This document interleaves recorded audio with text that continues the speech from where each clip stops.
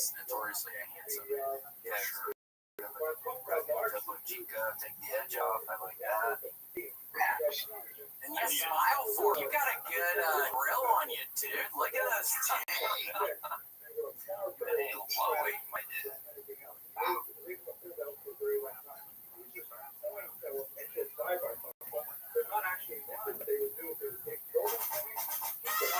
Recorded live in Austin, Texas, USA. It's the William Montgomery Show. Starring William Montgomery and the devious Casey Rocket with the Tony Chin Orchestra. The William Montgomery Jr. dancers. As always, William is joined by the lovely Erica. I'm Casey Rocket. And now here he is, the big red machine, the Memphis Strangler, William Montgomery.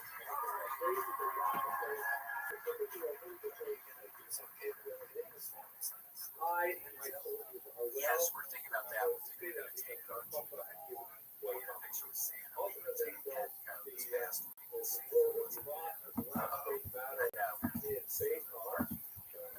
He was not there. I know, so we might go to the mall and take a picture.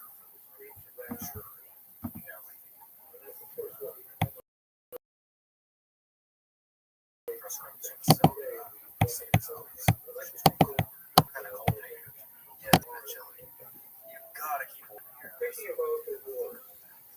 And nobody wants to. There's no way. Nobody wants to. And he made it this far. It's like the people who get killed like on the last day. So, yeah, it's like if you died this close to Christmas, it's like almost made it. You almost made it. Some people don't. That's the sad part about this time of year. That's why some people can get depressed this time of year. It's just remembering the fallen that didn't make it.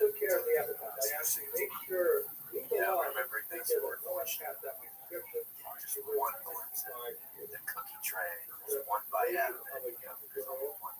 I know, just one bite out of that cookie. It's like you think more, but I guess he's eating a bunch of cookies. Yeah, maybe it makes sense. And we have this document. It's actually a different thing tonight. Which are wonderful. I love those. And that's one of my favorite kind of cookies. I got something cookies on 7 cookies.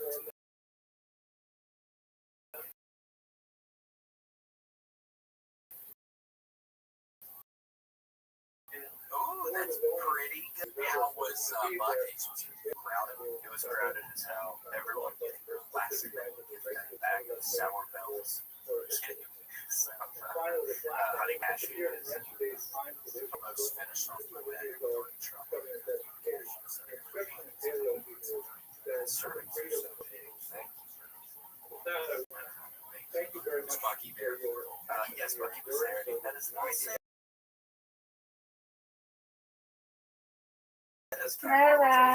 Good morning, Miss Aquarius. How are you?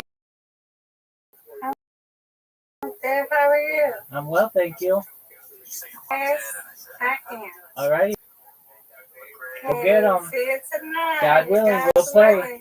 Excellent. We'll see you. All right. Yeah, just had that funky smile, but that's what we love him for. So I don't know what I was really expecting to see that classic funky smile. Look at that hat. I love how the Cena hat has a bill on it. It's kind of that's fun. Yeah, it's like a flat bill. That's pretty badass. It's like a modern take on Santa Claus or Santa gear for a his pupils are huge. Yeah, he's on something. Oh my gosh, Casey, I read. Have you seen all this hubbub about the TXM medicine? Everybody on the subreddit, TXM subreddit, whatever the hell it is. Not sure. Well, from the cough medicine stuff, it's new cough medicine that has like a bunch of the active ingredients.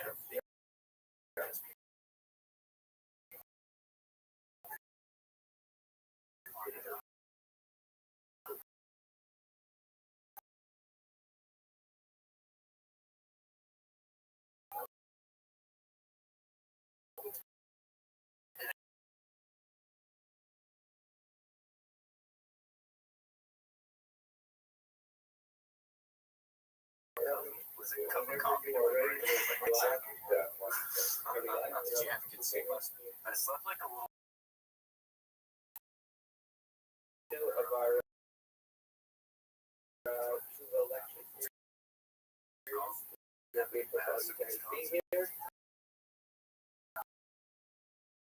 I had a conversation with my Rabbbi this past week. We were talking about the potential, and there's some discussions about the Rabbis. A lot of people in the shul are just getting their board tidying up. It's a Tila. Okay. Because of course, it's not there's about different types. Insectoid, say the word mantis, reptilian, traditional gray. And some people want to group in the mantis with the insectoid. No. Yes. Like, once you go to Rosh Hashanah, not cop one And then the on north. faith, So there are you're not really doing tshuva, because we never say anywhere in Rosh Hashanah to do tshuva. And so,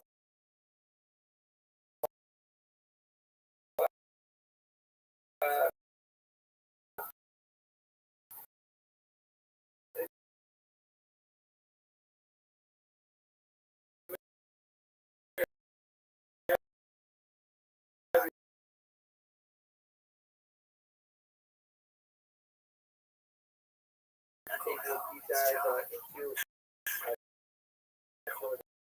Agora,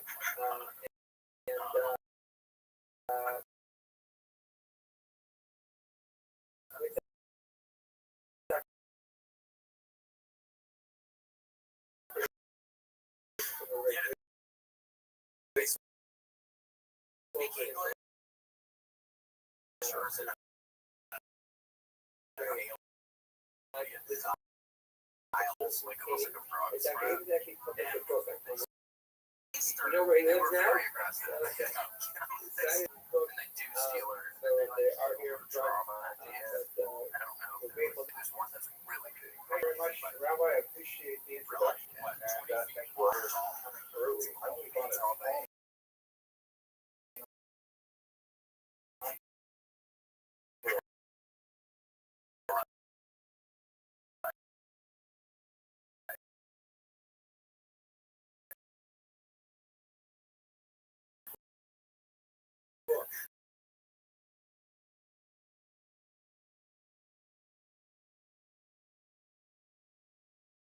Did you ever see that?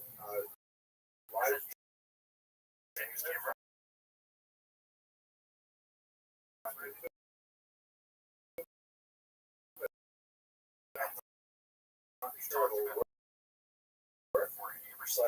Oh, that's her. At any rate, what I'm going to try definitely do is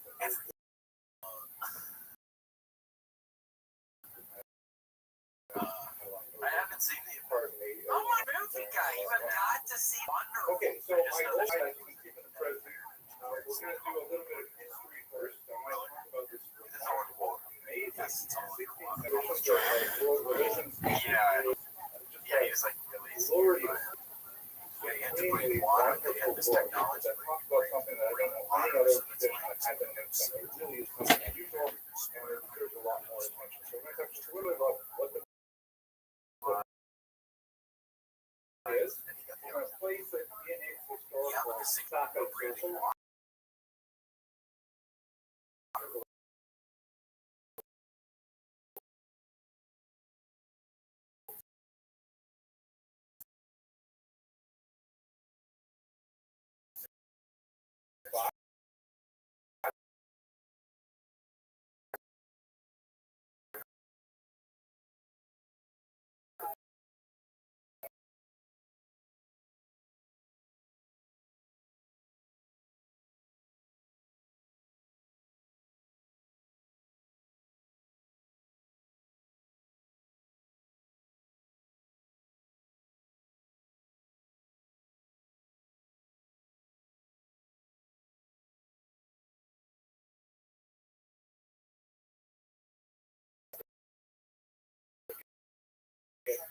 Study Kabbalah at the age of 20, that Gordy was already, Drink water, don't worry. only when you're 20 is when you really get Please drink water. So I'll give you just a little bit of introduction to the basic ideas of we're just got my favorite four. I first encountered Bora just vision.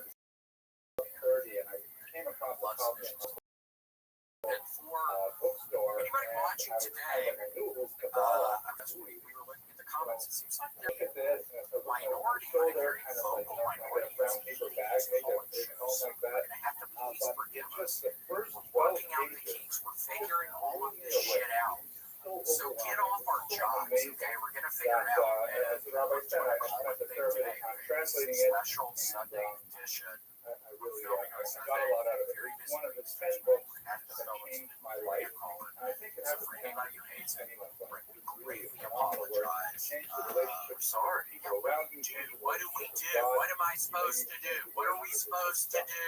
We're I very, will not say that we're very busy these days around you Christmas. suddenly So forgive come on. everybody and never have another angry moment again. It's a holiday. That's fantasy, but it does help a lot. It's really, Black given Friday. me sort of a toehold to be able to climb some of those great challenges in life. No And rush. just think about it. Okay, so let's look at the book itself. Right? I think of it. We're so close to Itself. Here is the ideal concept. The first print thing came out in Venice. Okay, great. Yeah, Joey. So do we have some people on here? The Vermont. You want me to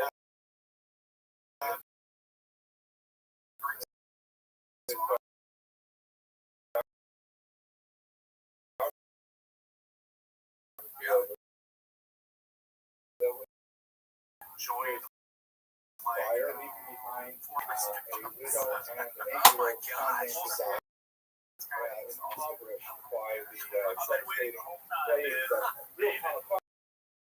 The scholars of the collective realized just how powerfully valuable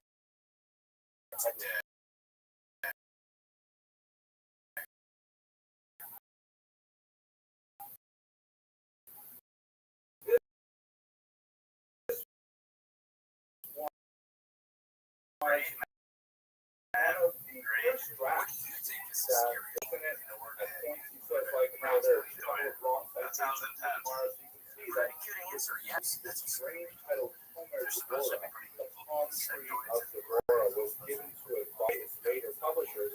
They don't know exactly what the remark itself wanted to call it, or even why Homer's Aurora was chosen. It doesn't occur in the book at all. It may be because Robert Bartolo was published earlier called Elima Rabbbi, in which the author laid out 70 palm trees. And this section there is some resemblance to other palm trees. That's the supposition. One small detail that I should Where are you mention in is Denver, that Colorado? his name is frequently rendered as Cortez One Arrow. for one already. I saw your flag in the back. Everything's going in Denver. Probably incorrect. I love Here, it. it also Is it cold there tonight? it's super cold. But it's pretty kind of a chilly. strange thing to pronounce in Hebrew. What are the temp like out there? Mango is I thought it was pretty chilly. It was very windy last night, and now it's kind of chilly. I don't know. I think it's getting up to the Nevertheless, 60s it or gained something. phenomenal popularity soon after its first publication, largely because it was picked up a generation later by the Shalach HaKodesh, the It's Holy starting to look Rabbi a lot like Kodesh, Christmas were around these parts for very sure. popular collection of Christmas Shabbat tree. halachic essays. And he said this book, Homer's Aurora, is so good, all of it Eternal by debate. the Shalach HaKodesh. The aliens, dude. They probably want to see the tree. The entirety of They Homer's probably Aurora would is like like a 30 tree. You have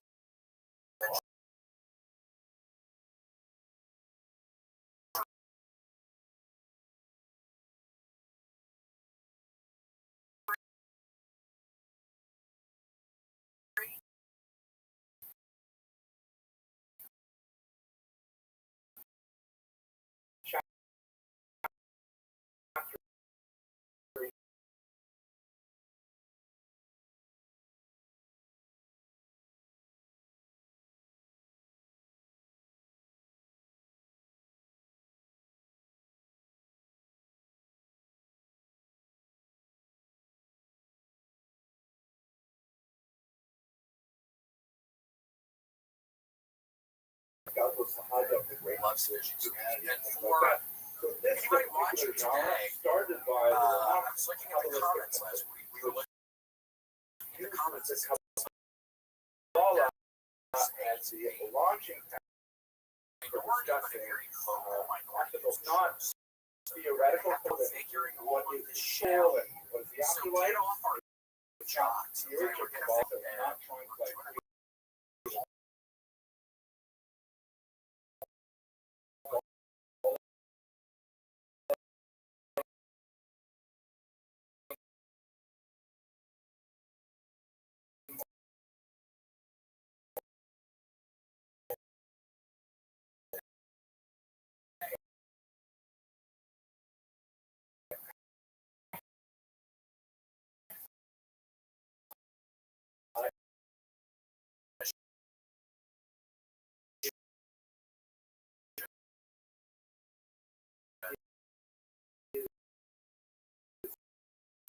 special Sunday.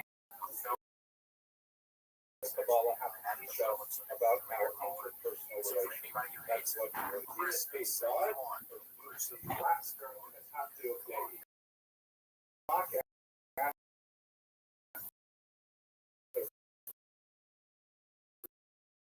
Really important question. If we have this idea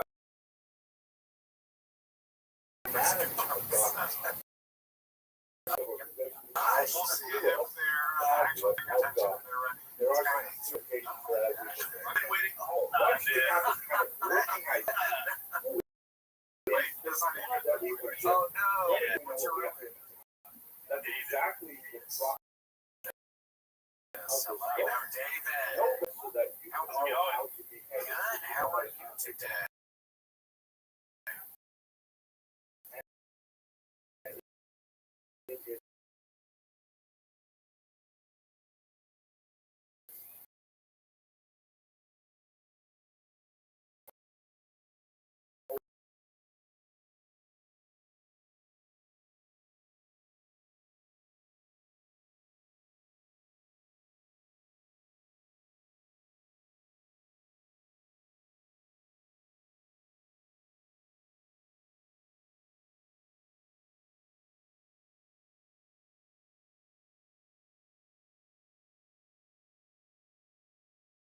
That sounds intense. That have opened up some That's a scary.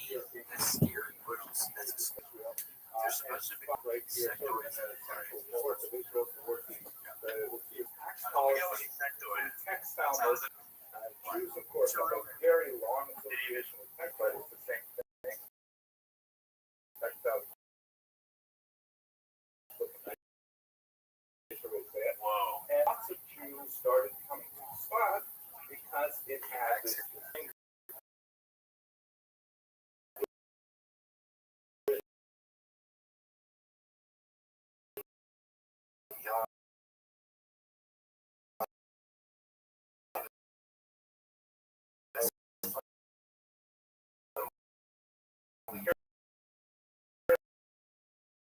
And then shortly afterwards, but Jews were driven out of Portugal as well. Pretty dark a little bit.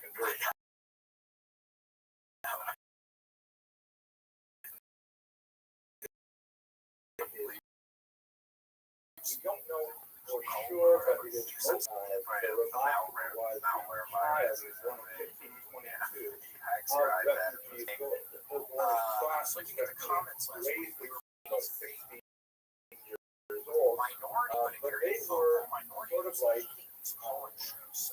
sort of like Working being out the killing all of this horrific shit out. moments in Jewish history. So get off our jobs. Chronologically, Okay, as we're we gonna are figure it related out. to the Holocaust. We're doing a Colin thing There are today. difficulties in Special comparing Sunday events, edition. but they're both like earth-shattering events for the people, right? So he was like a first-generation survivor.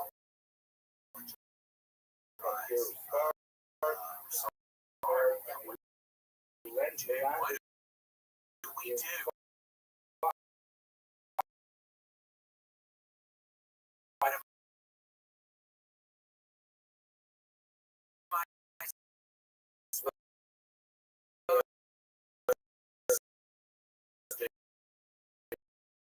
What are we supposed to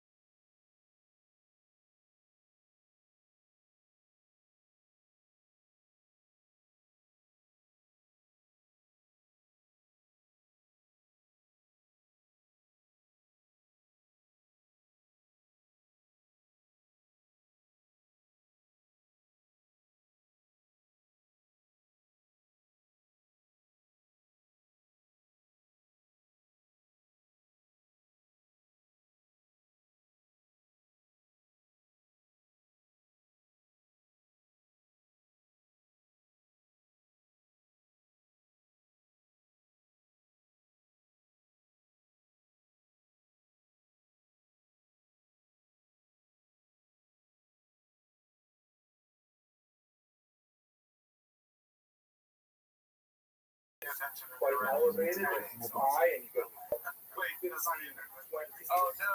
and then it becomes What's your a real beautiful place of Jewish energy.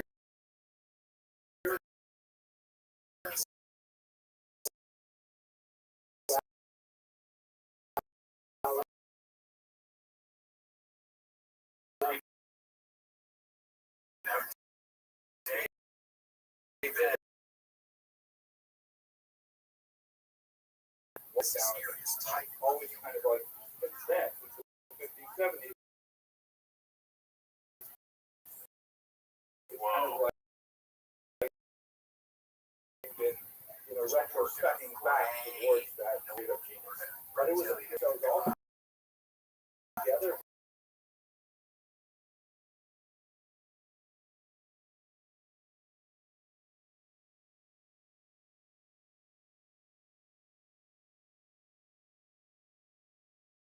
Tiny town on a hilltop, and they energizing each other and doing some absolutely incredible things. Where are you in Denver, Colorado? Basically took up all I of am in the Denver, Colorado. One for scattered one. here Saw in your this flat place. back. There It's are not another in Denver. Oh, yeah. system Dude, of it's the place to we be. go with two columns work. This is how Kabbalah Love it. works. Is it cold there This is today? the general principle. Now of it's Kabbalah. kind of This is chilly. I don't like, know. I think it's the art scroll of the 16th century for Kabbalah.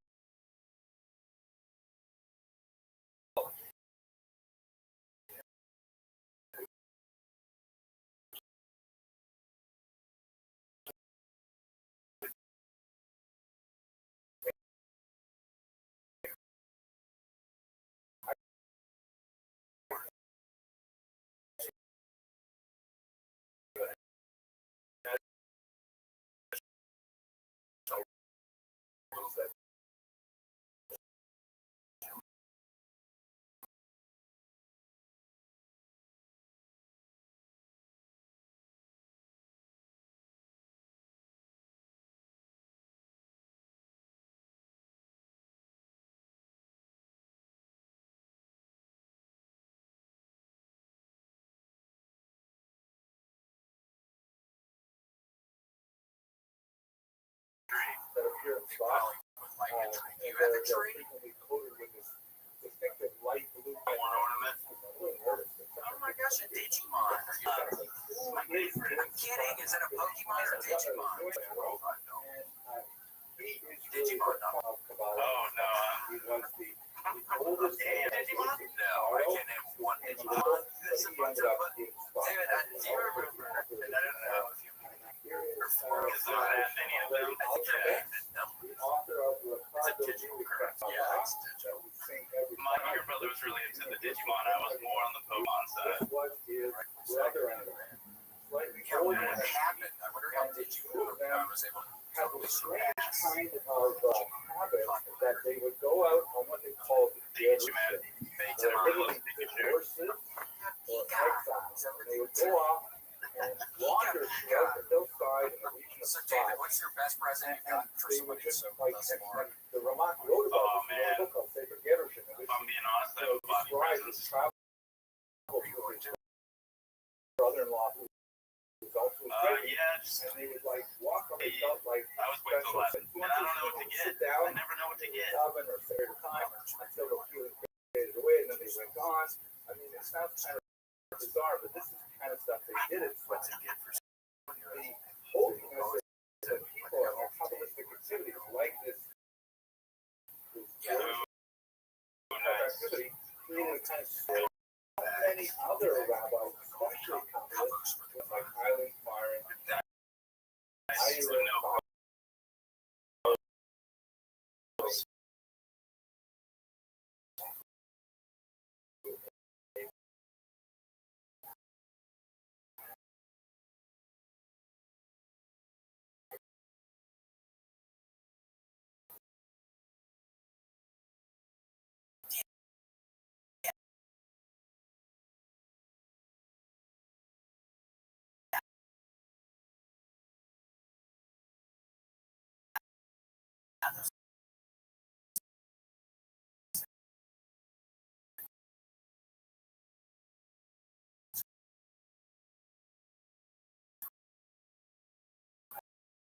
expensive.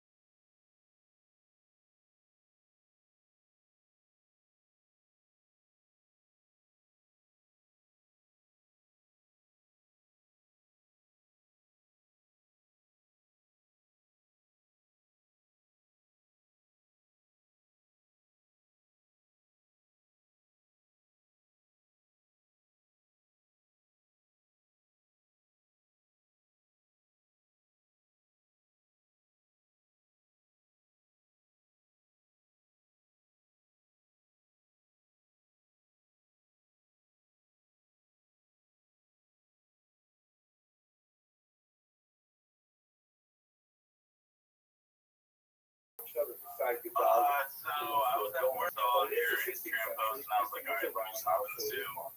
And I'm out.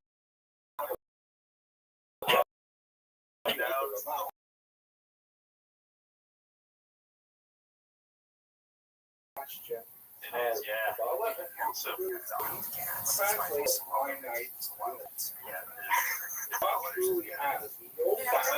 musical.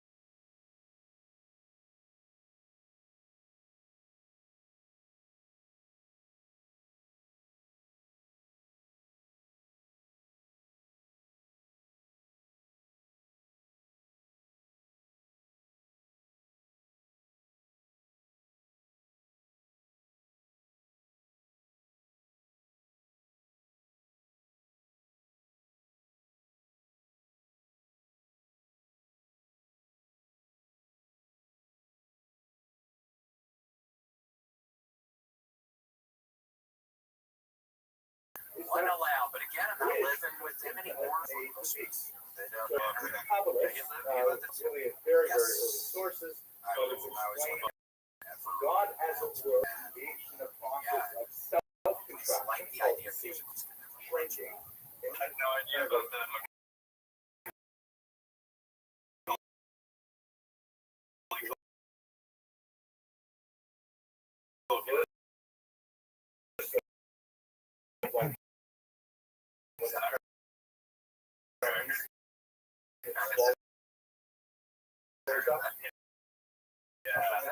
God has a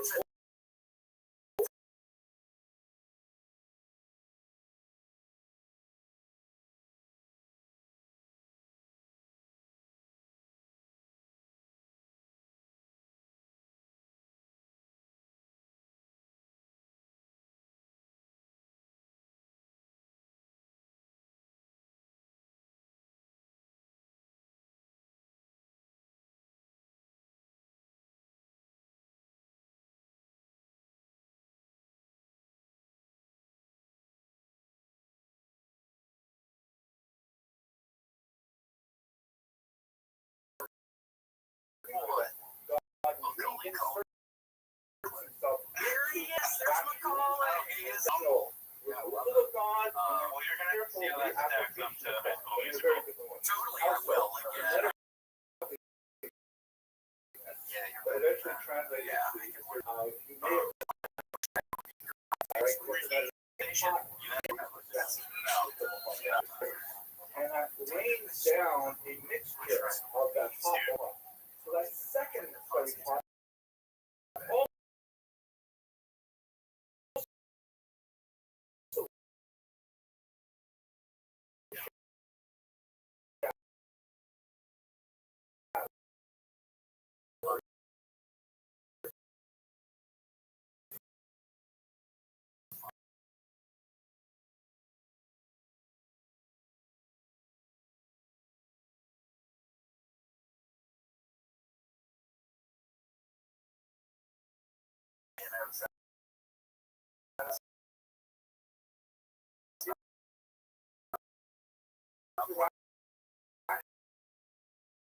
This guy.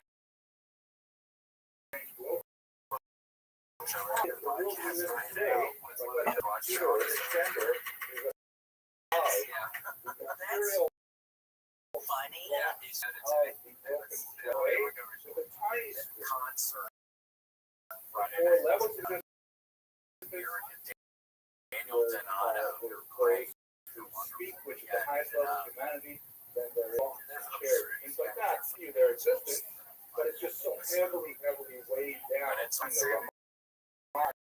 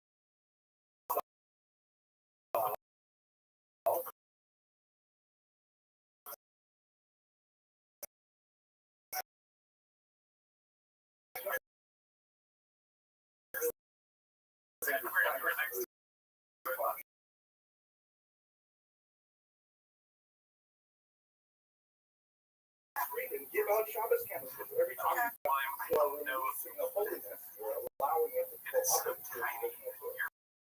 The Ramak has a much more kind of sedate approach, and it's not at all like place. So it's not zero. Is that Yeah, I don't think okay? I've So done that. the naked ass. It's way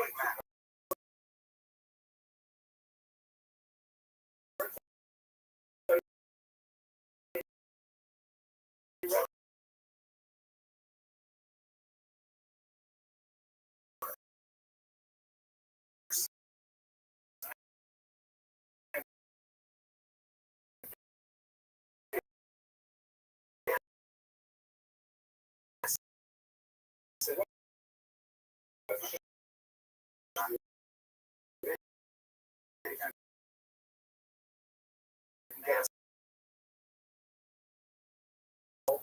absorb some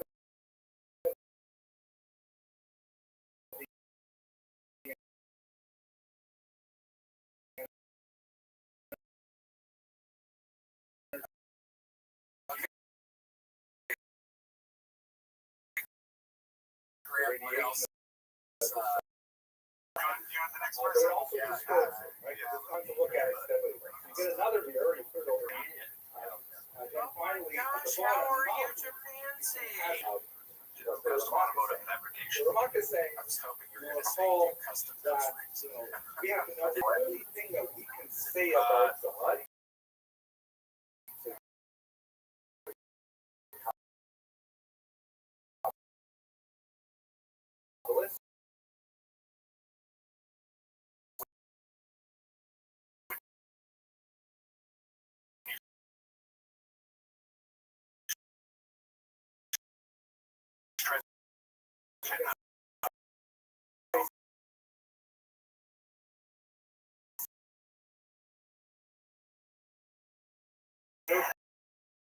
God as it were. is that they have Yeah, those you know, bubble you just things. go up one Yeah, is that's alcohol and now Yeah, the you put it others. in these Oh, I bubble lost things. one. Yeah. I lost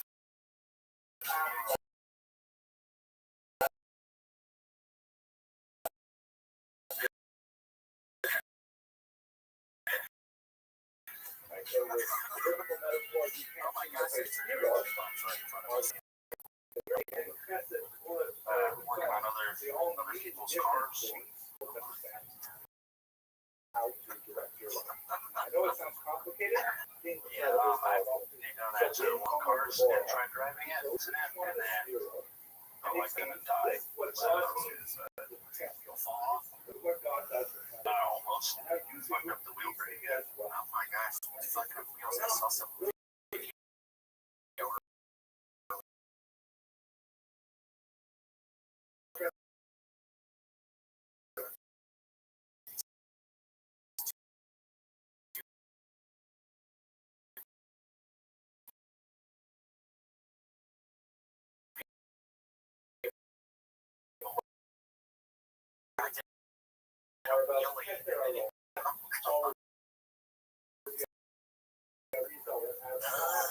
So be careful, Japan.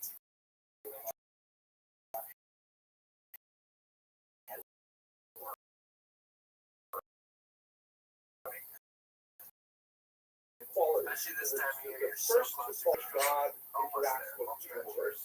Yeah, you Amazing. So that's what the first chapter is. For me, it's I don't want to walk. Chapter 2 is also under the clack things that you have to like it's the two. It's a clack. Like do it like this, and then they clack. chapter 2 we're going to look at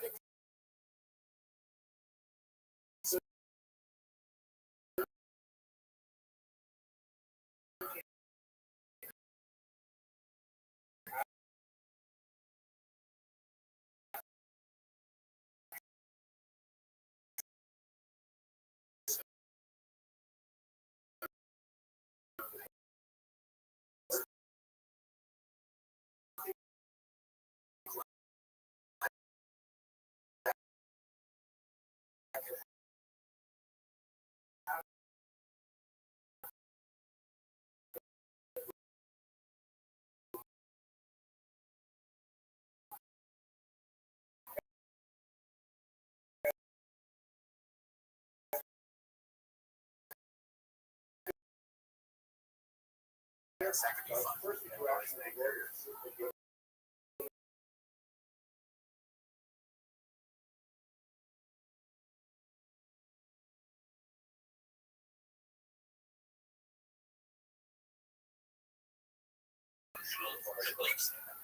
Okay. That's that one couple in California that I think are Shall we go on? You ready for here? it's probably it's not fair. Okay, so let's do selective stress. Yeah, that's why they're screaming on the way down. I would have been screaming. I think of those Homer Deborah. Japan's wonderful talk to you.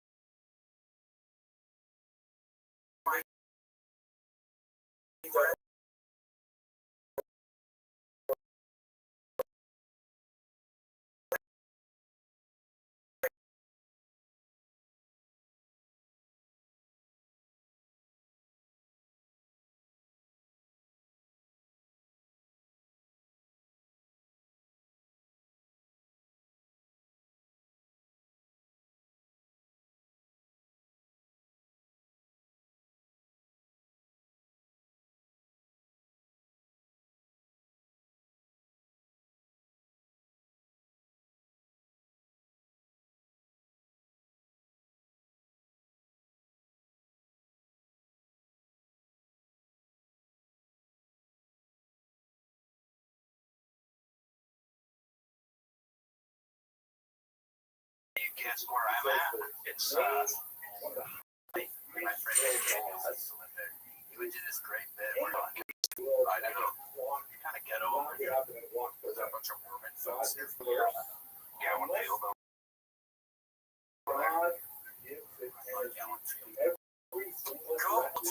It's wonderful to see my sweet friend.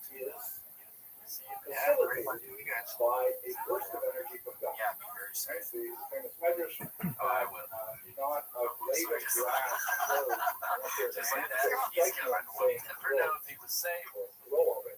God, So the energy is constantly flowing to us from God to allow us to do everything we do. And so the walking, the angels, that is also true when we choose to obey us. Okay, isn't that kind of nice up there? No. If I were to go to McDonald's, have a cheeseburger.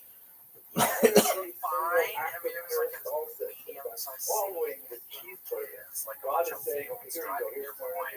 Please don't care. Okay, all right, here's some more energy. God is allowing my heart to beat. God is allowing me to walk over and say, can I have a shake with that, please? You know, and whatever it is. Every single moment of the Avera is supervised by God, completely facilitated by God. Exactly the opposite of what he has asked me. He said no cheeseburgers, and I'm taking the energy he gave me to eat those cheeseburgers. with the And this is why the Moluccans look at this. What's up with North?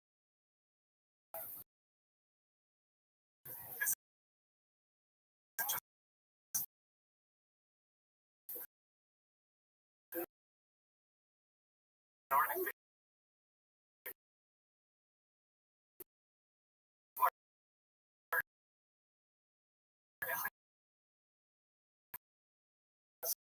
yeah. So people see them often in abduction scenarios.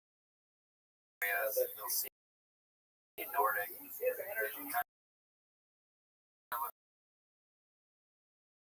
like Scandinavian people, but they're supposed to be very nice. But the reptilians, the insectoids, are supposed to be like evil. They abduct people.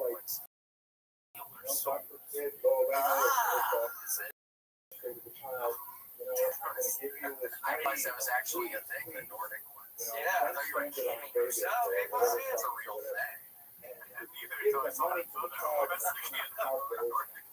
People see it. Yeah. There's a sweet couple, and they had like 6 kid couple, and the little girl was on top of her mother's right now, crossing the street.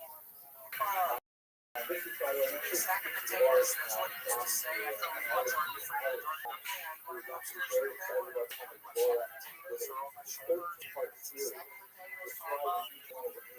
That's why it's kind of box now.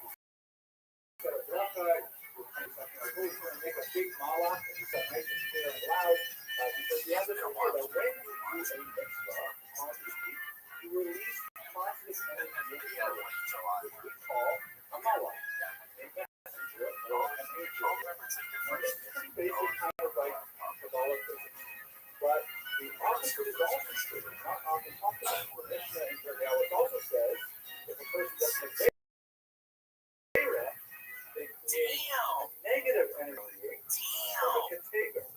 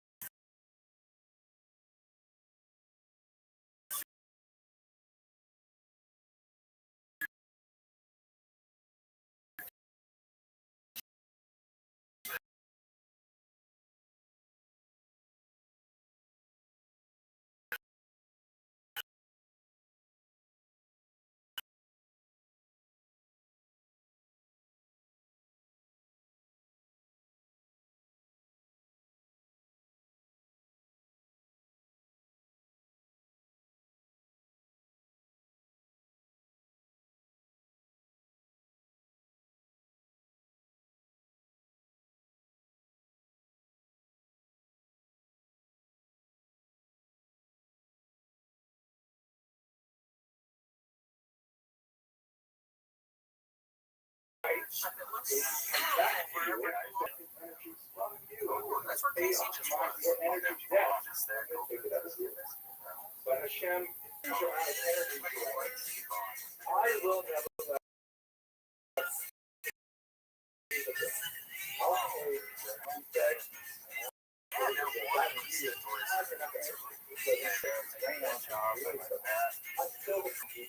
Smile for us. You got a good grill on you.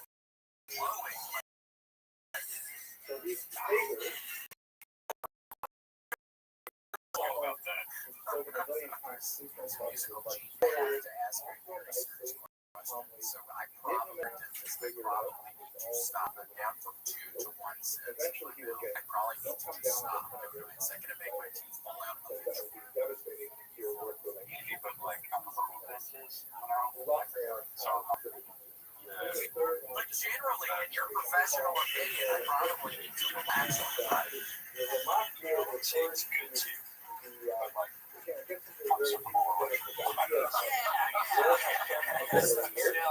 It's not your place.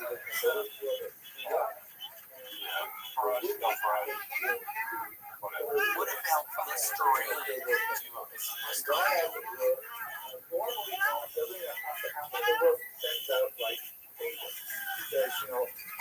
I have all of these and the weather run and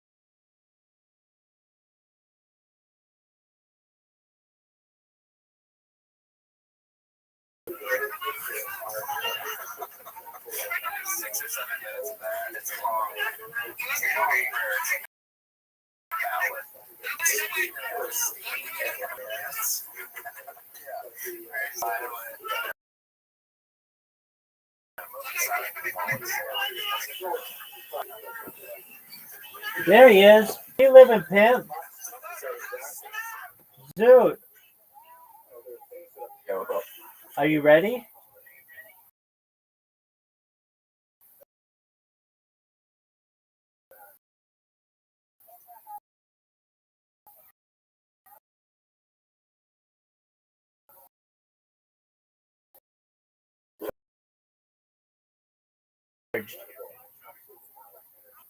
What percentage body fat are you?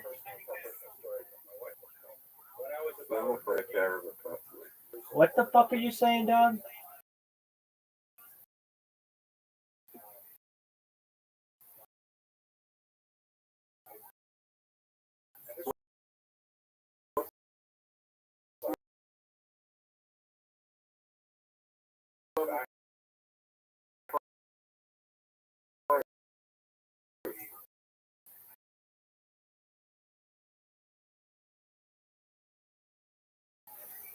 But one thing for which I'm not gonna need forgiveness is whooping your ass.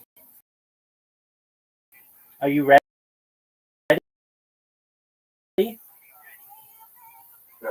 You right now. I'm gonna beat you as many times in a row as possible. And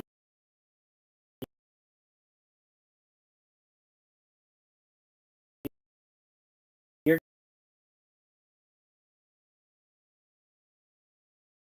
gonna hate.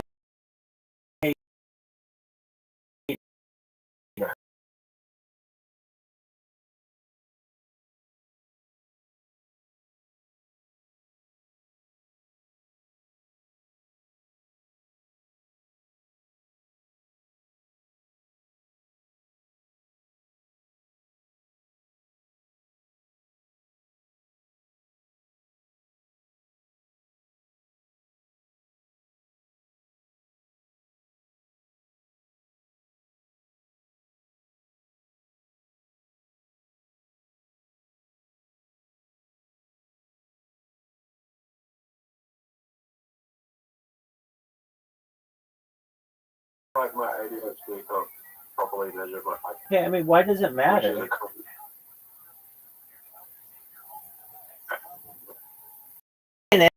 Invite? Are you just gonna jerk? Doug, are you? Yeah.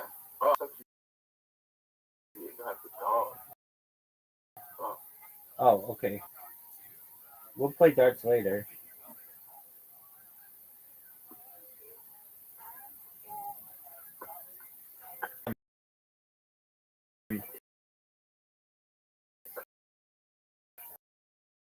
Hi, IQ.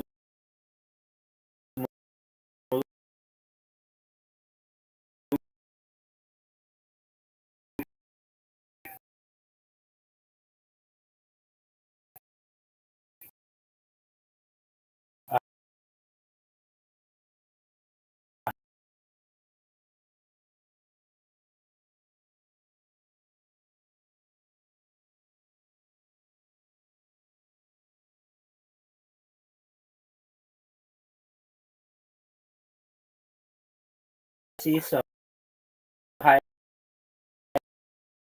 IQ.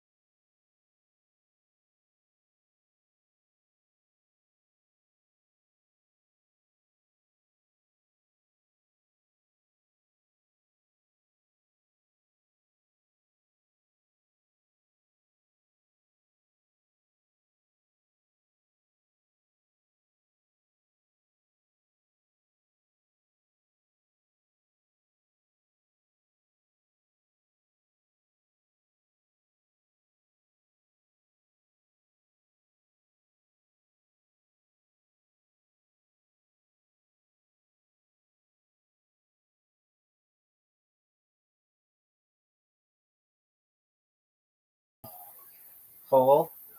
If you do it right, it's fucking amazing.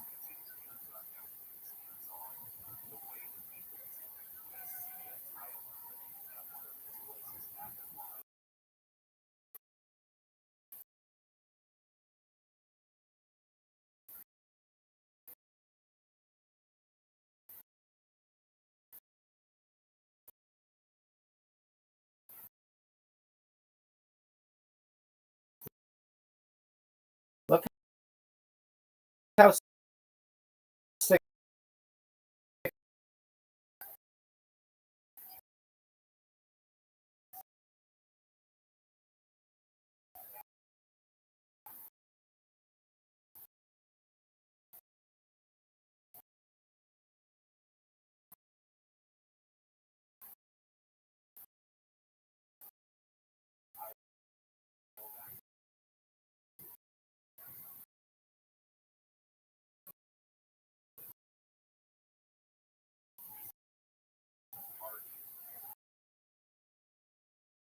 I figured I could move and go into that event. Everyone really did this. Cosmic influencer. What kind of influencer is she?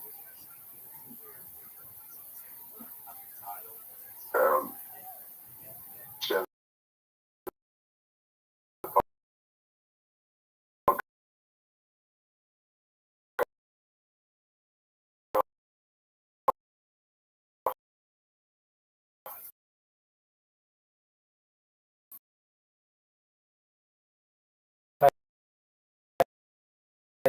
Tell her about me.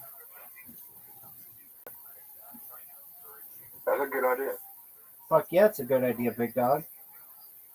What are your thoughts on this shot? No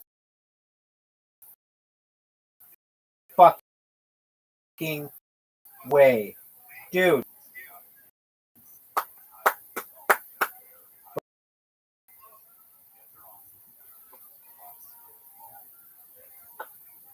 Ten out of 10 is right.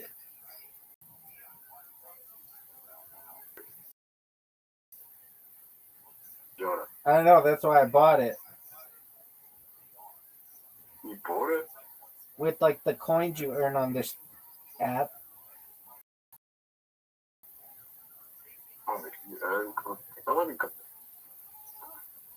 You probably have a lot. No, I bought a bowling ball for the game bowling ball.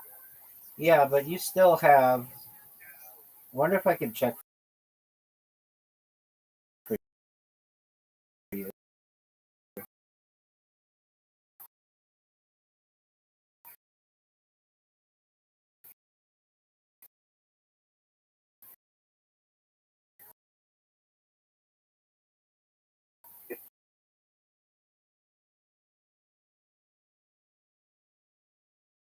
It was like 150.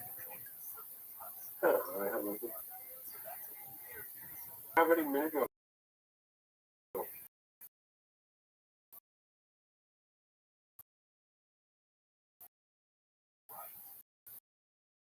Are you gonna go? How many? Are you gonna go? Yeah.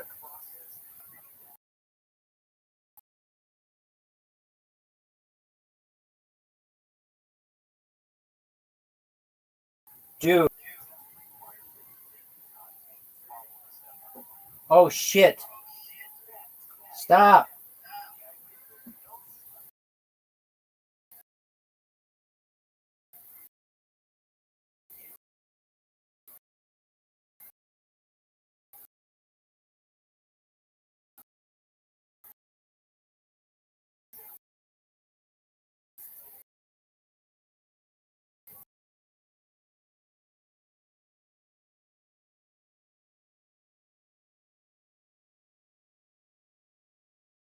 Again.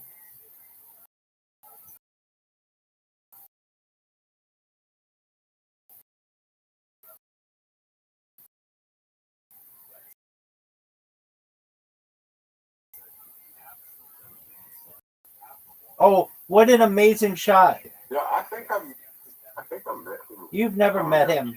You didn't even know who the fuck he was. I had to teach you who he was. I'd say there's a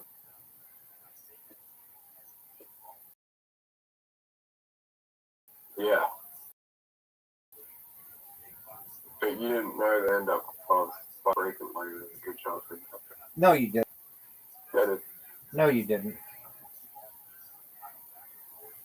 Yeah, Okay, you did. you don't know more life. I know everything about you, Zoo.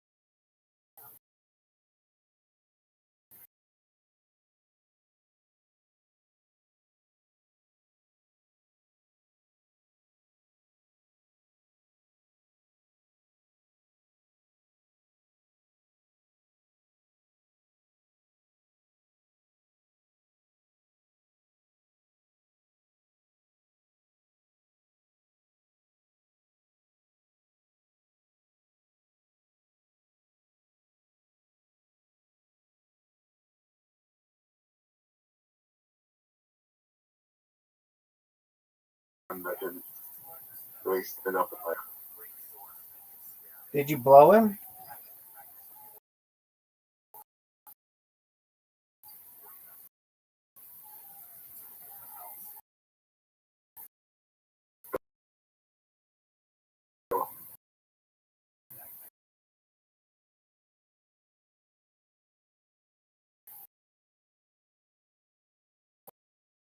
Oh, man, that was close.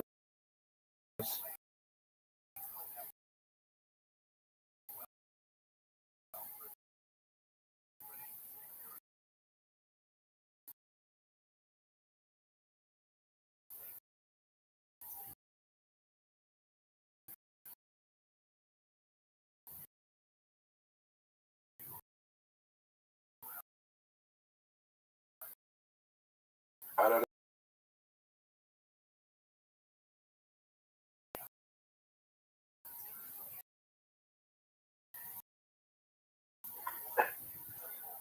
He's a comedian from Australia. Yeah, in America. Are you going to be a comedian starting Monday? I mean, asking someone who does stand up to do a joke in like off stage is like, Yes. who's that? He's like one of Joe Rogan's dudes. So he was at, and this kid comes up to him and says, "Are you tell me a joke?" And Bert Kreischer, I was kidnapped by the Russian mafia when I was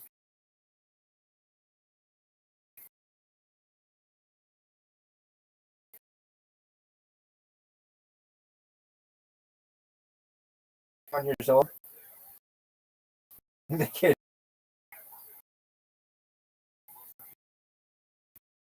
I don't. It's funny.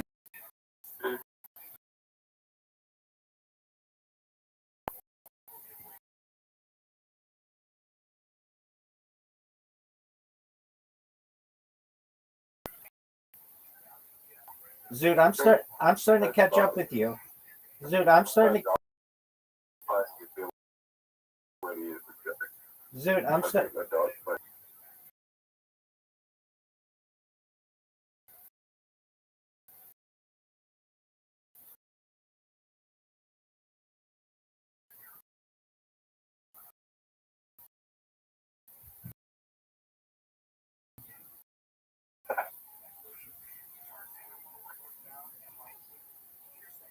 You got 7. You got 16. All right, I'm gonna end it right here for you.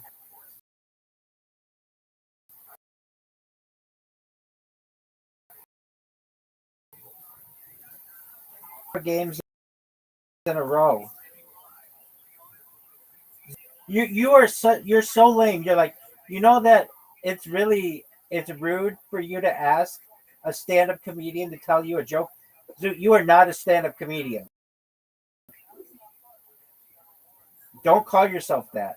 One a lot, then you can call yourself a stand-up comedian.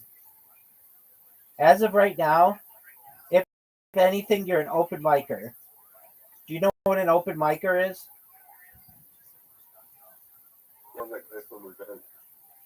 Someone who what?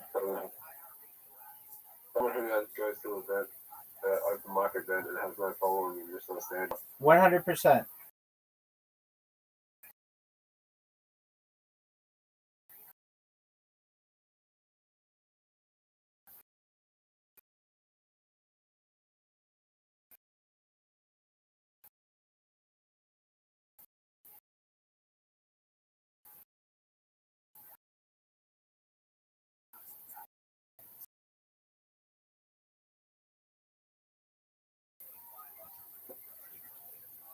What you're going to say on Monday?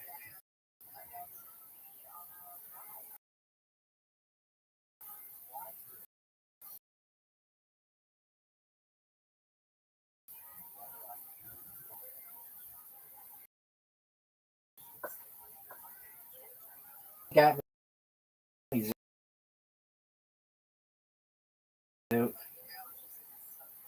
just don't feel. I just. What are you going to say on Monday? I don't know what I'm gonna say. What do you?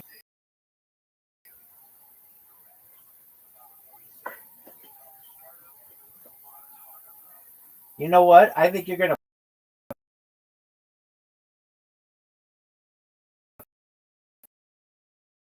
put.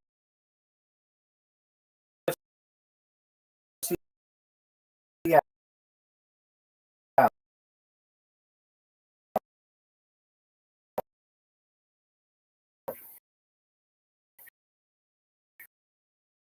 I think you're.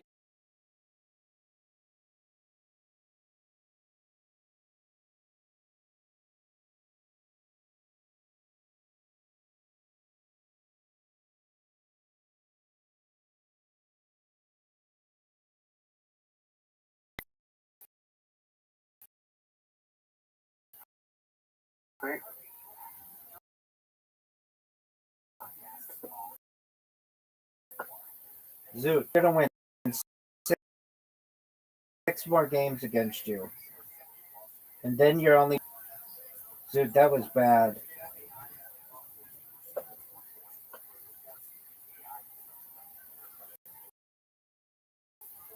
I just hit one. Zoot, I'm out. It's done. You lost.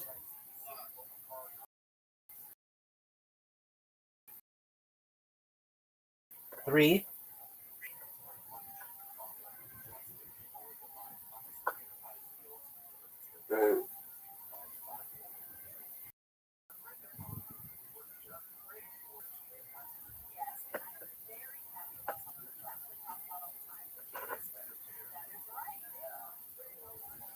I really like Kanye West.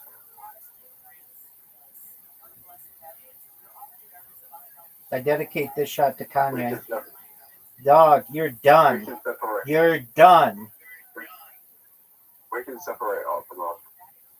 I do all the time. I mean, who was a terrible person was the great artist?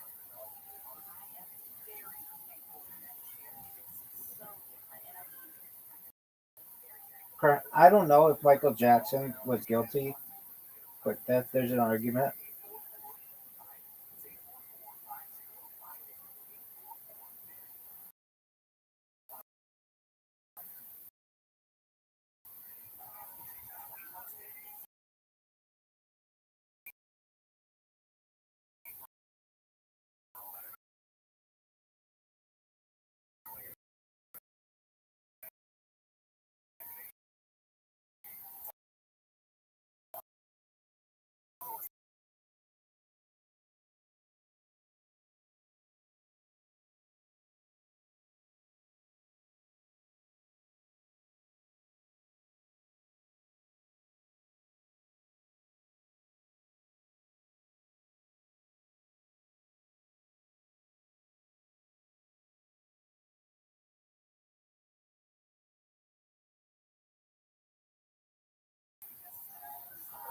Get that 12, Zoot.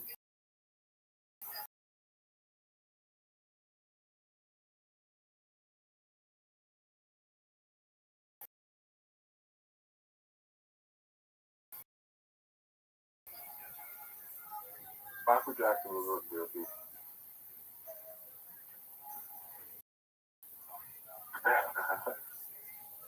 Zoot, what's your joke gonna be?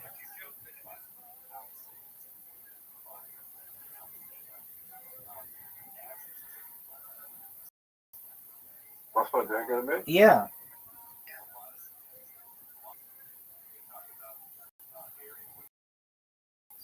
I'm just gonna fucking bring you some. I'll just get checked. It's not very good at humor.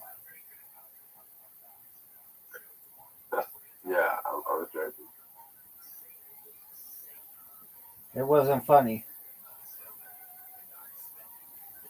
Okay. What's your first joke? Just try to be late. That was great.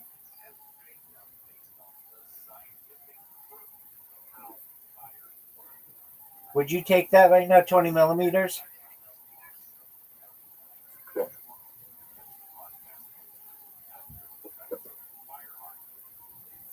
15, dog. That was impressive. Zoot, good job.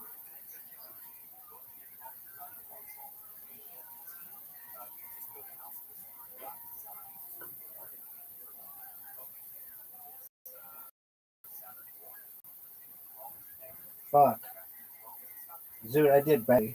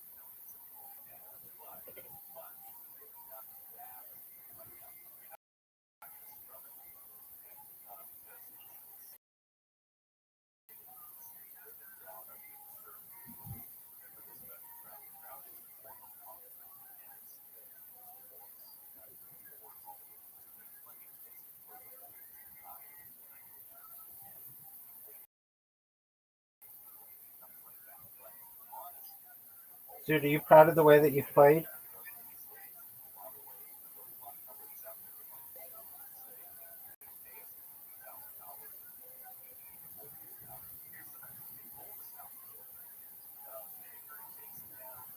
Oh my god.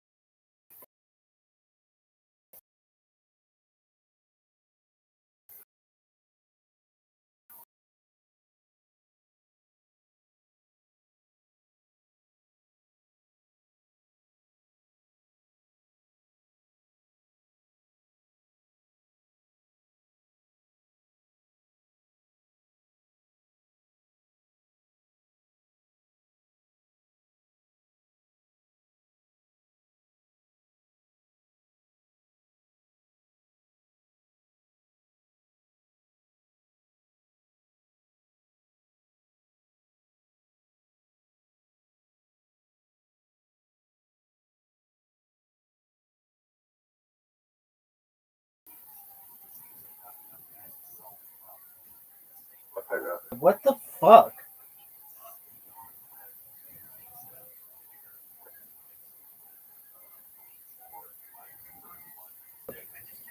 You got to get 32 right now. Get that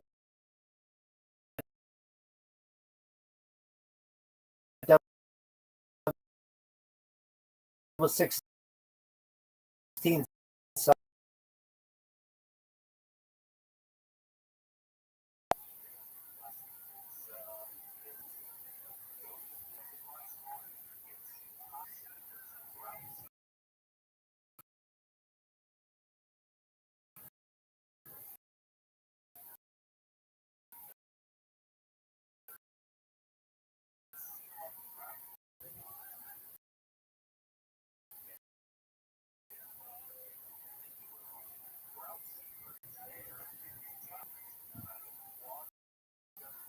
Dude, I did not do well.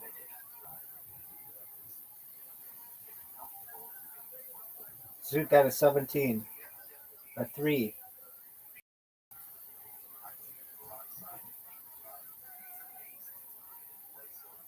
Dude, how did I play so badly?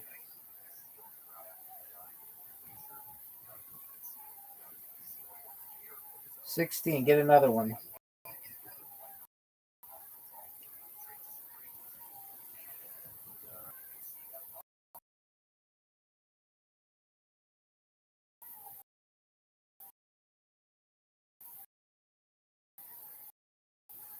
That's incredible.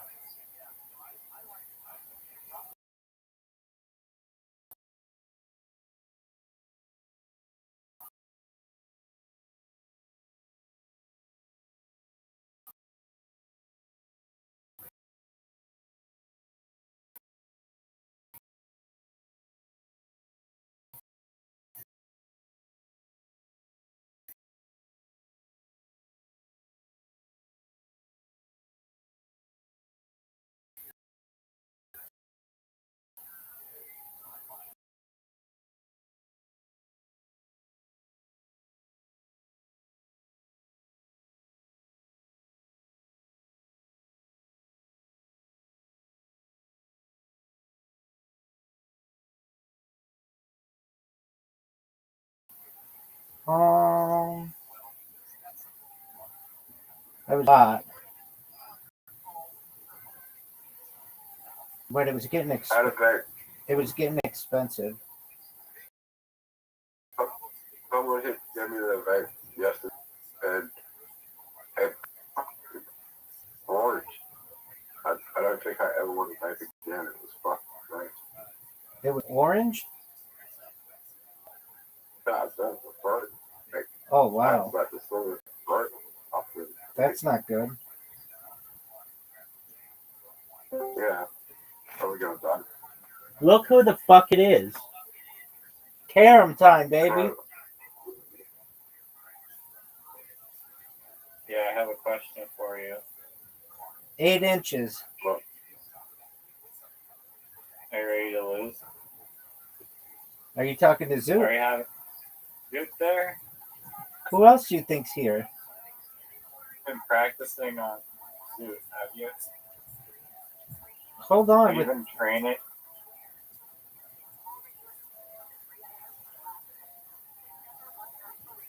Horizon. Hold on. Yo,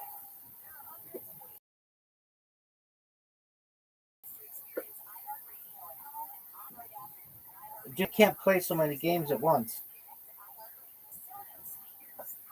I'll beat are you. you really playing multiple? Yeah.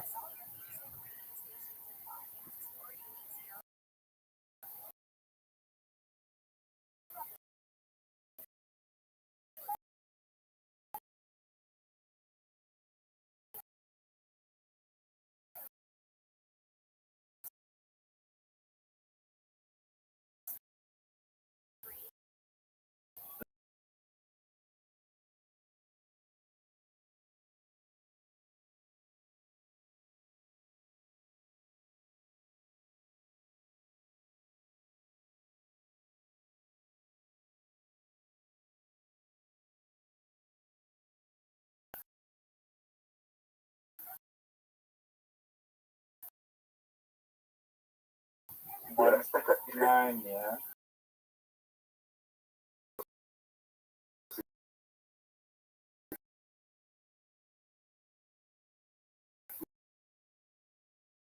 Going to the next week test because Virginia.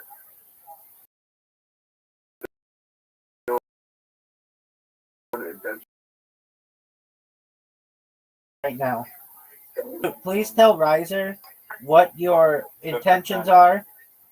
Please tell Riser what your intentions are on Monday. We'll have to stand up on Monday.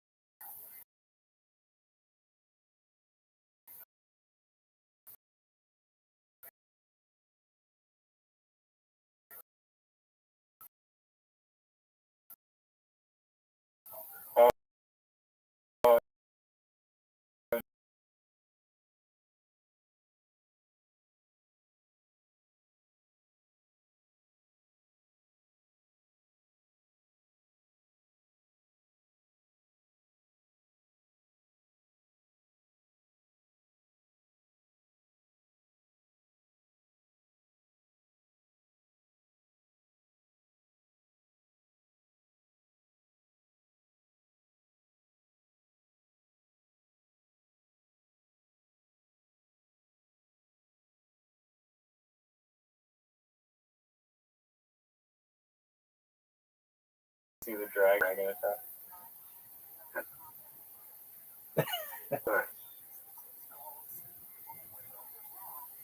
I'm fucking. I don't want you to steal the phone. You almost gave me the whole. I better check where this iPhone market is on Monday. Wait, Zoot. Please tell Riser what you told me when I asked you your first joke. What? You said it's rude. You said it's rude to ask a comedian what their jokes are. I said you're not a comedian.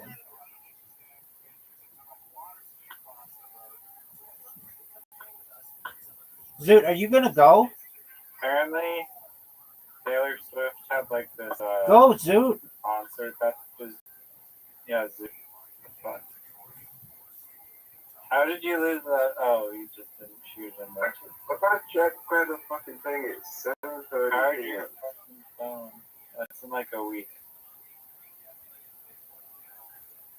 Now I struggle with this whole lot. Okay, there we go. The perfect shot. Perfect.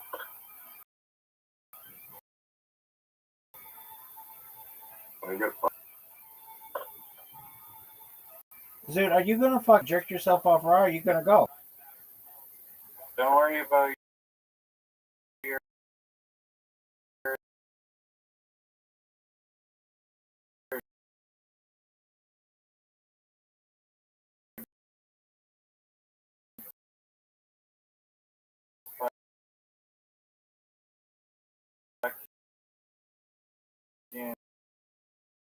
bombing right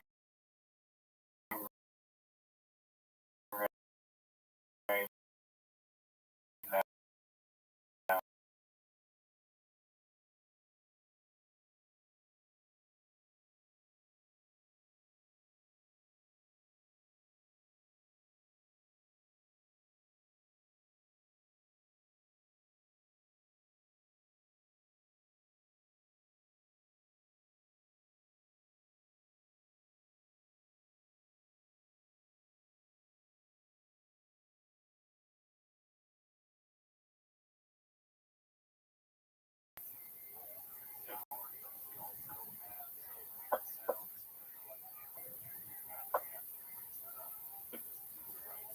You gonna go, or are you gonna talk?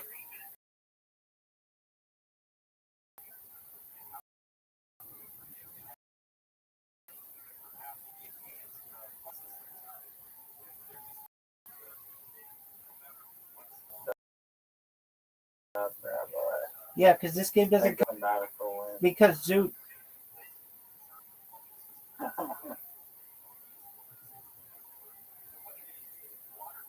Oh, you could tie it here.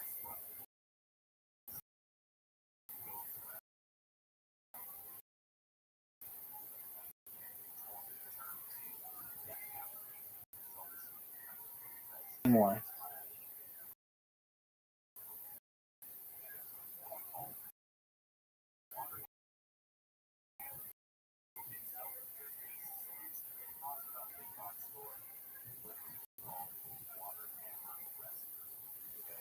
Alright, Karam. Hold on. I want to see if You that. ruined a perfectly good Karam game. He's not even in this. He left the call. He's gone? Yeah. Why did he leave? Because he's Zoot. He's a Zooter. How's he gonna do on Monday?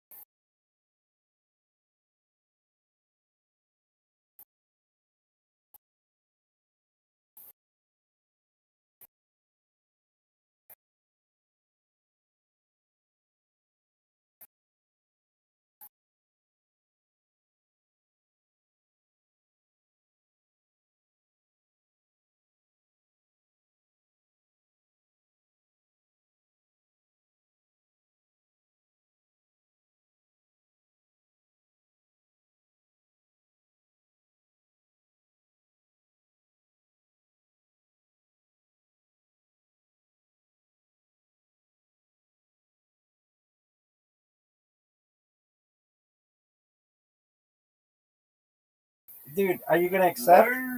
I don't have a. Okay. This is old-fashioned. The real world back in the year 800. The zoo even. I hate when he does that.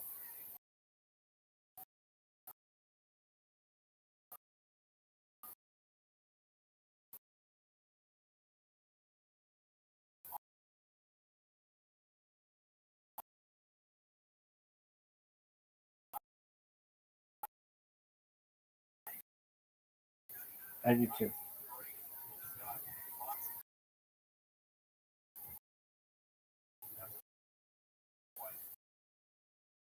Are you proud of your shot? For you, Yeah, I make fun of him about it all the time.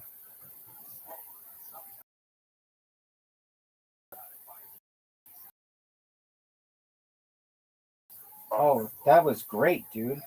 bank it. This is fucking bullshit. Get in.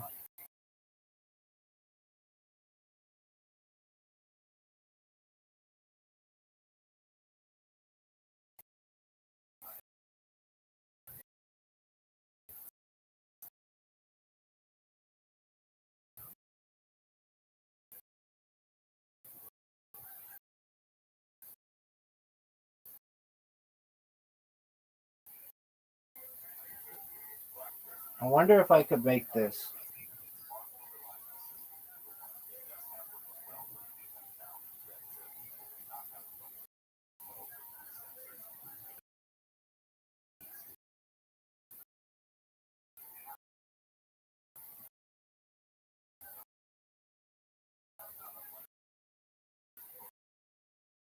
Oh, fuck.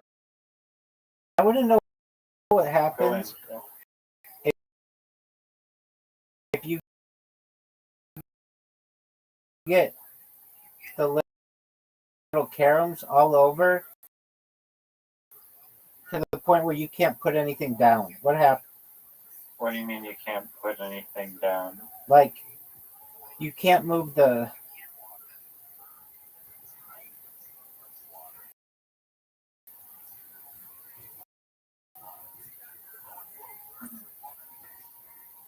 You pocketed a disc. Oh, the things.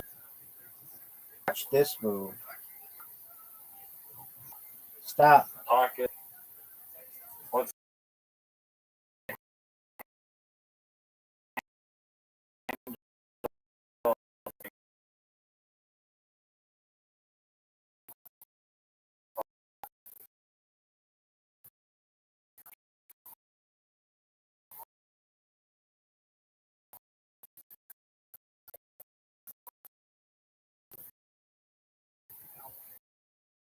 no? Oh,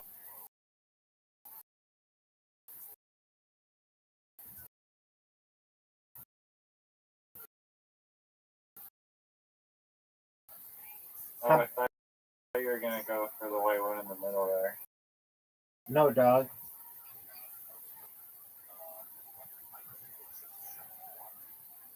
Oh, what do I? No way. I'm opposite. Have we seen anybody put? I should have less.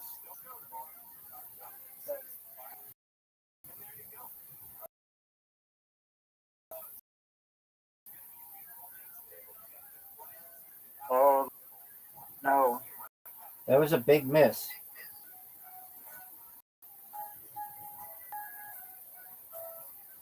It's okay. I'll miss one eventually. I'll miss one right here. Oh, stay. Stay. Great. Your thing is blocking mine now.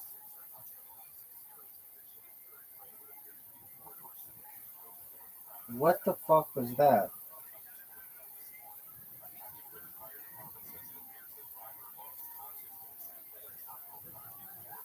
Look how sick that shot was. Sorry. I still don't know what the game's called. Karam. Wow. What? That was dirty. Okay, now.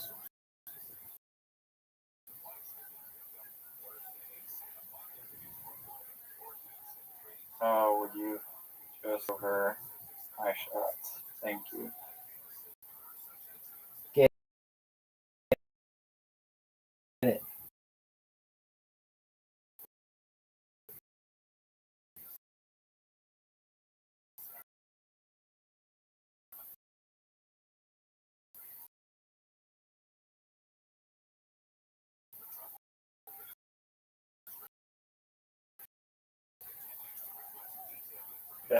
This is looking grim. Oh, you gotta get the. That dude.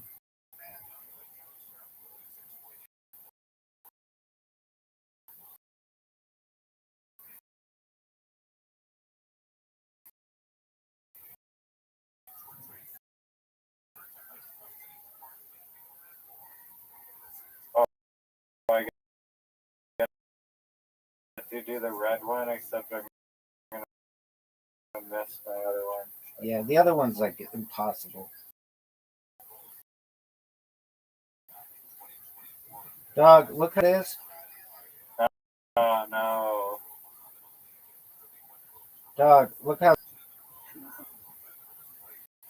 Dog. 3 in a row. Do it.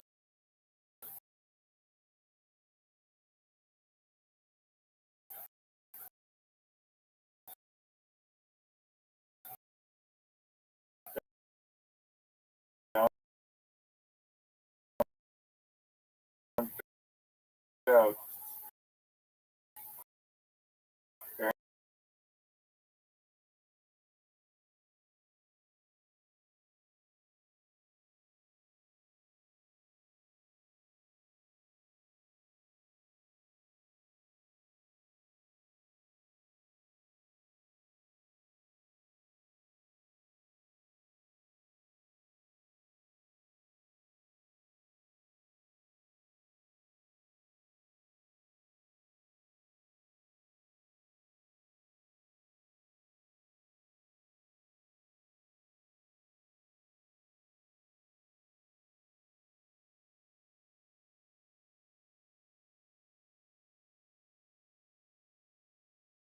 Time. You know who I'm. You're a golfer. So. Fuck yeah, I know who you're talking about. Play fan than you are. Where'd you go to college? Tennessee. University of Arkansas. It depends. Usually.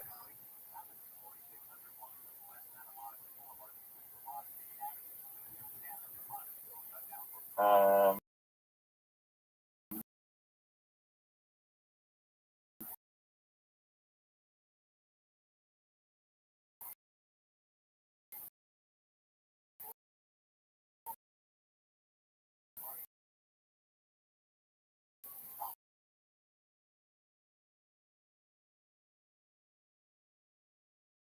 What's a Don? Was it on YouTube? I don't know. I heard about it like 5 years ago. What's a John Daly drink?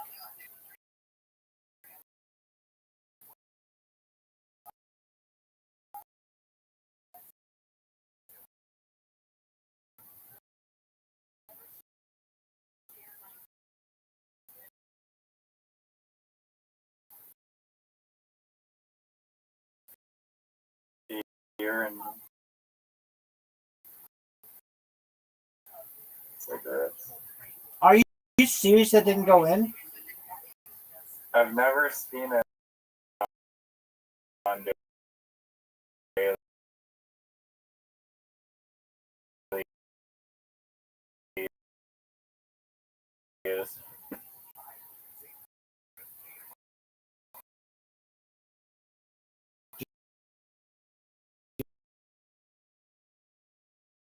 you really know the answer?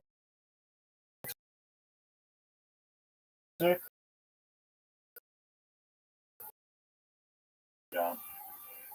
What is not your sponsor is? 'Cause I don't. I can tell you it was like Hooters for a long time.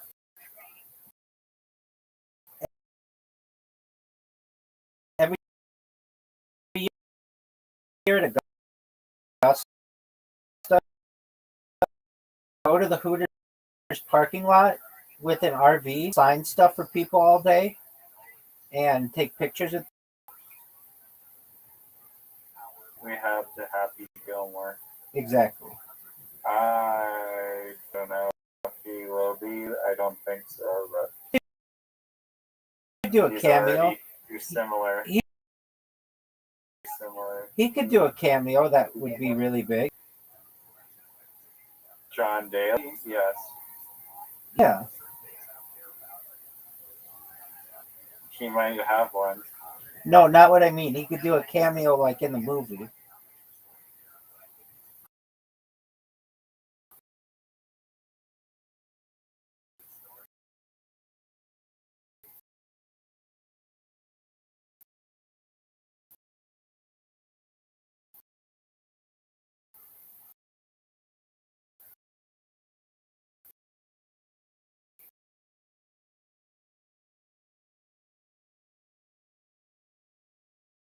On Netflix owns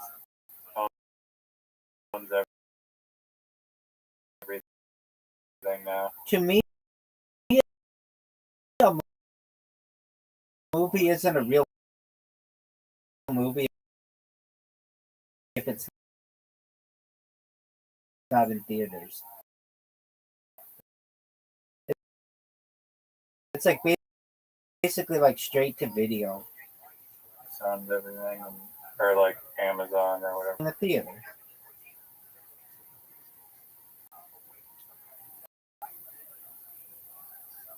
Dog, you're doing well. I'm running out. Oh.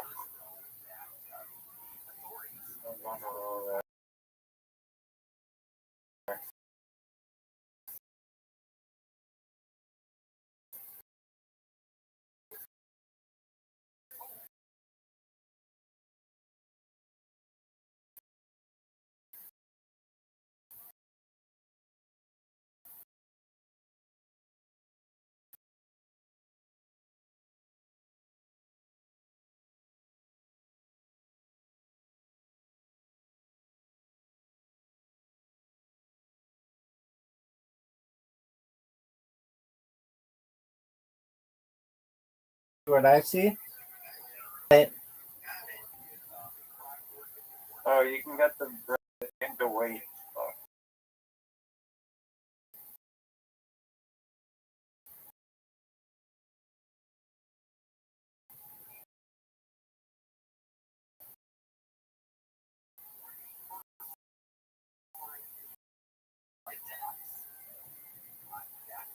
Cover it, and you get the points for it. This is 120. Do you select?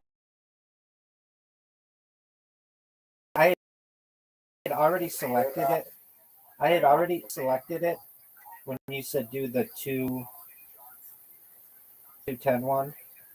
So it was in my queue. I figured why not just get it.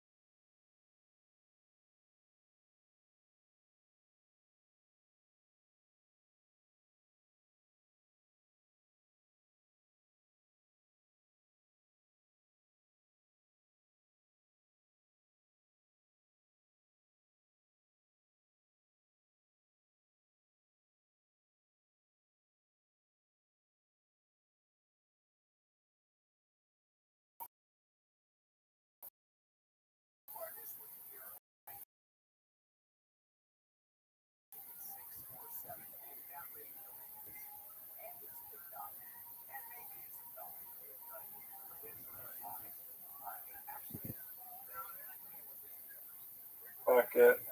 You can go on the red one next turn.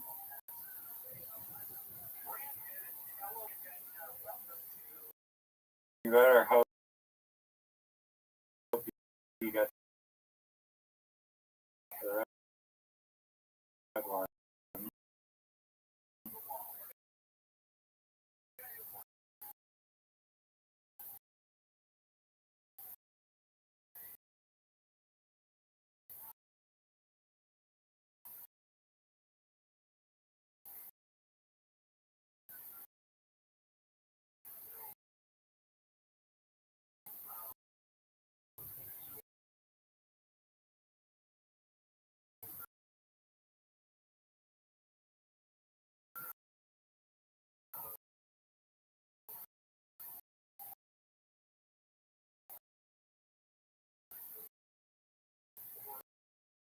Oh.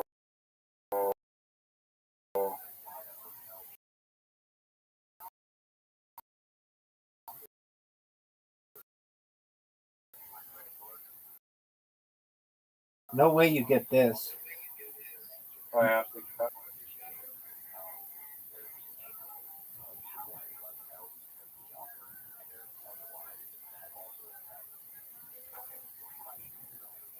Oh, fuck. Go on. No. What was that, dude? I don't know. I don't know how I performed so terribly. Game's over. GG. Do the not a shared board one. Which one? Classic? Like the yeah.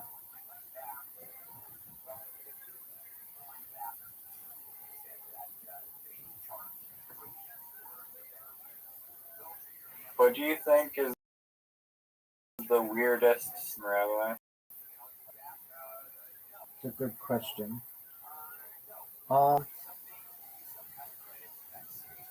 Like, you mean which one has the weirdest laws? Just the weirdest, like, overall. Probably Mississippi. Really? That's your answer? It has the lowest litter rate.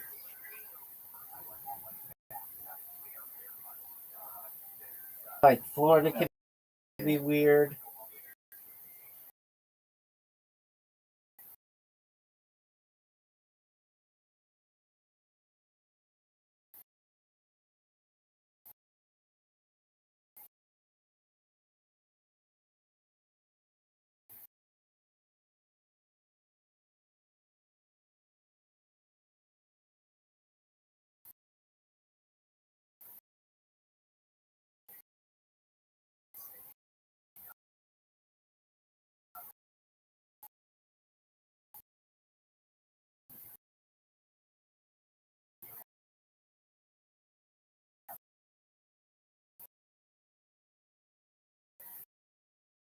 What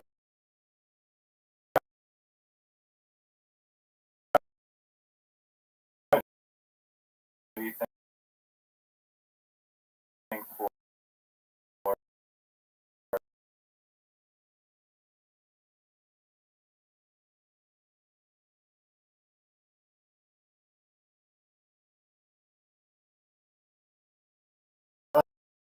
Like, there's some law in that says, like, why didn't that go in?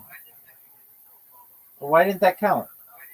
Oh, because we're did you playing. think a black one? Oh, because I thought we were playing the other way.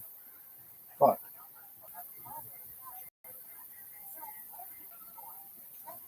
Why else is it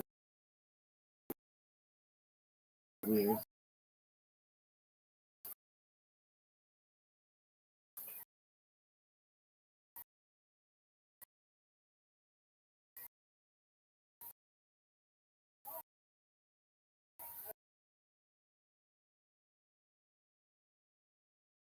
But in like Miami, you can drink 24 hours. They have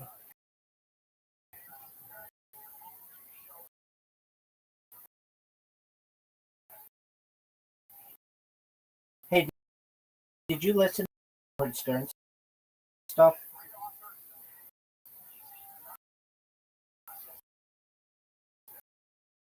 I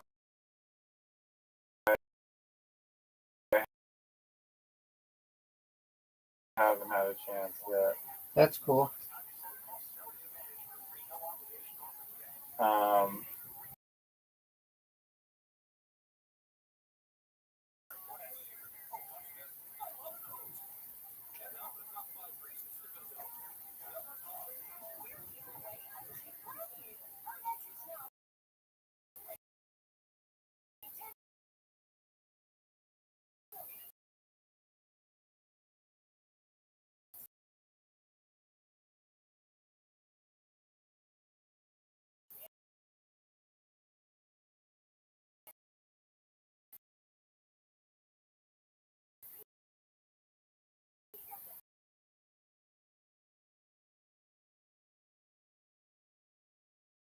Eve.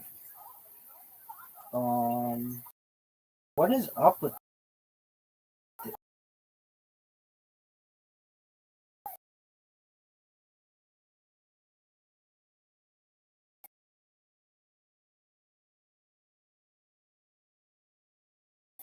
what if I put one of yours in and one of mine? Would it be worth?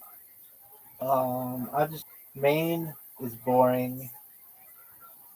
It's so Rhode Island's super boring. Oh, thank you. New York is exciting and cool. Nothing like really that strange about its history, though. I mean, there's something like crazy. Pennsylvania, kind of cool. Nothing too crazy. Um, Delaware is weird. Delaware is a weird state because business laws. It's like every company, every major company is incorporated in Delaware banks and stuff. Because the laws there are very favorable to, um, Taxes. corporations. Um,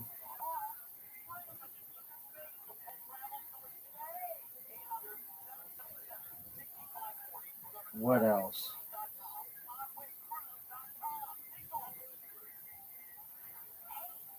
Look at me.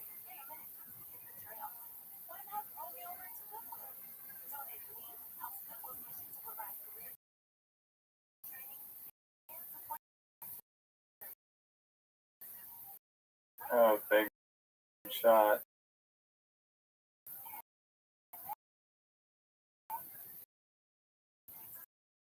Now you got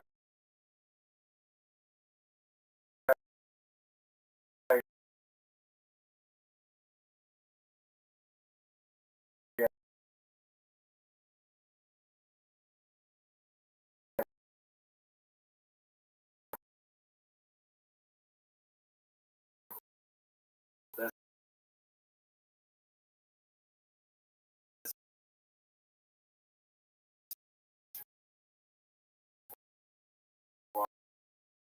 one.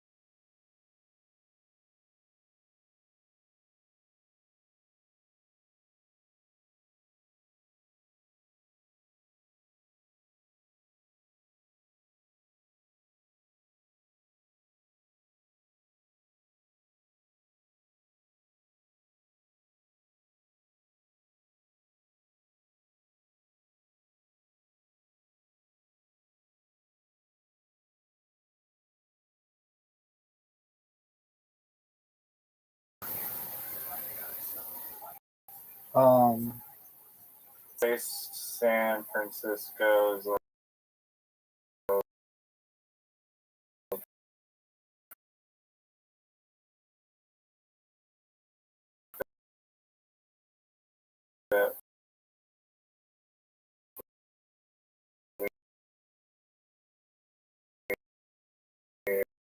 It is a little weird, but it's pretty. It has normal aspects too. Washington. If you've ever been there, it's like its own state.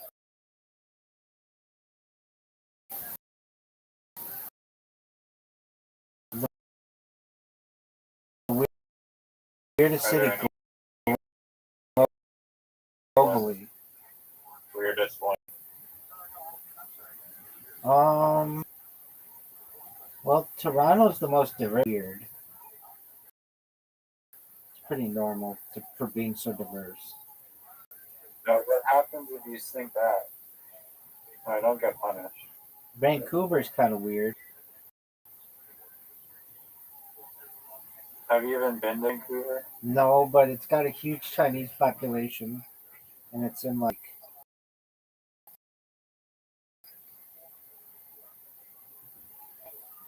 it's like in Canada. Um, like more than 50% of its real estate is owned by foreign nationals, so that's kind of weird. Um, what's a weird global city? Dubai. Dubai's a weird city. It's like this huge Desert desert tower. that's just has skyscrapers. Um, Las Vegas is weird. Macau is weird. Hong Kong is weird. Hong Kong might be my choice. Yeah, dude, it's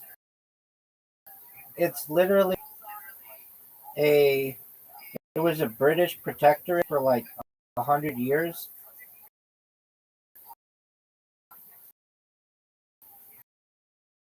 You have Chinese people speaking English there, really, really, really well.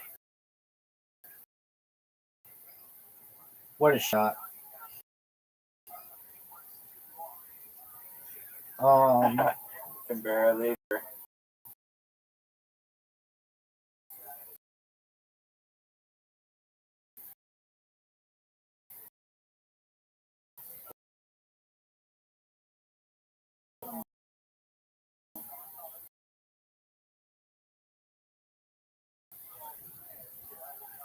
that was weird. Um,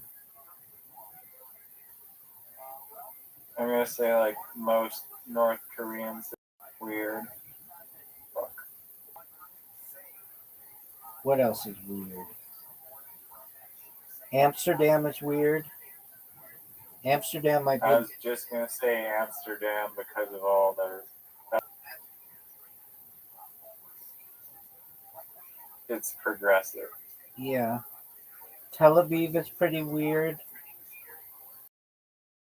It has the highest rate of homosexuality in Israel, yet it's surrounded by very religious people. Um,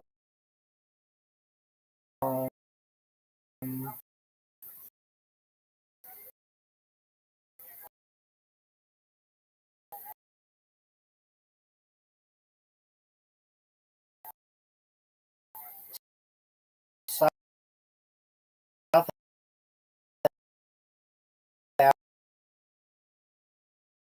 Africa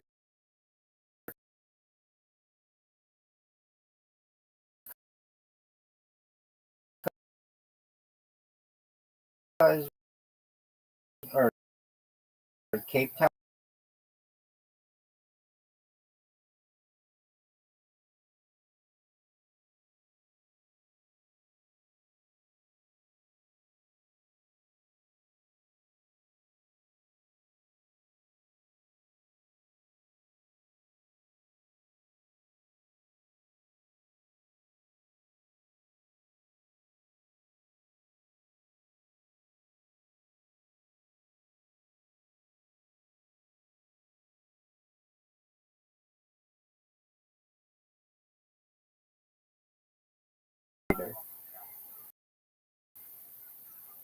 I Um, thought it was way south there, not north of it.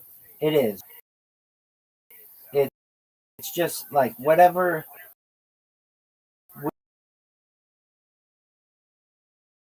We're like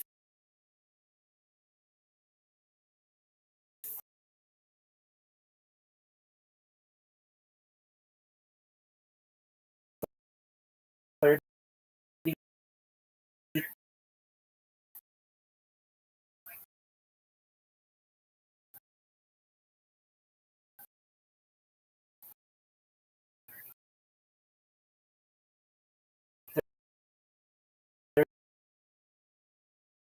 33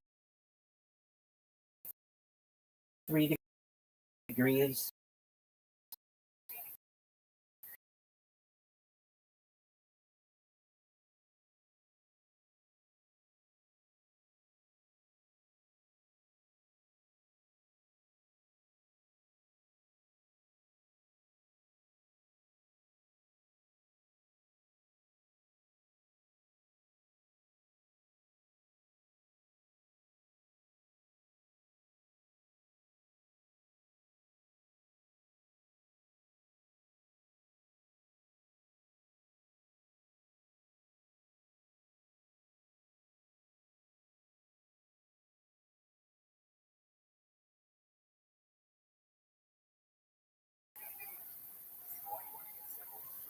I was trying to win. I might have said, oh, yes, thank you. That's okay. You're not gonna What are hit. you doing? You're not gonna hit this. Nope. Oh no, I gave you an easy shot.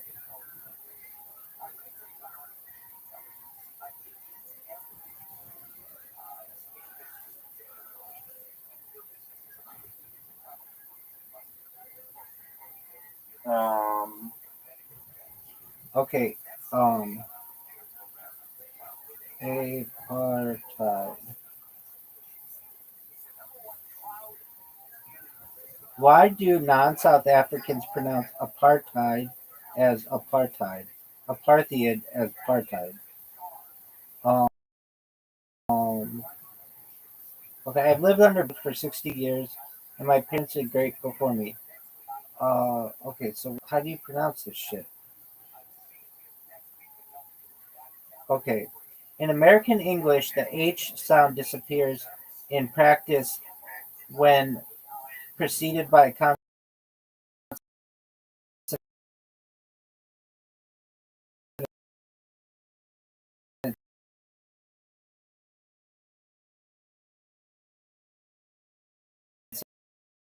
such as T.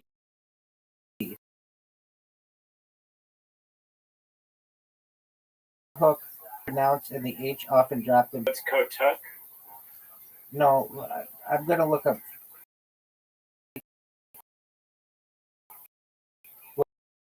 Will explain it to us like Joey does.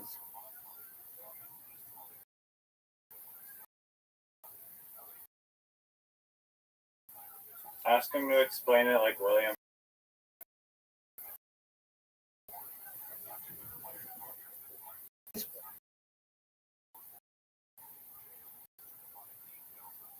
They say yo dog. I got you. This William Montgomery might mess around with. Super dry, borderline absurd word mango. Okay, real pronunciations. Apartheid or apartheid.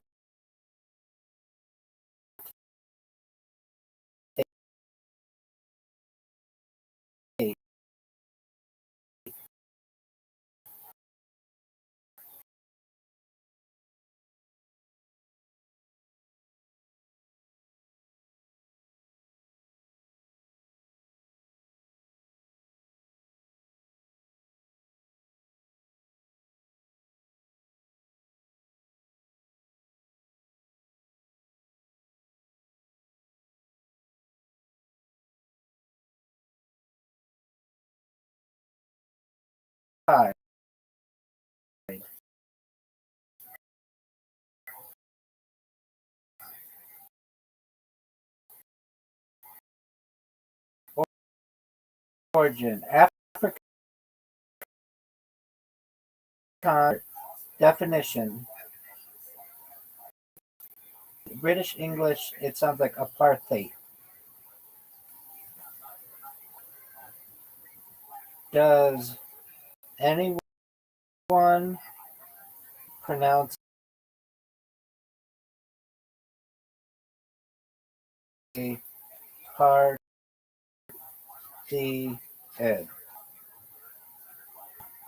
Yo, apartheid is that's hilarious, and like something someone would say completely wrong, but with full confidence. No, apartheid. Why a mix-up could happen, dude? I think it's fucking apartheid. It's not, but You stupid cocksucker. okay. Why is apartheid not pronounced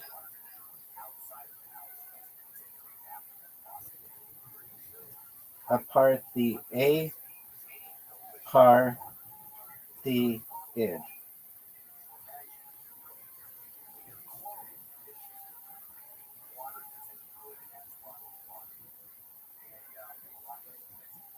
It's pronounced apartheid or apartheid with a bit of a Dutch style hide at the end, like height with a D. It's made from apart and hide. Apartheid.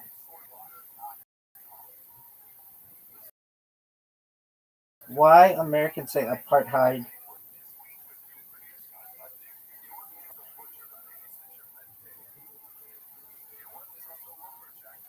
Yeah, so why am I saying it like Parthian? Because it's spelled that way. Apartheid. That's exactly how it's spelled.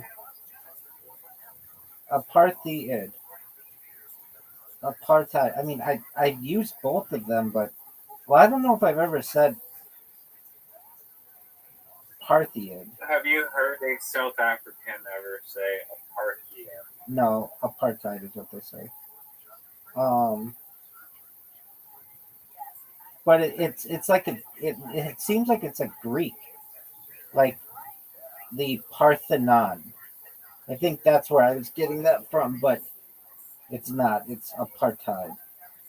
So I think we should change it to apartheid. No, I think you should just say apartheid to all the so that I think so too. Used it in front of them.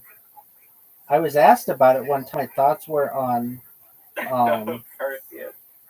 why is it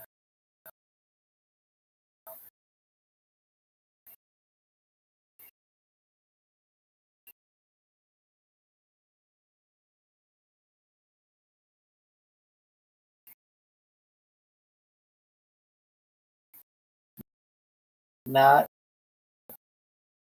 pronounced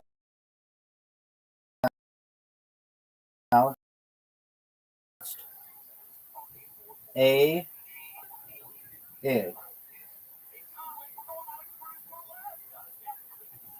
Great follow up. Why apartheid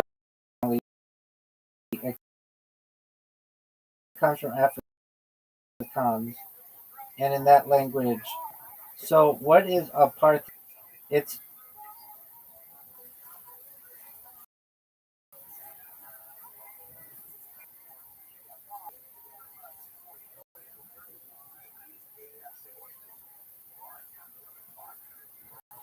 what words are like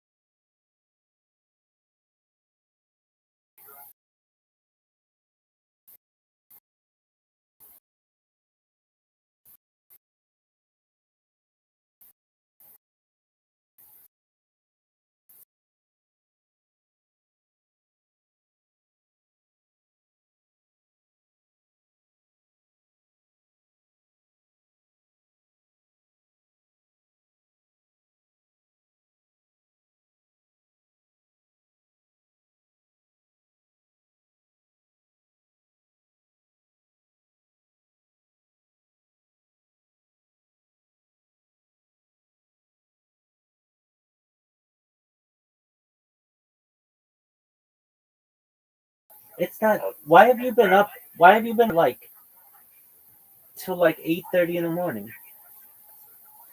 And what time do you go to sleep at? Dude, I go to sleep at like 11 in the morning. You're not even reverse cycling. I Our bodies are so used to like the night, being awake during the night, that it's just like went to figure it Zoot and apartheid.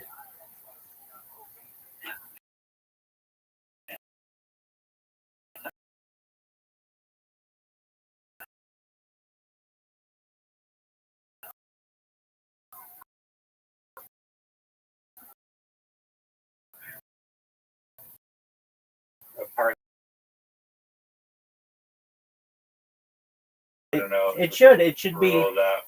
like APARTIDE. Why even have a mood where it's like, okay, we're gonna spell it differently and break the rules. Just I don't understand it. In the future, though, people will say it the way that I say it, and that's apartheid. And or they'll change the writing of it, and it'll be apartheid, because I guess it's because it's an Afrikaans word.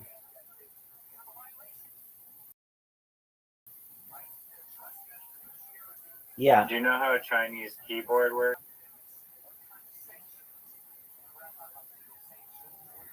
How does a Chinese keyboard work?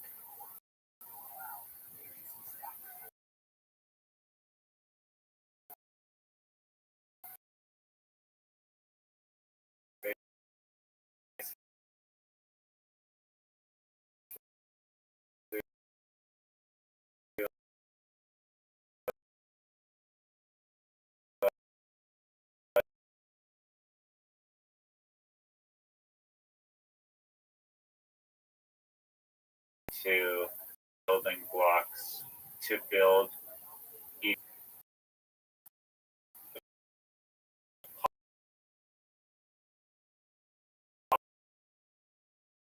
possible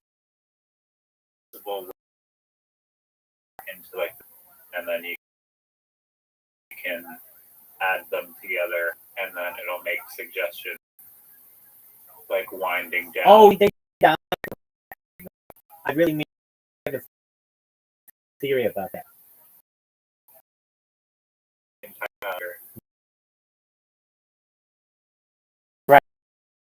Right. They're like their autocomplete is incredible. It's yeah. I don't know why that popped up into my brain. No, that's great. I don't know why when you asked it first, I thought it was a joke. Like, do you know what you?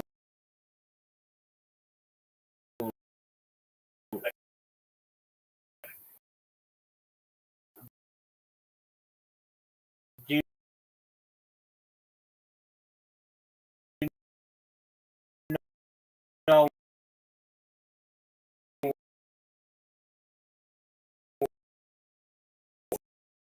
Zoots.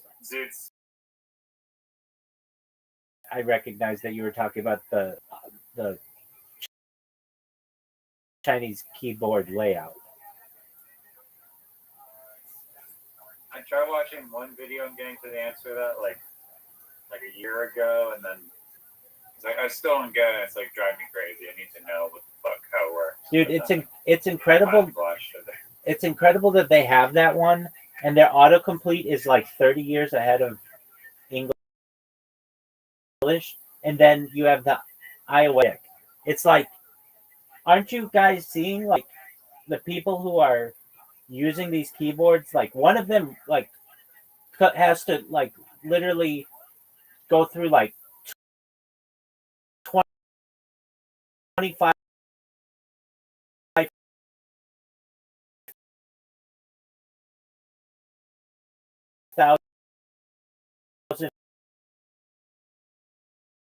words.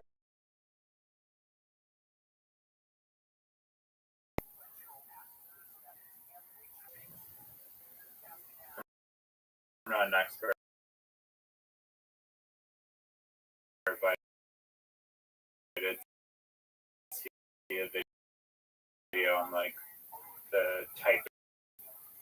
China. Yeah, Yeah. when they first started with computers, they had to like figure out that autocomplete thing, or they wouldn't have been able to like type at all. Yeah.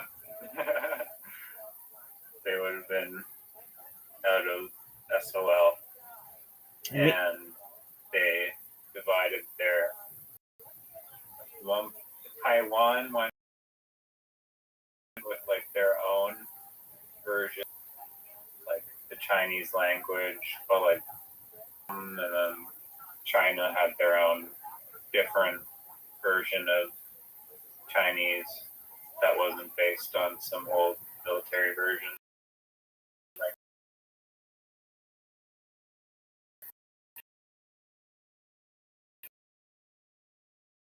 Taiwan.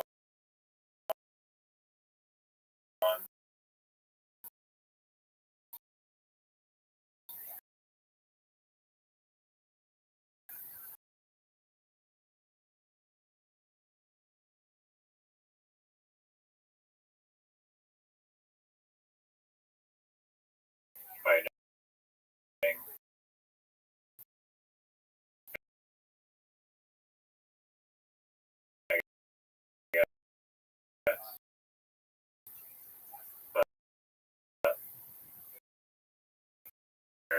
Dude, you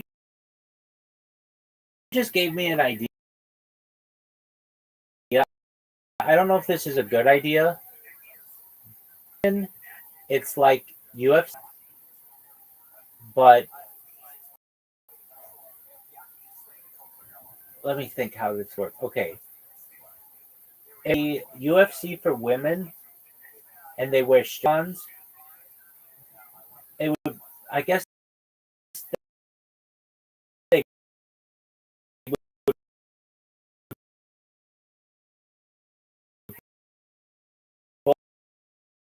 both consent to like,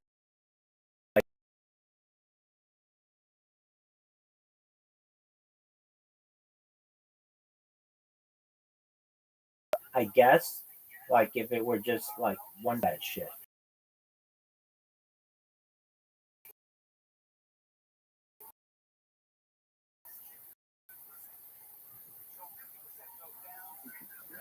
Uh,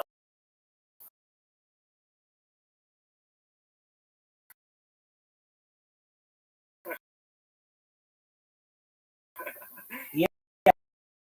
I need to explain it. I'm a person to penetrate the other one Exactly. first for like 5 seconds. Exactly. Or something. It would be, but you said like they're consenting. It just brought in my head like consent. What if you had it where they didn't consent? And then I thought, well, then that's just a guy beating somebody else. But what if they still wanted to fight, but you made a sexual aspect of it? Anyway, I'm sure somebody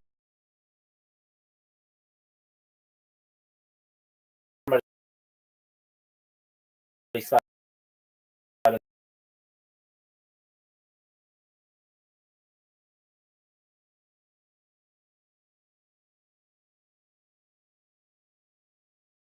so people have said that. Yeah, unfortunately. So you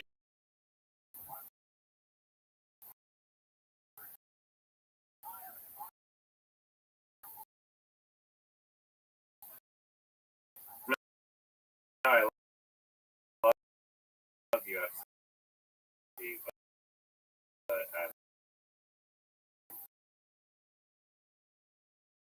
entertaining, but at the same time, it's also the people on the law or whatever all have like CTE and like sexual trauma.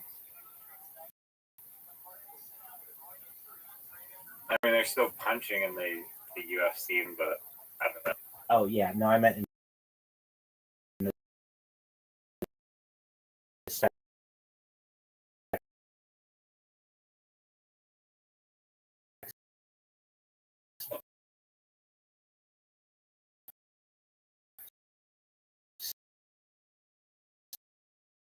thing someday.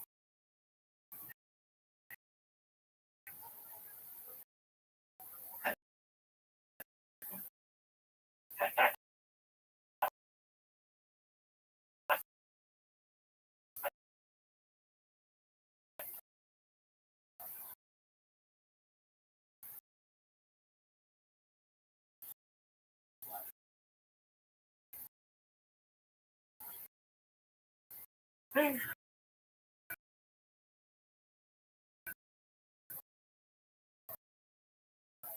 mean, possibly, yeah. It's not my thing. It's not my thing. To see, like, I would like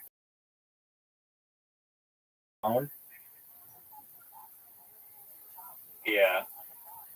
Yeah. So you want to be in the Olympics for like the Nerf gun? Yeah. I mean, laser tag is kind of saying that we shouldn't have that as well, but just Nerf guns where you just had like a warehouse.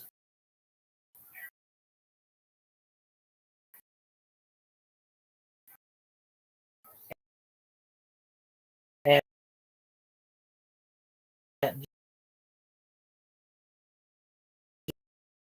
just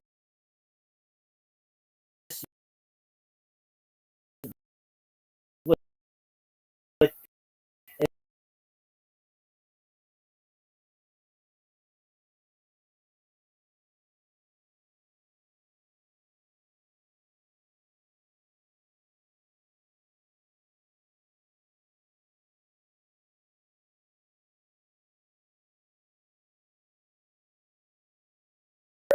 And you can like dodge them and shit. part would be part of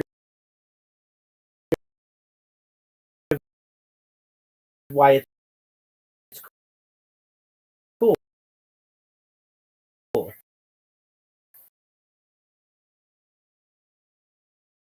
And it's also cool that they don't shoot that far. So you'd have to like run up to the guy and get kind of close. And $2,000. You send them.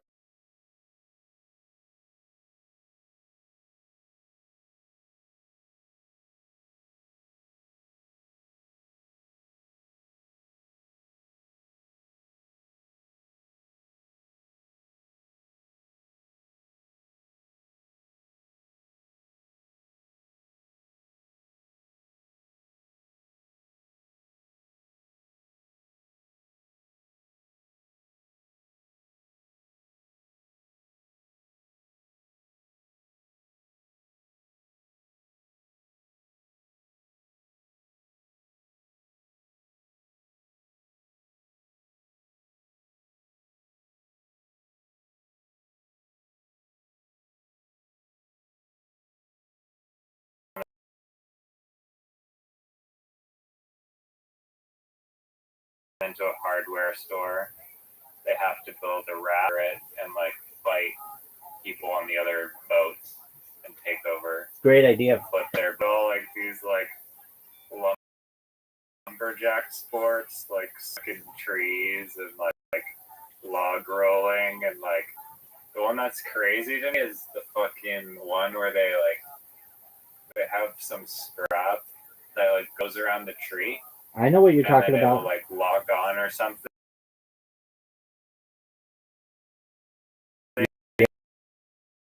Yep.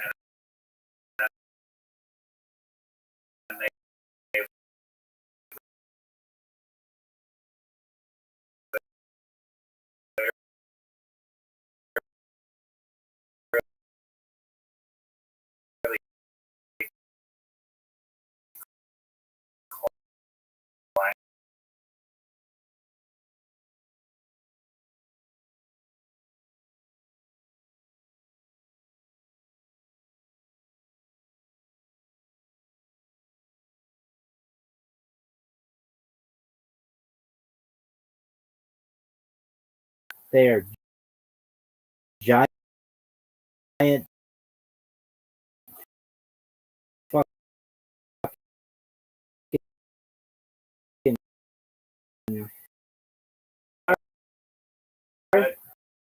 That definitely when they're sawing when it's like a two-person saw, like cutting through like a big tree stump, be satisfying Reddit subreddit photo. Right. But when they're chopping like a little, like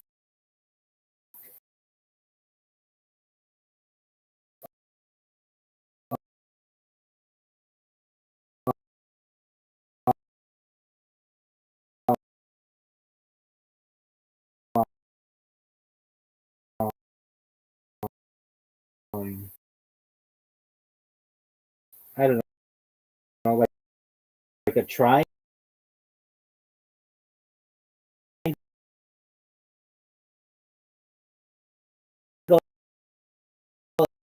into a tree,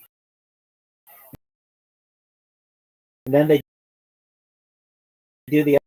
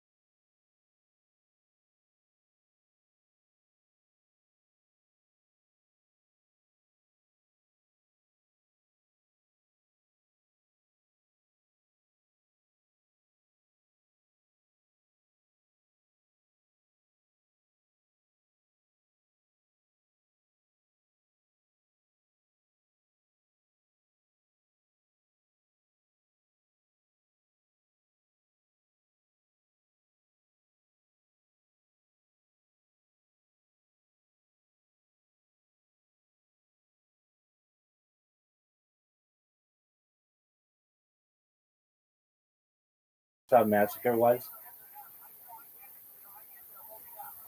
Yo, dog, absolutely. So apparently, there's this guy in Texas, right?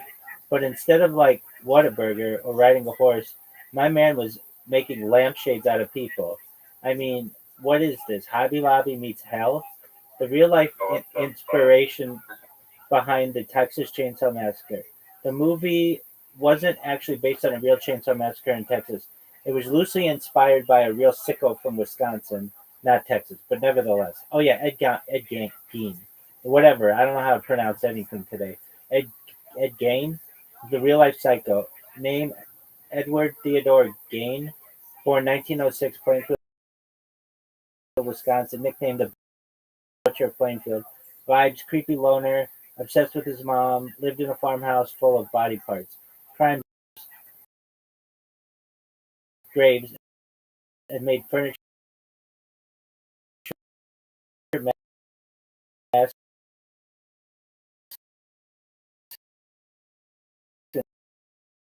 and suits. When police came to his house in 1907, they found a box of noses, human skin lampshade, a belt made of nipples, a woman's face peeled off.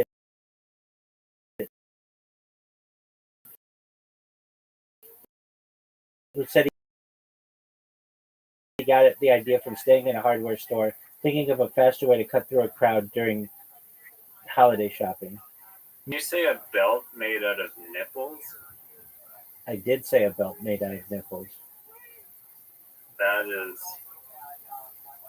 I mean, how much do you think that would be worth on eBay?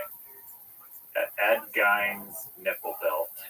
I don't think they allow you to sell that kind of stuff. You can't sell human parts on eBay. I know that, but if that was like a museum artifact that you found. So there's only one of them in the world? Yeah. Because they used to make necklaces out of like people's ears in Vietnam.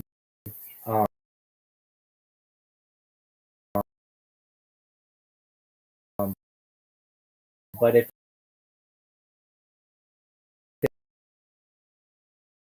it's just a nipple,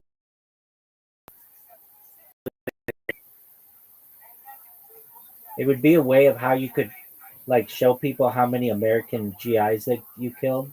You put like their ears on. Okay, but the nipple belt, Probably, The Hollywood value created for, I mean, yeah, probably like in today's money. I mean, it's just worth what somebody would pay for it. But I bet somebody would pay $1 million for it. that high. Holy fuck. Yeah, I guess it's just like very rare and it's attached to like this piece lore. of Hollywood. Right. Now let me check. Let's find out other weird shit before you go. Yo, aside from like a human nipple belt, indigenous people would like scalp people.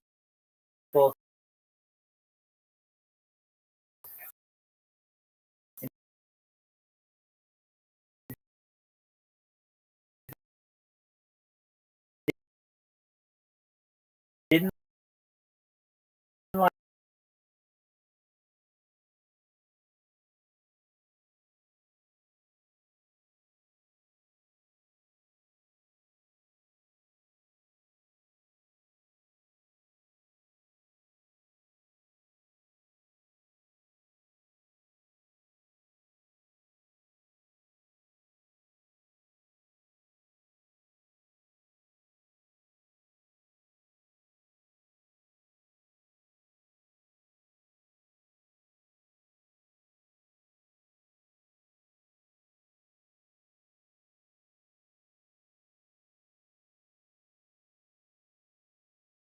like parts like scalps, plains tribes from Celts to Aztecs.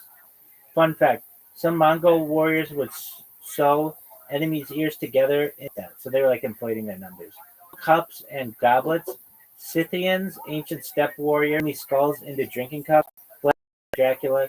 Dude was real. He forced of impaled bodies and reportedly dined among them, straight up like a haunted Applebee's. Shrunken heads, the Sansa people. Javrovian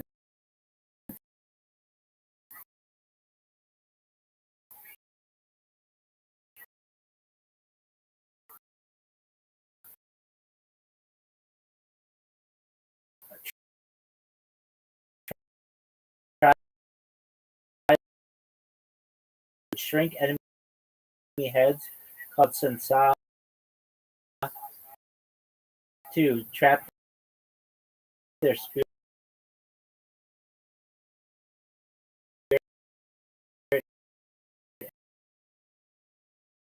and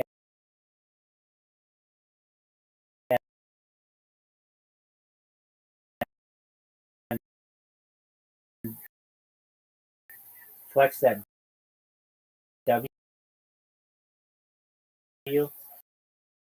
They boiled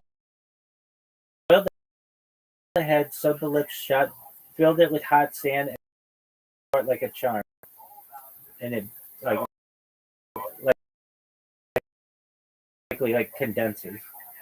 Blood, bone, medieval remix. In Europe, people ate mummies, drank human blood, and used ground up. There are photos of American GIs bringing home enemy skulls or bones, which got published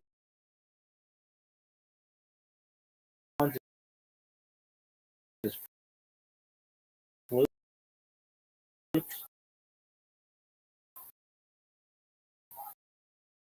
Human ribs as needles or combs. Teeth, some enemies. Honorable creepy mention Ponti of sacrificed enemies. Celts suppose Maori preserved tattooed heads in smoke, both to honor and as war spoils. If you get magic powers and protection, all that. And wearing that around his necklace is pretty hilarious. I guess I was living in like Mexico in like the year 12, yeah. That's cool. I think, is it even legal to own a human skull, like cereal bowl? It's legal to own a human skull in the United States. It just would,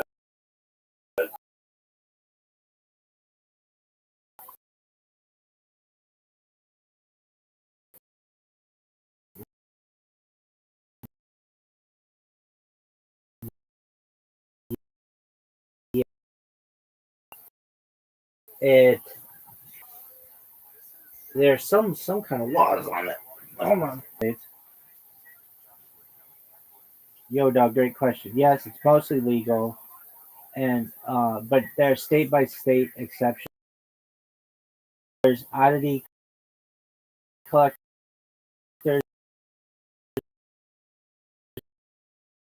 think Ripley's, or Instagram taxidermy people. You'll even find some websites like Skull where human skulls were. There are some states that restrict, so they're like yourself, um, or 7 states that ban it, I should say. Um, there's no specific federal law banning it, but unless it's Native American remains, traffic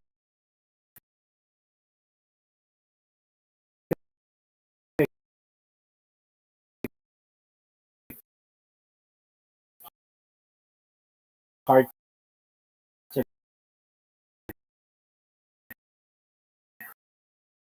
across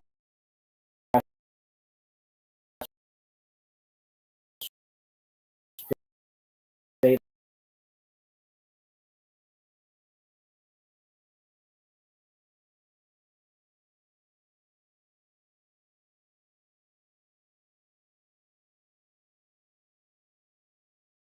act. That dude got charged.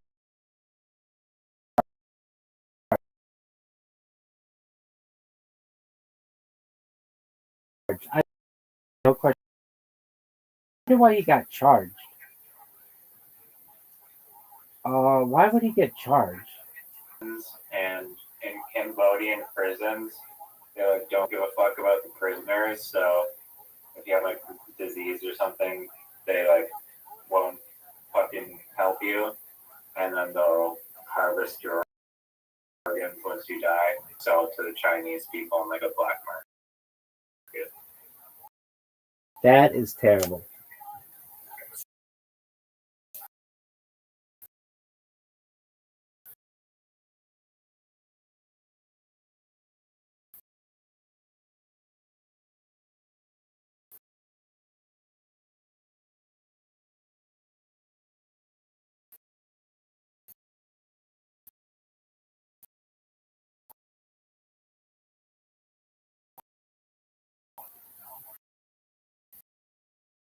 I mean,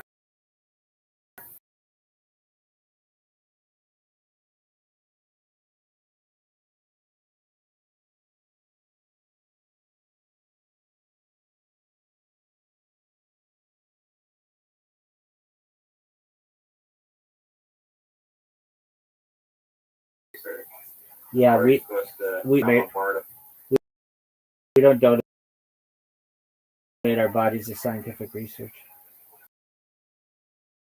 We do. Other people can do it, but we just don't do it. Some Jews who do, but mainstream traditional Orthodox.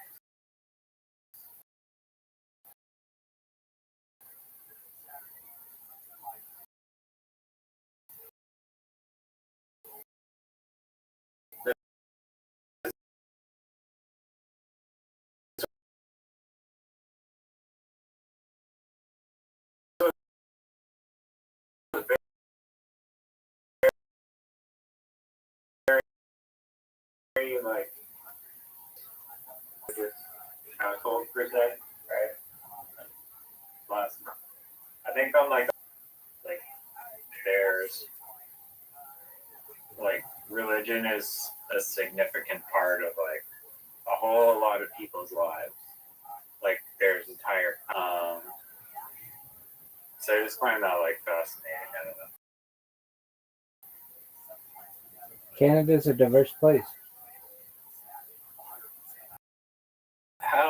How much of the think is religious? I used to know these statistics better. It's like religiosity. And do you consider, like, we could go? Do you consider Rastafarianism a religion? Yeah. Yes. I mean, we'll just get the answer. What percentage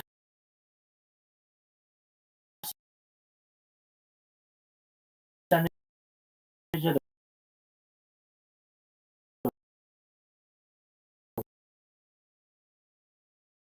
world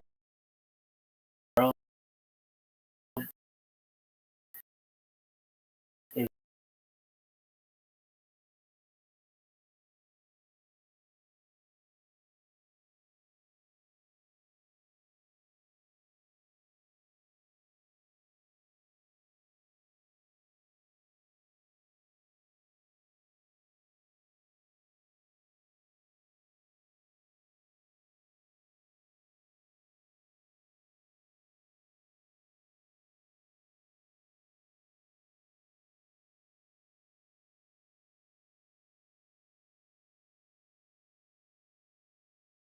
factor in?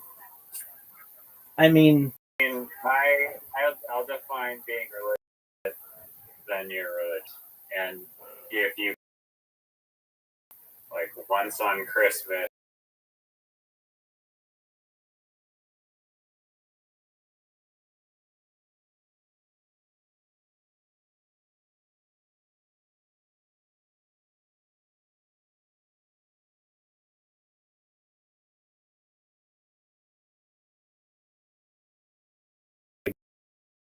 not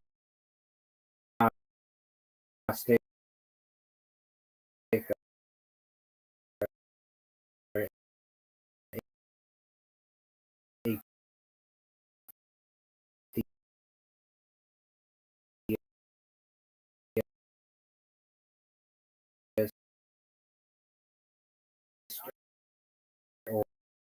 or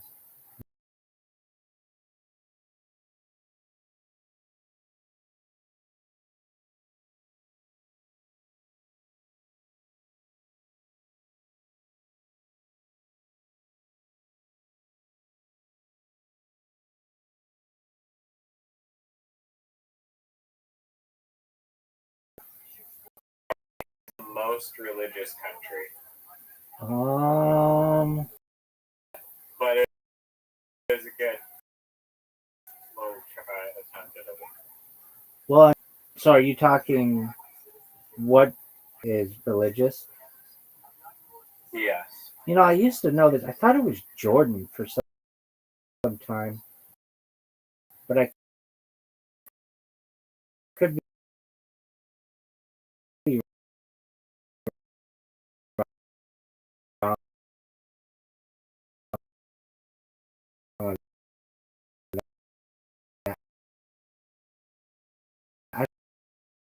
I don't know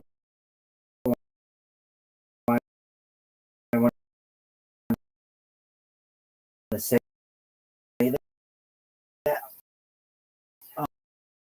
Um,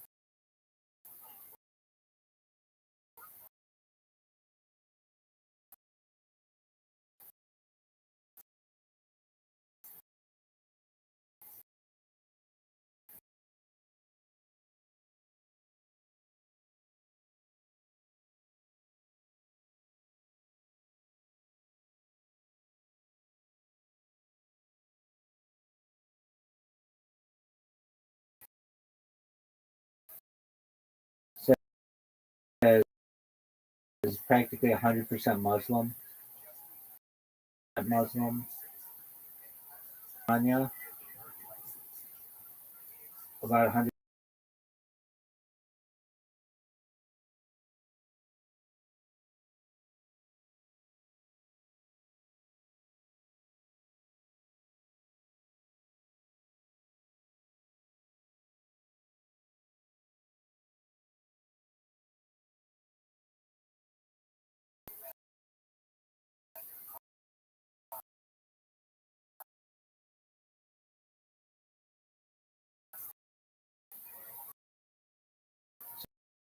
So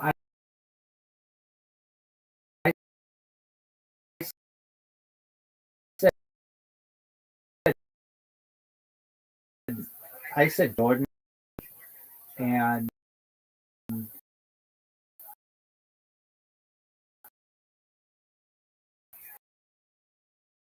so I mean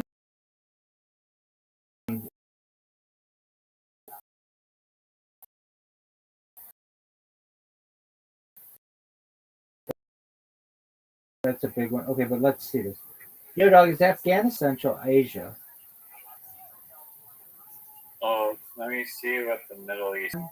Qatar, Bahrain, sometimes Egypt.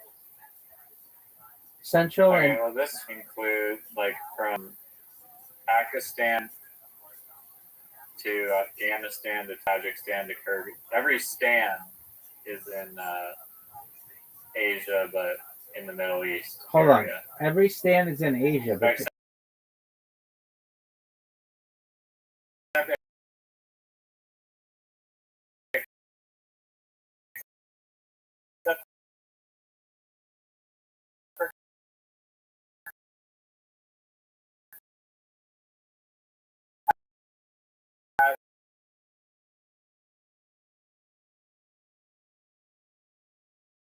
Wikipedia, and they highlight it. Afghanistan is not in it. The Middle East, Central Egypt, Iraq,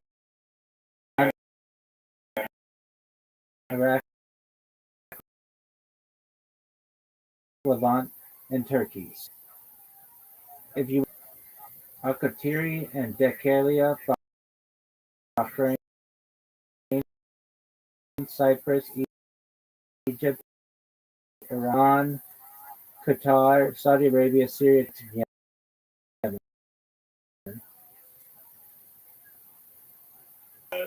include Pakistan. No one includes Pakistan. No one includes that. Okay.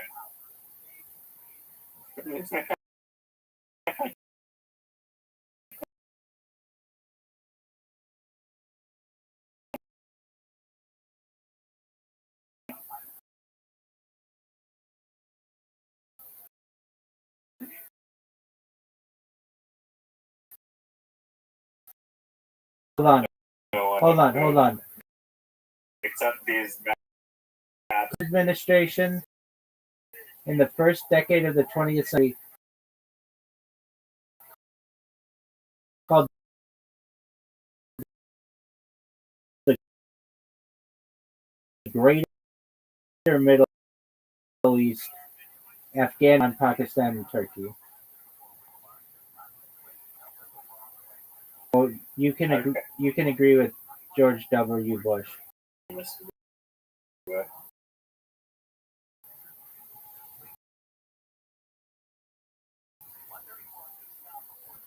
Pronounced it apart. Nuclear? I say nuclear. Do you? How did I say it wrong before? Sometimes you say it. Which is interesting because if you just look how it's spelled like new, clear. Like, why do people think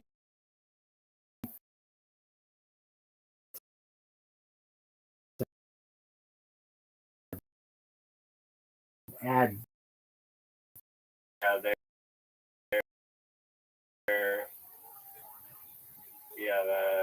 yeah. I mean, Diesel? my entire life. Diesel? Yeah, like a Z sound instead of an S. Yeah, probably both, but Be the S. it should be yes. Should Yeah. definitely. Do you say Z? Yeah, like that's how everyone pronounces it, like diesel. No. Do you say cell? you don't say Z? You say Z? Yeah, I'm Canadian, so it's a Z. It's not a Z. Fuck you.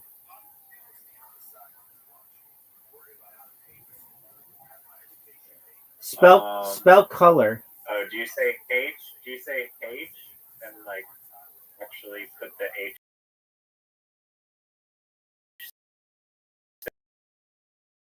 down in the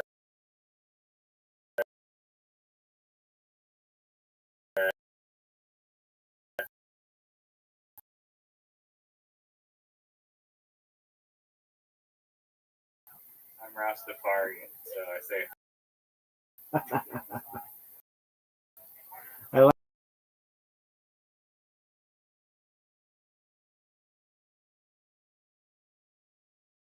I like that.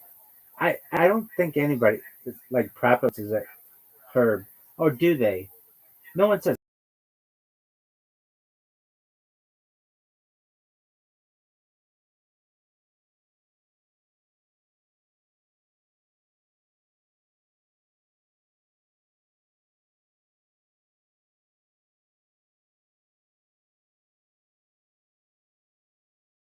Actually, just cool it. Do you? I don't even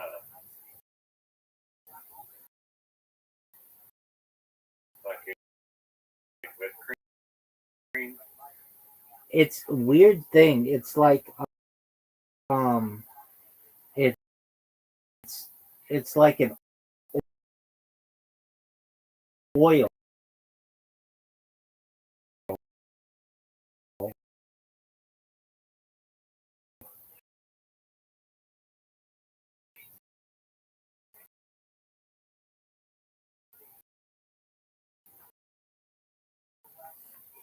It's not whipped cream.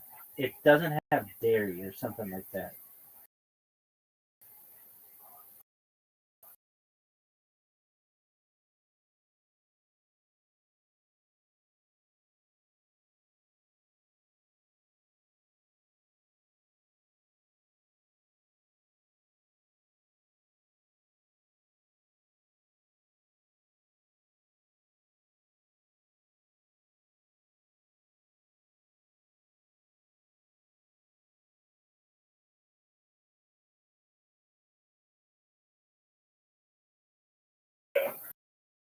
But before you go, here's one last thing.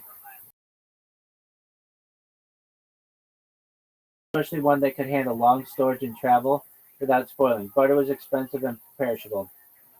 A French chemist named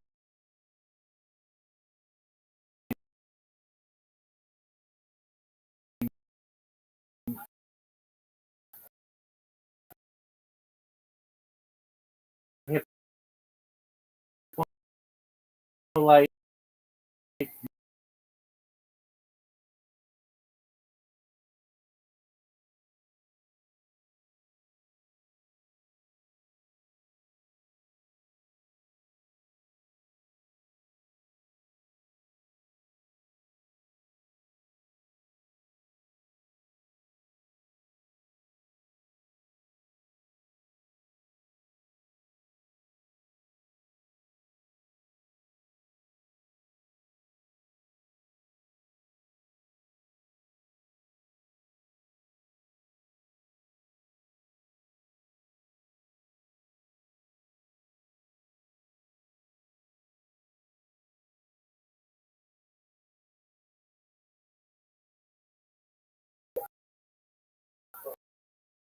school one winter's day. It was like a day, and I'm wearing my super space suit, and I'm walking next to the ditch. And I say, "This is great. I'm wearing my space suit. I can go right into the ditch."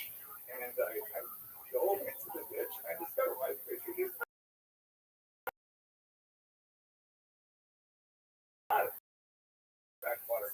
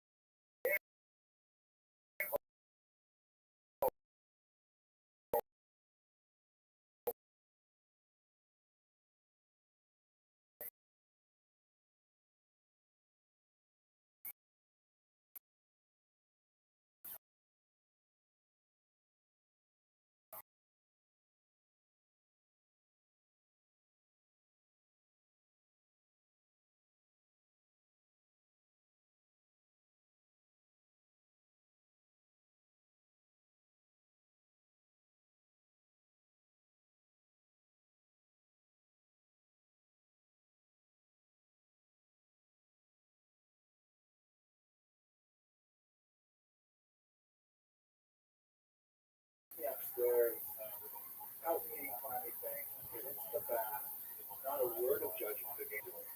Let's just take care of yourself. He says, you're ready to be forgiven.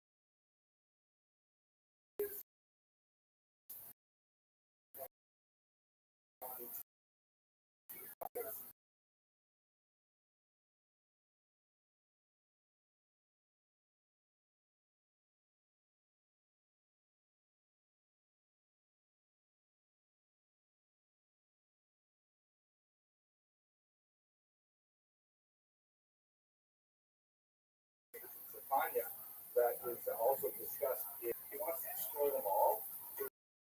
He sends Gabriel, the Malach in charge of destruction. Go down, get raiders over the entire, and he opens up, takes some of those coals out, and inside the coals, there's the sun tank of the radioactive elements there.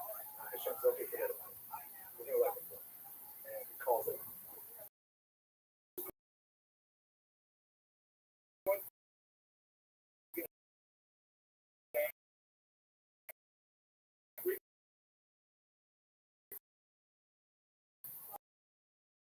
The Jewish,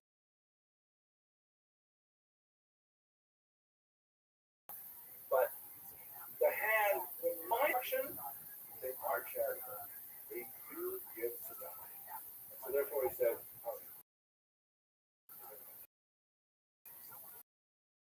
now here the Ramak says explicitly, this is especially good for this, that when you are angry with your spouse,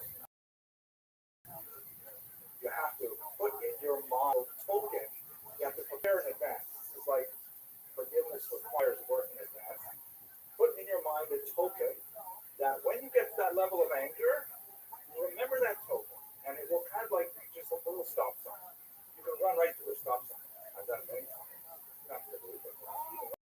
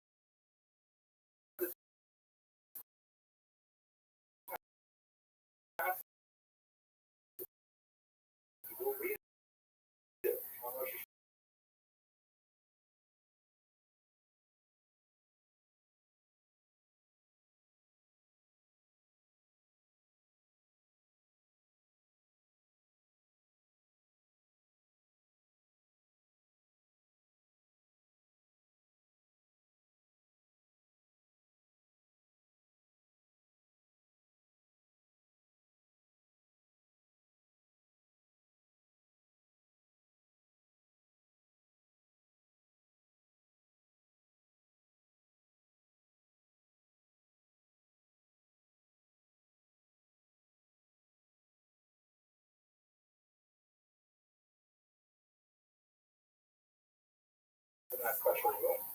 They're gone immediately. The answer is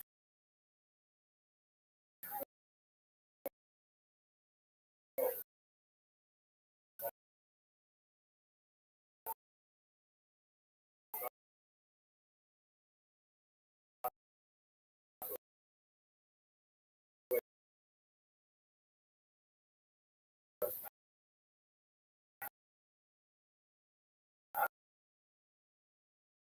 Those 20 mitzvah points, they cannot be touched.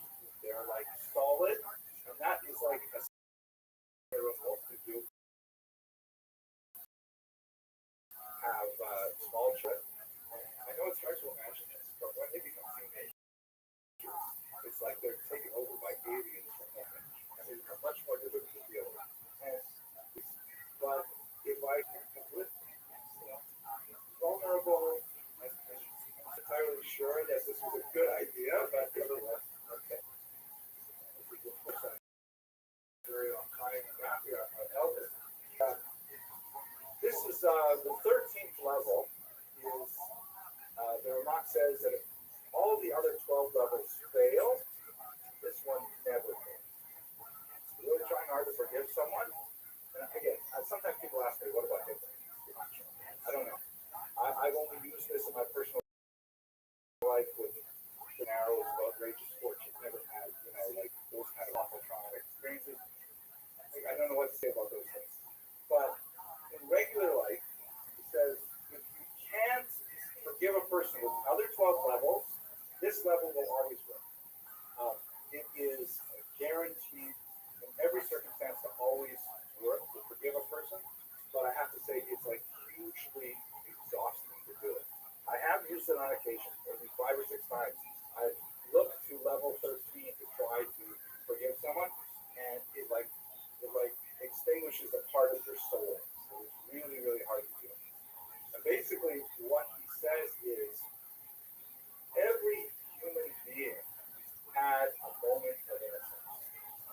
Usually when they're infants, but every human being had a moment where they were completely toppled.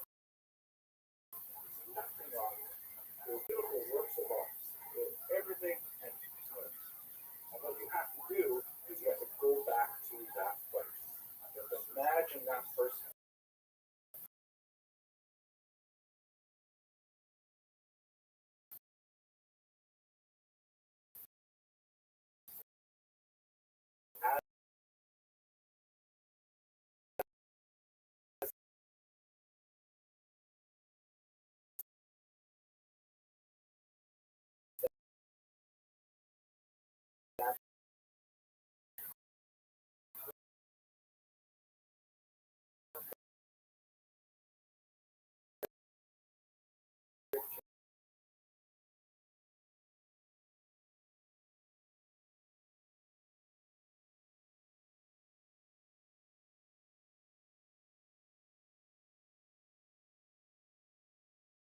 Later you will have arguments. Later you will, that moment, but that anger will be muted by that connection at that point.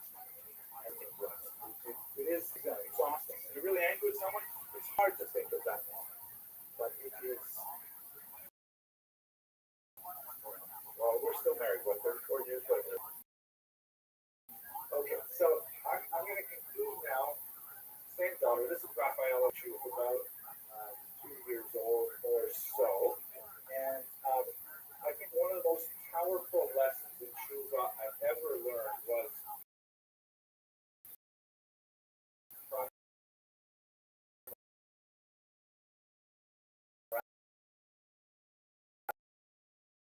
Raphael.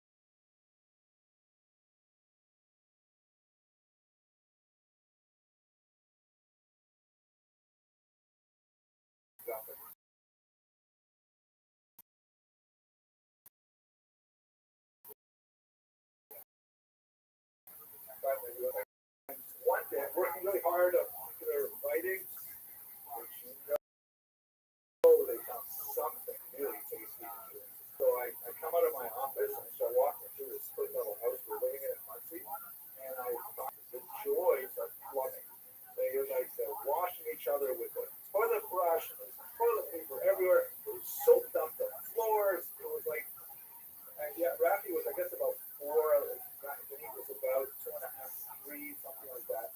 It was a huge mess. And of course, it was within a 15-minute window before my wife was done. I was living, right? The veins in my forehead started pulsating, and I started like tensing up, and the kids knew they were in big trouble. Rafaela, if I were she, I would have lit out of it. I would have like immediately headed for the hills, but they were going to be in big trouble. But instead, little girl, maybe 4 years old, she ran straight up to me and threw herself at my legs and hugged my legs. And I was like, oh, how can I be angry with her, right? She has, instead of running away, which was the obvious thing, she ran to me. And she said, oh no, we weren't supposed to do this. I'm really sorry. I immediately forgave her. I think the lesson to it is really obvious that, we may think we're smarter than God. We may think we'd be able to live out of here before I realize that we were the ones who messed up. It's not going to happen. The only way to see, overcome our fear and hesitancy and blood submission. As it were, clasping around.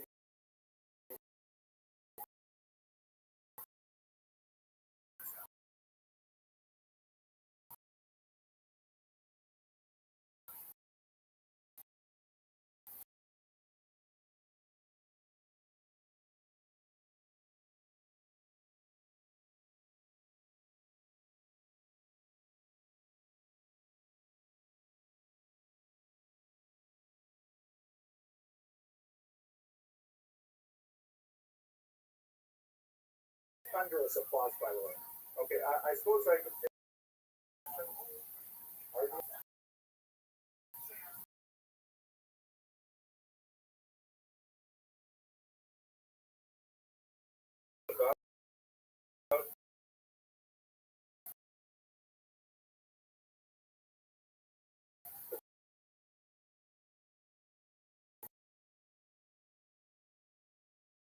Marital relationship is rather say personified her.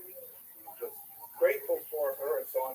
But it's a little bit like a Snea's thing that she wanted an honest maybe.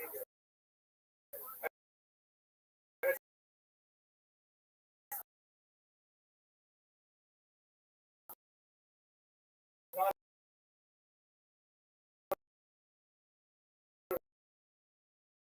all unusual for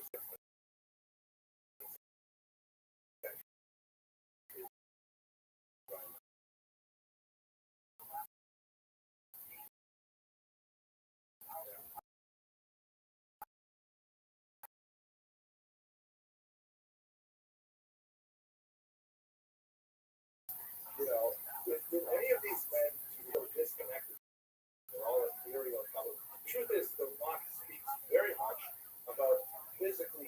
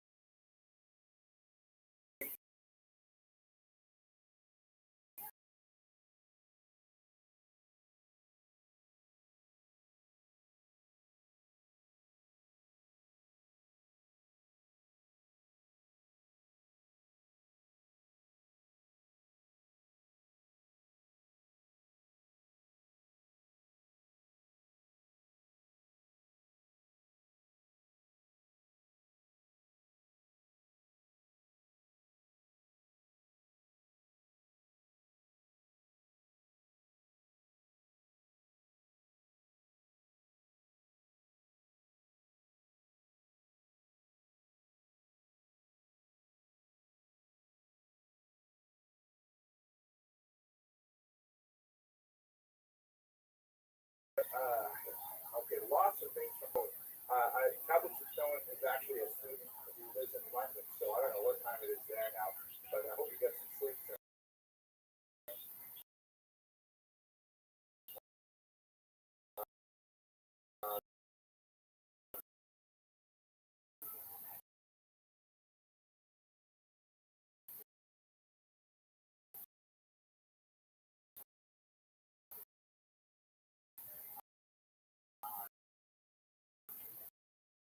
Question of evil is a too difficult question to answer right now.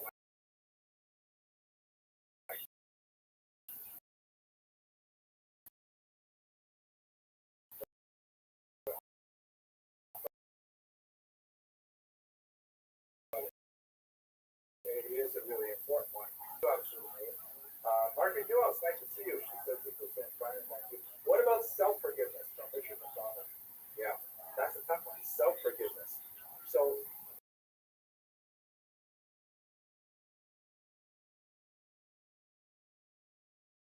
in a superficial way, and in the dark of night, then we revisit why we really should forgive ourselves.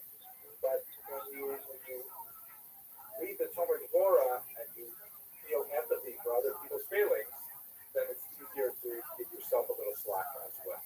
It's definitely a topic worth a lot more exploration. We're way out of time, I think. And I've done here my 5 fab.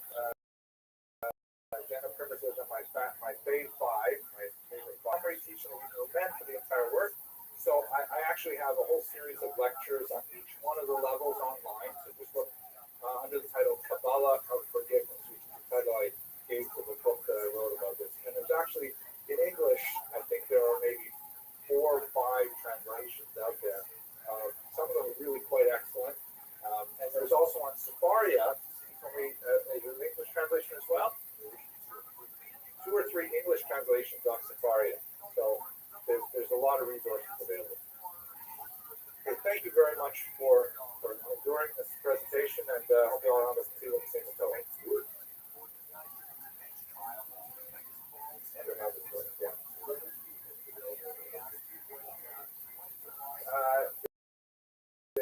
It's like online in a few different places, the regular.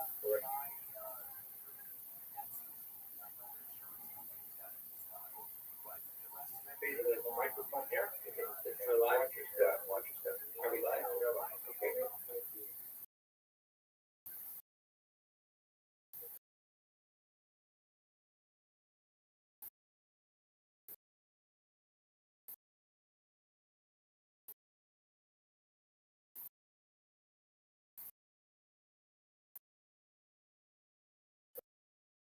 Okay.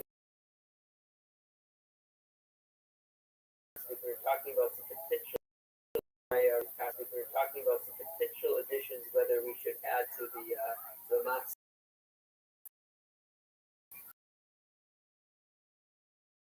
Just getting them. I don't mind about Shana that I thought was very sharp. He said, "It's not about how have I to say the words of the city." And I think that he caught me. He was giving me a list of what he wasn't intending to. Like, it's not really doing tshuva, because he didn't ever say anywhere in Rosh Hashanah to do tshuva. And so,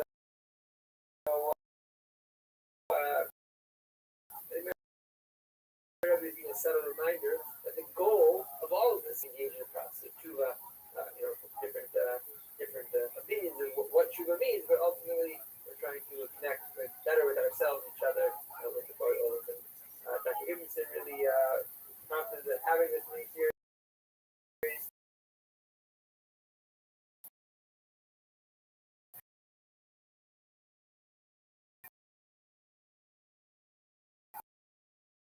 it's not going to take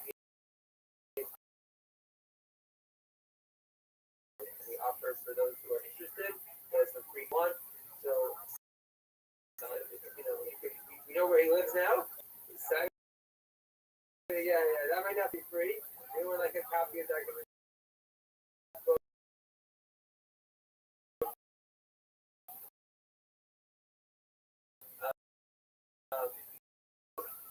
the band, but the one live together with them. Okay, thank you very much, Rabbi. I appreciate the introduction. And I think it's probably everyone can use that. So my goal for tonight, I am trying a little bit of an experiment technologically by live streaming this on YouTube, and I'm not sure it will work.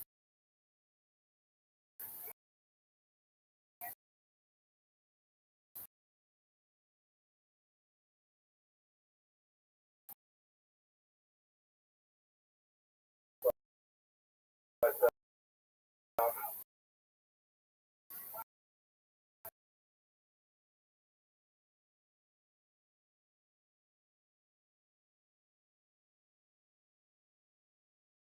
amazing 16th century master Kabbalistic text called Limited understanding of the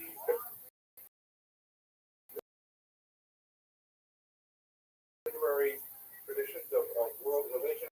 Beautiful book that talks about something that I don't know tradition that has on it really is something unusual and it deserves a lot more attention. So we're going to talk just a little bit about what the book is. We're going to place it setting in the famous Socket circle of the spot, which is in itself a fascinating historical chapter in Jewish intellectual history. And then I'm going to take you into sort of Kabbalah 101. So if there's anyone in the room who's under 40, possible, this is your chance to leave right now. Although the truth is, I'm an advocate of studying Kabbalah at the age of 20.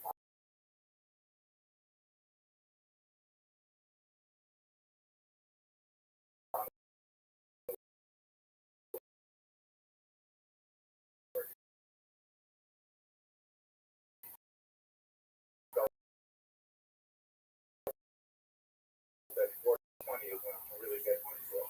So I'll give you just a little go into the actual crash course in forgiveness in this book.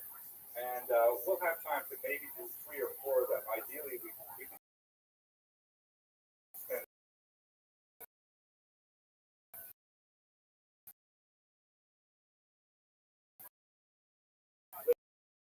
literally could have wisdom in them.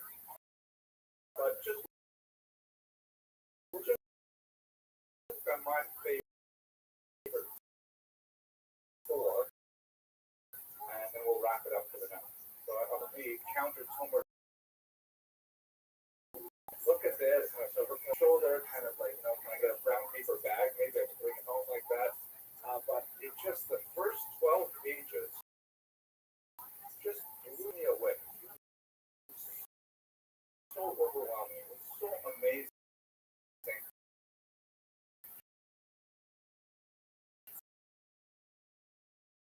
That as the rabbi said, I spent a fair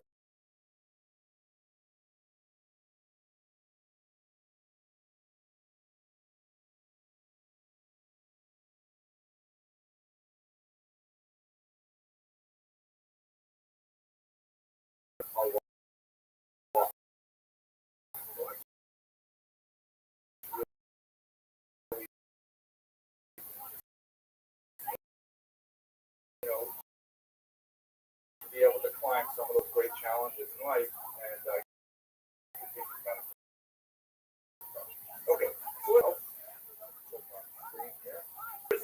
Editio Princeps, the first printing in Venice in 1588-89. It was published posthumously. The Ramak, 8-year-old son named Gedalia, and they were desperately impoverished by the devastating plagues that ravaged northern Israel at the time, and they sold all of his manuscripts to a real Talmud Chacham.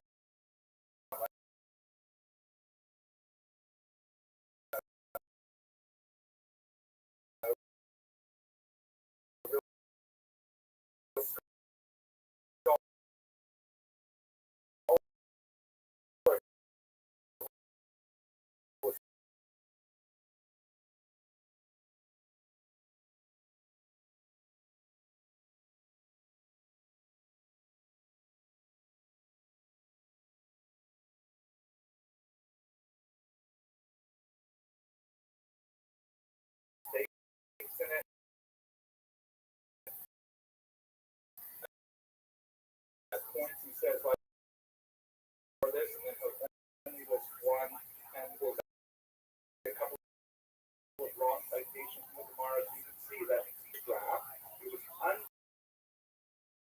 maybe because Rabbi Basola was thinking of a different Bima Rabati, which the author laid out 70. That's a supposition, but what I should mention is that his name is frequently rendered as Cordovero, which makes you think that he comes from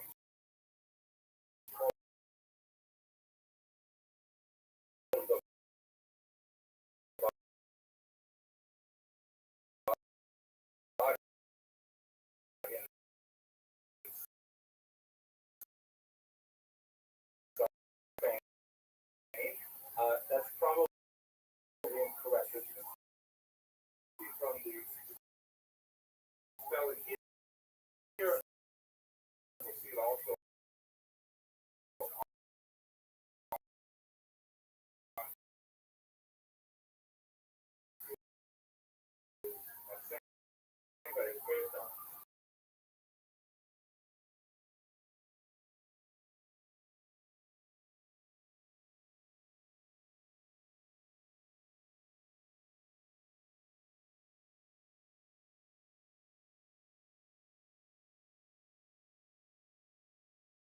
Hashkafic and halachic essays, and he basically, because it is a very short book, the entirety of Talmud Gemara is about 30 pages long.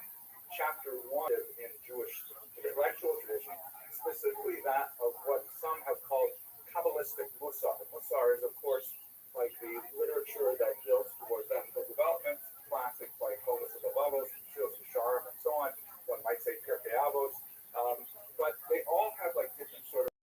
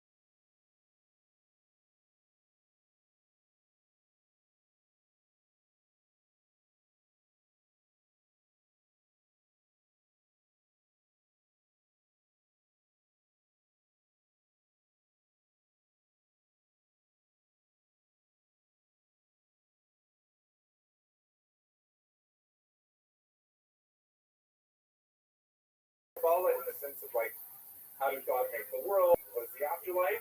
It's not theurgic Kabbalah in the sense of not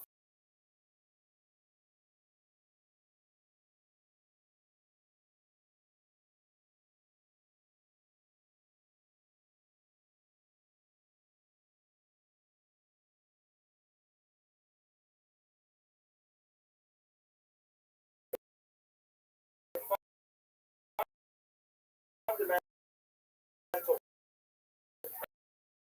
premise of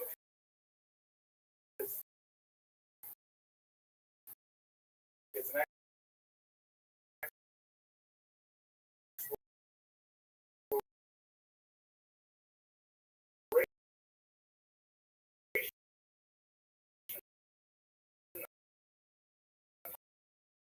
of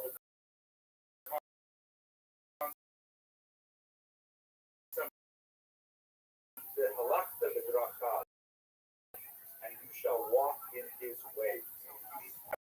In cities like Sodom and Gomorrah, are we supposed to be, making decisions about who does food? And the first thing he does is go into basically an anatomy of God, a personality of God. There are some serious limitations to that, as we shall see in a second. But once we have this kind of working idea of people, that's exactly the problem of this book.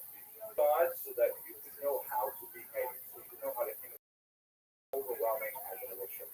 So that was a really amazing, unusual moment in 16th century. The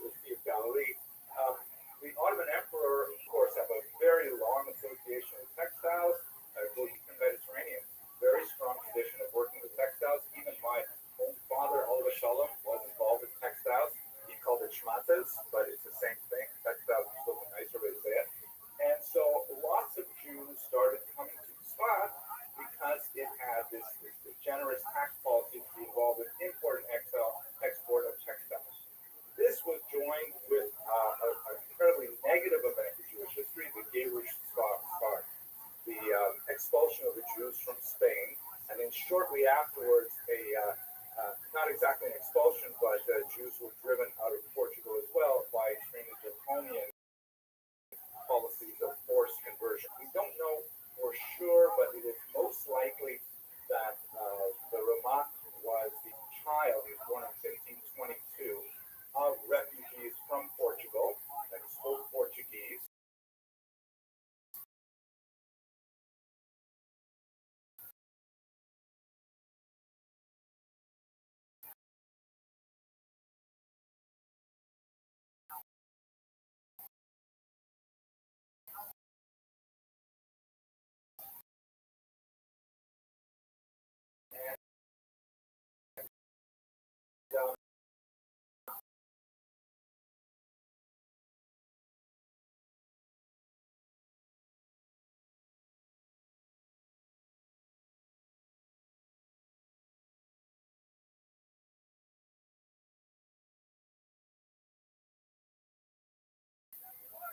I like to think of that generation to this horrific history chronologically as we are related to the Holocaust.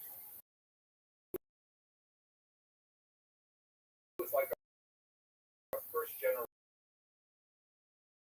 survivor, maybe second generation from Gerush Sfard, and they landed in spots where they were deeply able to, provide for them to have yeshivos and synagogues and so on.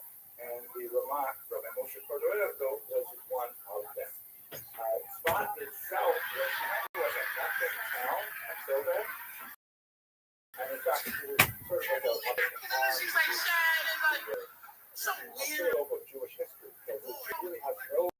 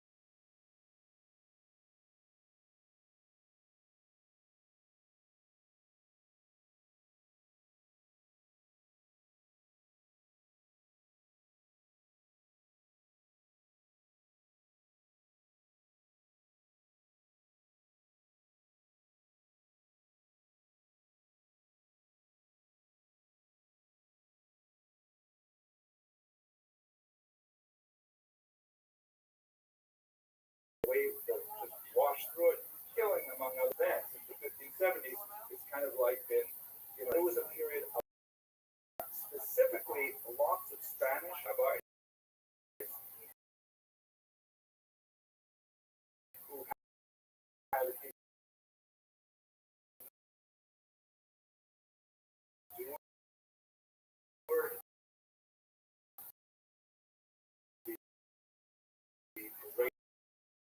expulsion and came there with, apocalyptic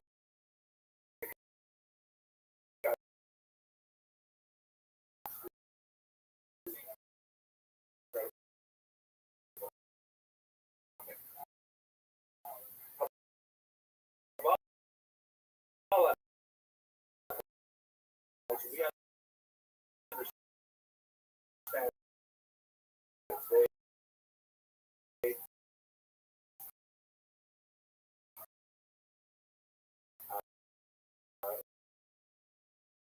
received a tremendous leap during this time. One of the major contributors because he wrote a particular book which was published. Who were looking to Jewish mystics spiritually.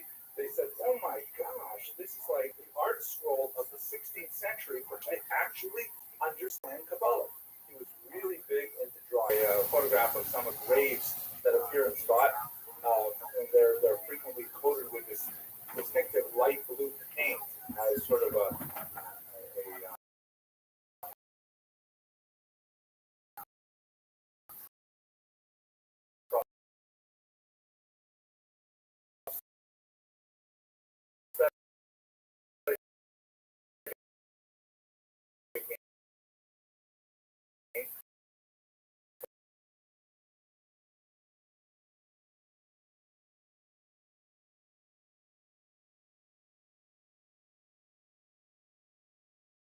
spot. And we see here right at the bottom, right, when Moshe Yaakov, he is really the father of Kabbalah. Joseph Caro, who came a little later, that being spot as well, was the author of the Gemara and a master Kabbalah. Yeah, very cool instructions. Here is the author of Rabbbi that we sing every Friday night, the virtues of the Jews. This was his brother-in-law, slightly older than he, and the two of them had this strange kind of habit that they would go out on what they called Yerusha, or literally yes.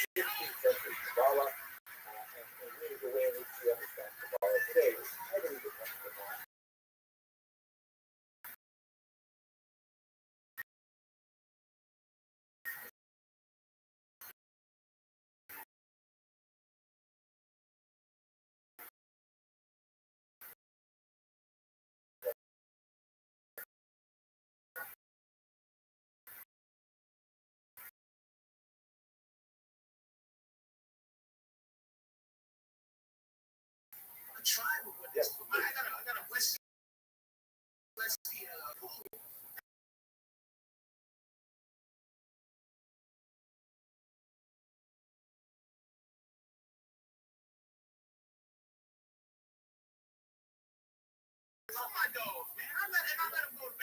he goes to the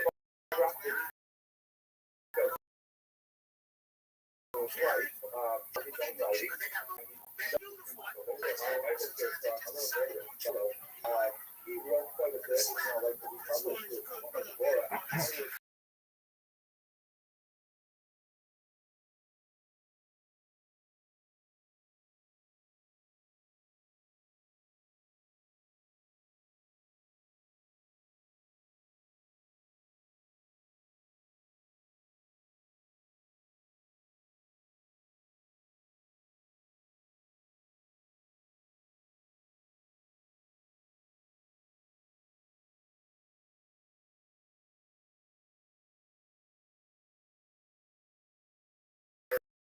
Write down all your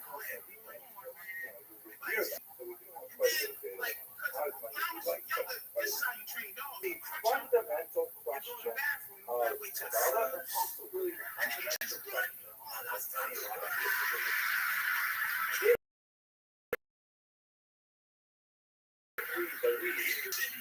God is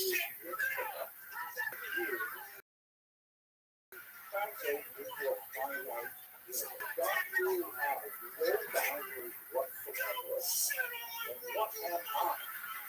And I will somehow completely subsumed with God. It doesn't feel like that. Most of the time I feel focused like that.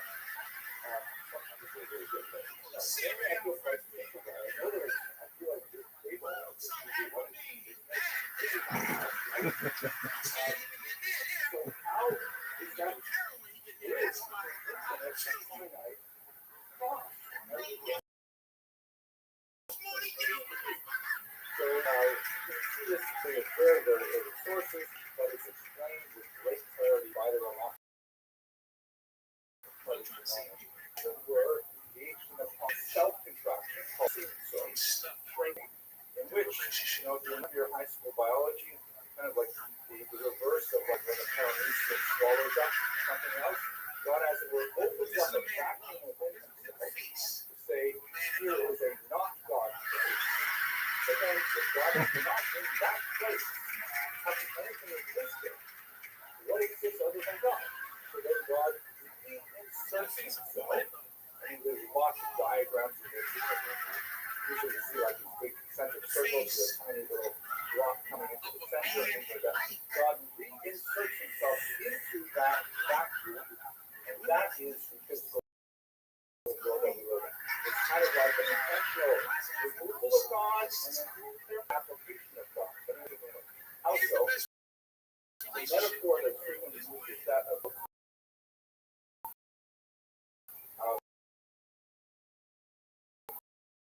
which are these successful sort of containers that and destruction of the vessel, which basically that God is the metaphor is God like pours hot oil into a ceramic pot.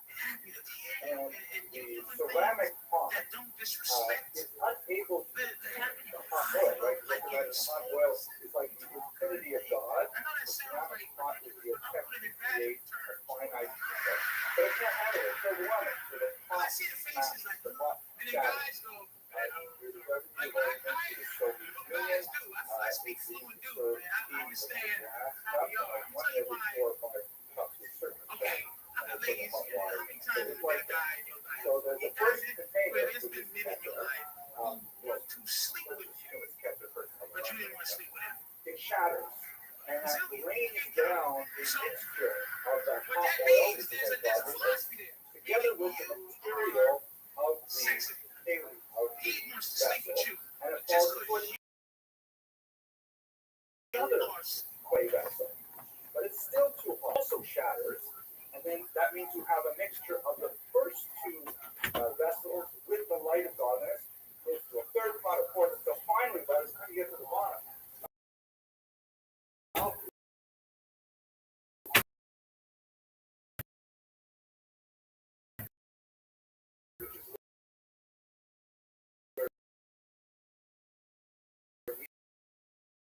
live.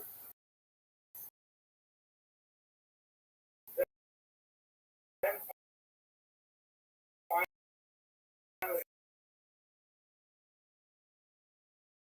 interaction with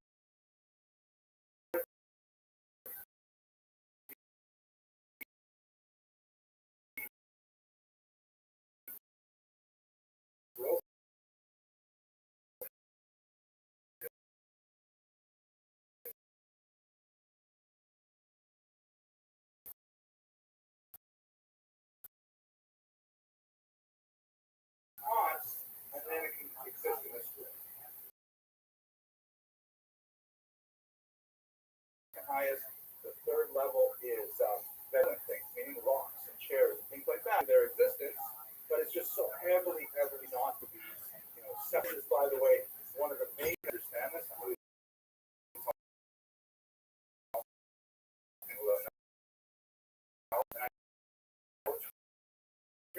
But the Rizal portrayed this whole process accident.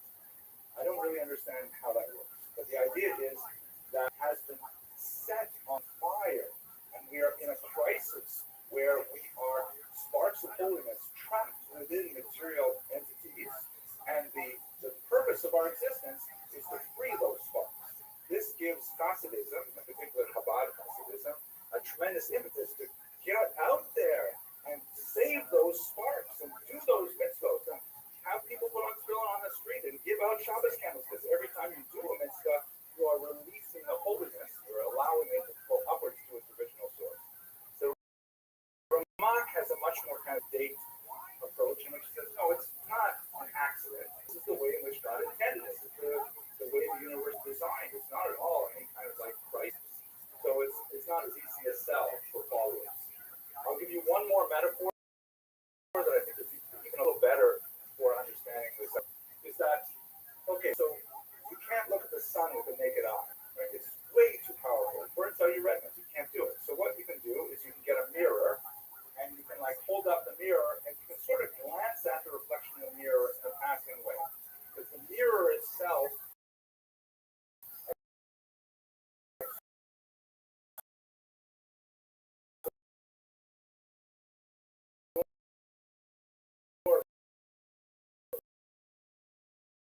some of the energy radiation of the sun, but it also distorts it, right? Because it's not perfect. We're dealing with a little bit of coloration, a little bit of a dulling and so on. Still too strong to look at it steadily though. So you get another mirror here, and you look back on it. Of the illusion of the light flow, what the Ramak is saying. So Ramak is saying, simple for us to know who God is. God is incomprehensibly way. The only thing that we can say about God, to the Kabbalists, is we can say something about the way in which God interacts with our physical universe. We can observe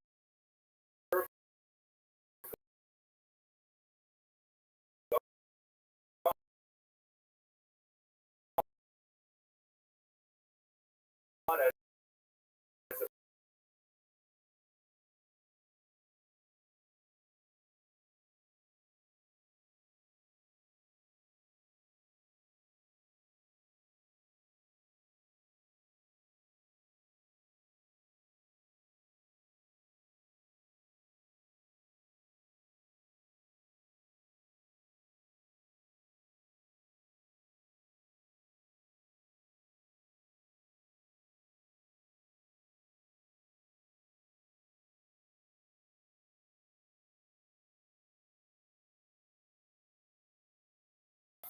Sphira is God saying, I could have created the universe in any way I wanted.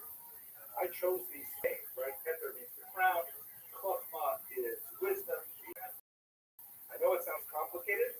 There's certain ways in which it is just incredible. So in his book, Tomer Devorah, he goes through each one of the Sphira and he explains this is what God means in terms of chesed.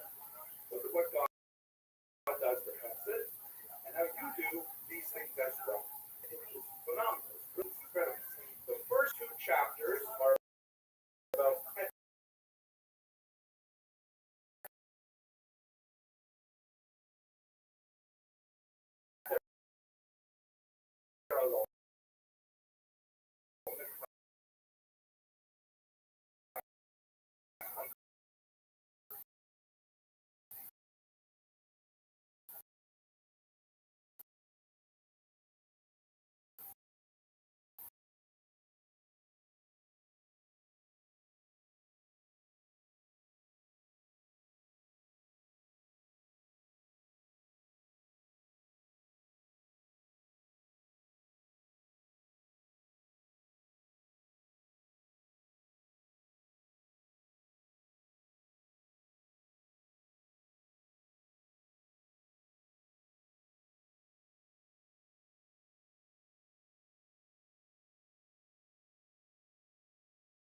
before we exist, God says, if I'm going to create the world, God forgiving us in, of course, the good Gimel Vido, so mind, chapter, way too much for us tonight.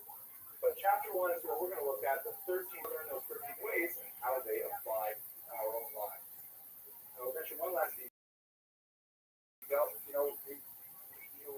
probably memorized these as we say them on Rosh Hashanah and Kippur maybe 200,000 times, right? Hashem, Hashem, Rachim, those are called the Kabbalah lower 13 hours. Those are the simpler ones, easier ones, kind of like more basic. And they relate to like, a plea for sustenance, natural hierarchy of needs kind of thing. But there is a higher 13 which we say only on top lip, and it's really that is what the Rothschild is. Now, those are the 13 are supposed to be great. Okay, everybody survives the other one. So, shall we go on? Are you ready? Any questions before we go on? Here as the sign up right? Okay. Okay, so let's do selective strategies. Again, I would love to do all 13 strategies. It would take us way too long to find stuff before 9:15. So I'm just going to shoot 5 to 7 advice that I use that I think about when I'm angry with someone, which I'm saying, I think about Homer Deborah, I remember one particular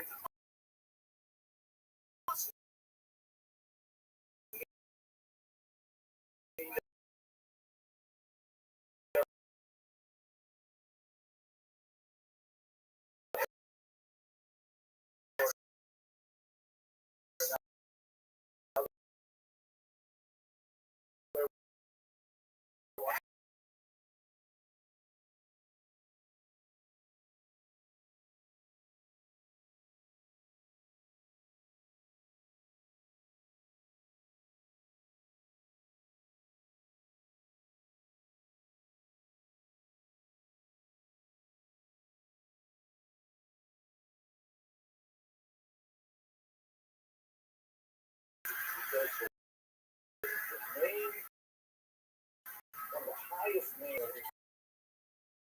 spend a lot of time thinking about names. And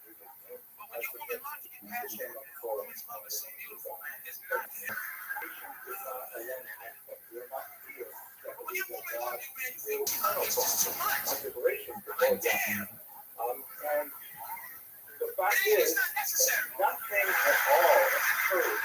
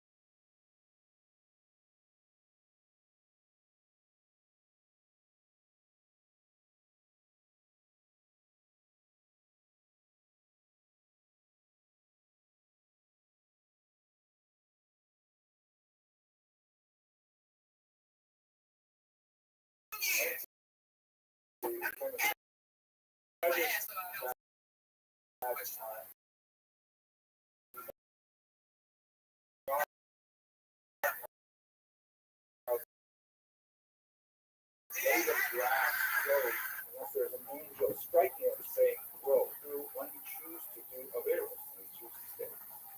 So God is saying, "Okay, here you go. Here's some more energy. Please don't eat that cheese. Okay, all right, fine. Here's some more energy."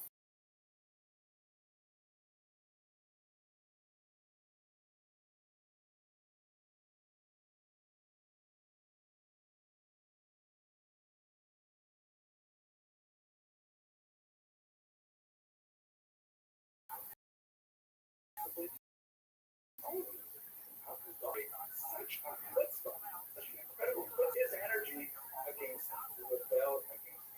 And you can think of the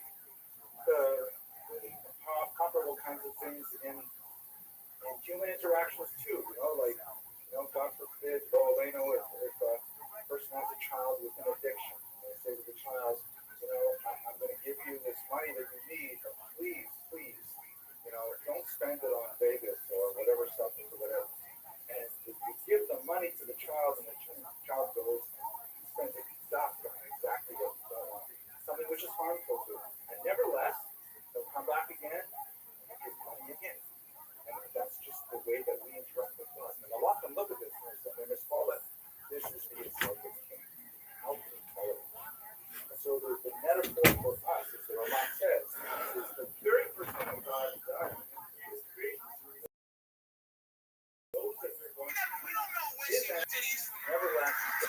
I'm not going in as I said, I'm going to allow them.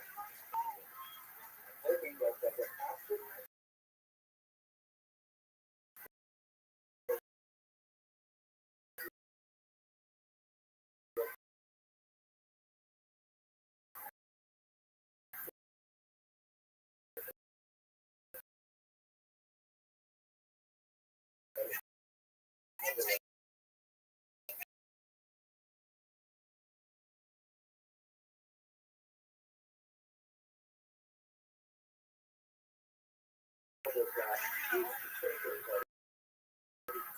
so this gets also a little bit weird.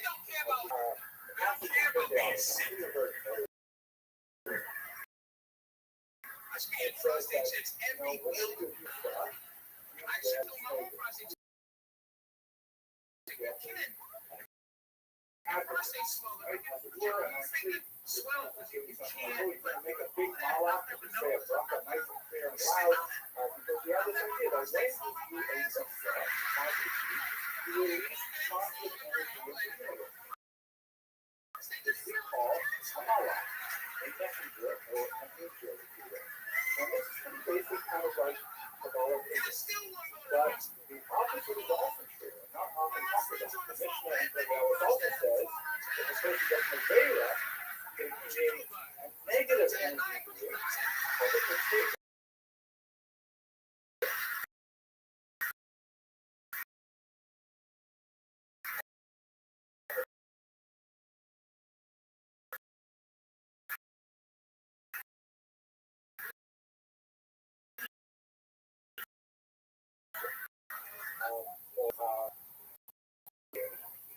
the Ramak understands it as a real conscious being, not just like kind of diffuse energy, but some kind of like down or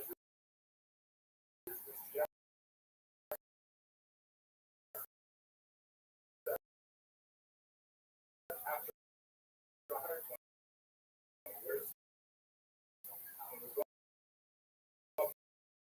the Shemayim, all those potatoes that you to Shalom, they're all waiting for you. And they say to God, Loni us. This is all kind of spooky stuff, but it gets even worse because they invest in the first level. Nothing happens in the world, God gives it energy. So if nothing can exist without the energy of God, how do these things exist?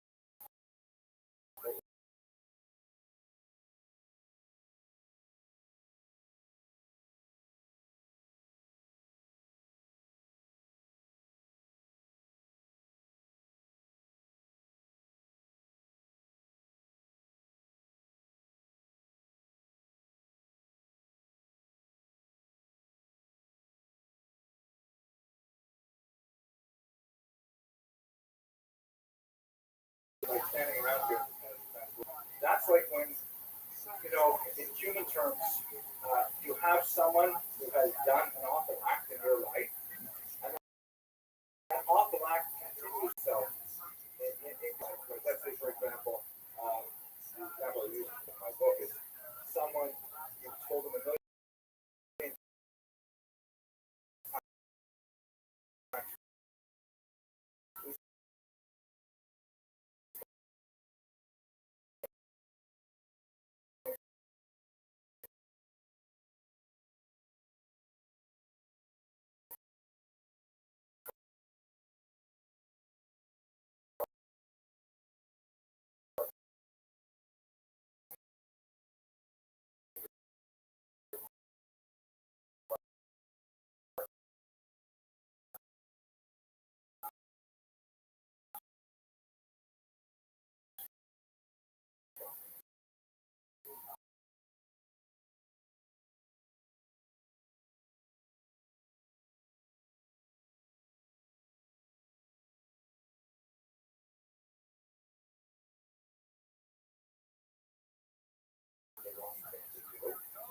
eventually he will get kind of breaks on it right away.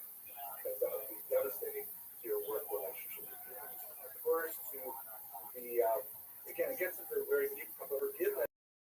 This happens in the third world. And, and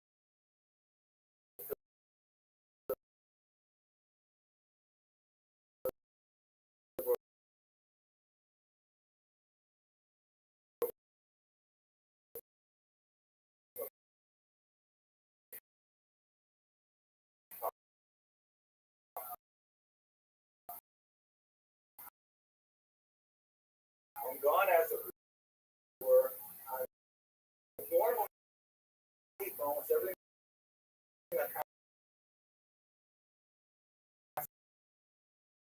to happen in the world sends out like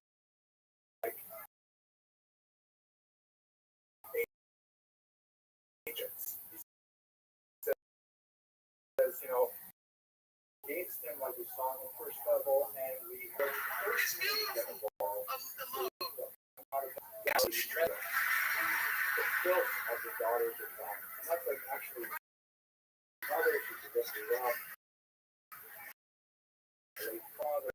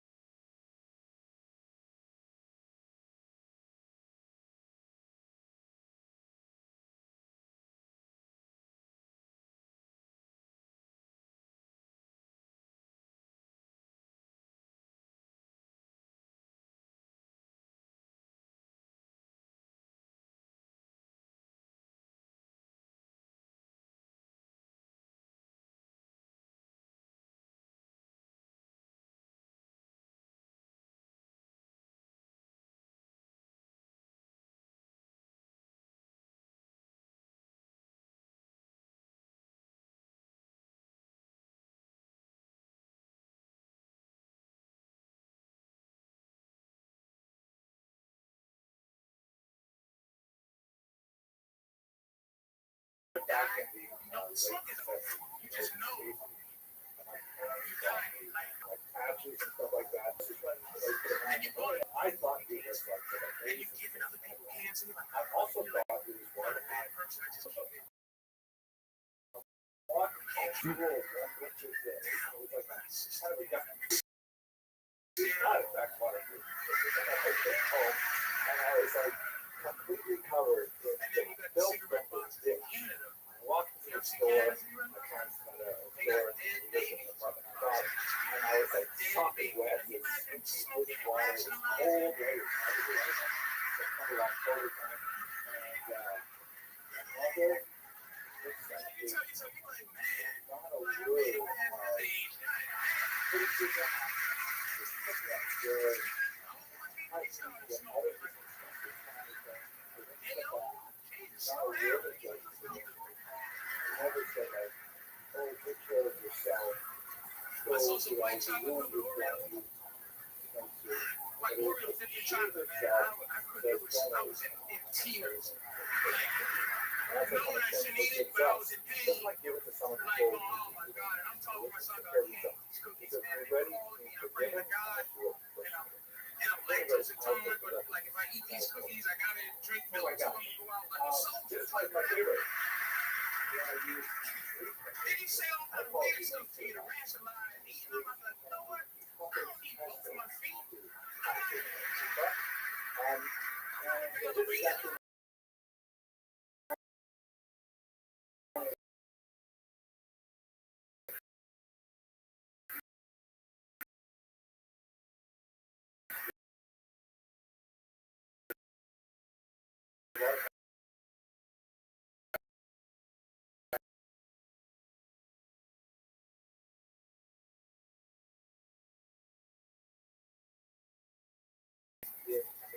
Tanya is also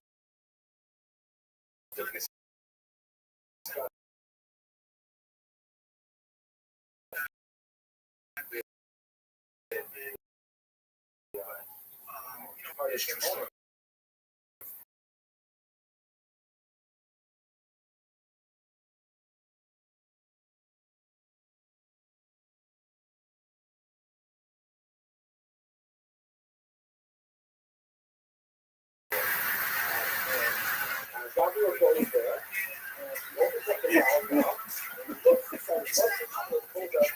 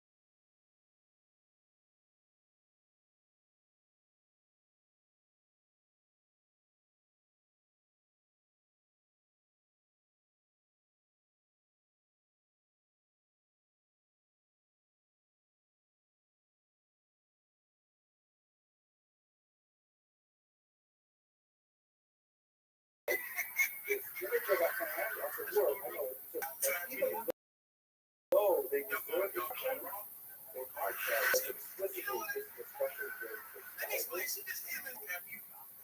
You have to put in your mind some kind of little token. You have to prepare it. You remember that token, and it will have like just a little stop sign. You can run right to the stop sign.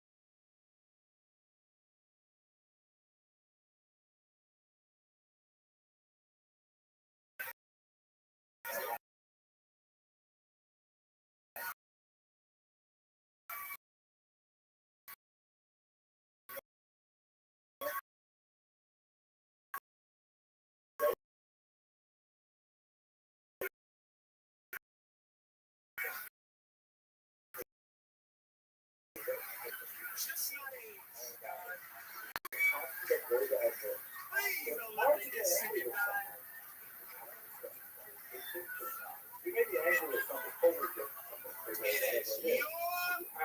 Responsibility. And I use this particular name. She's not you back to that old trip like, oh, okay. There's no greater laboratory for I ain't got nothing on it yet. Then it's not getting real close. You're like, no, she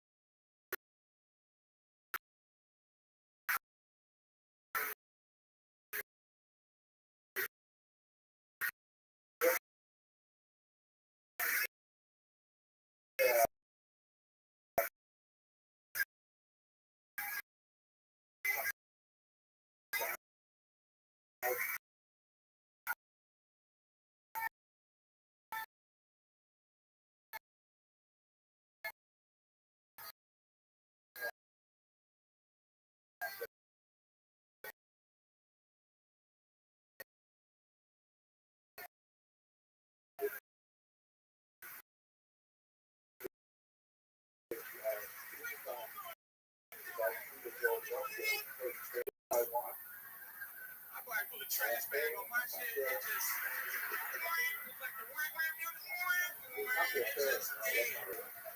He sets aside in a special wholesale and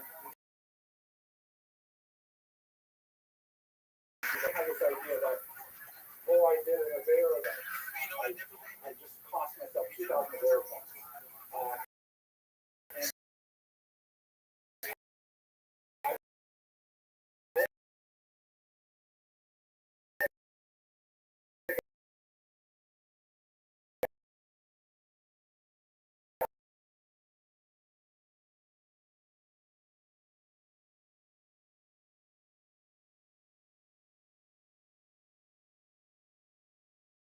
Camper,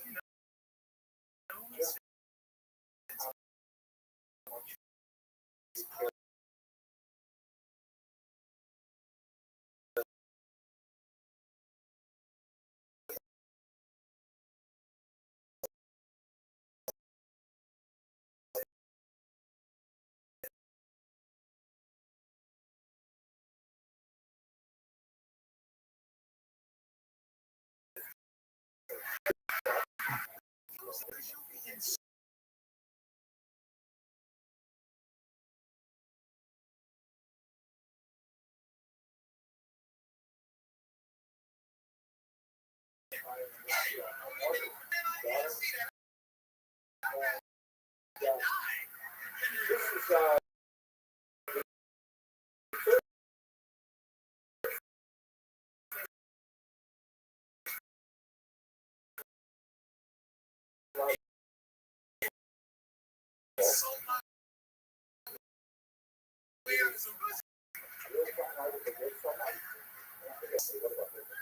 I don't know. I've only used this in my personal life for regular slings and arrows of outrageous fortune. Never had,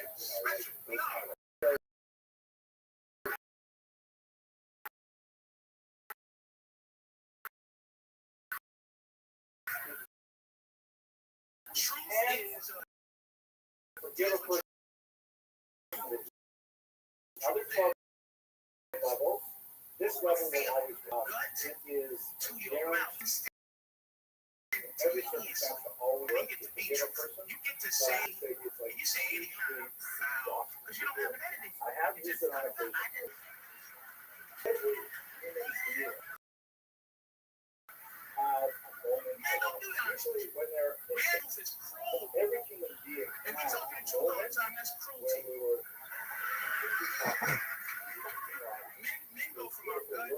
stops at the heart. Nothing wrong with it. And what you have to do is you have to go back to that place.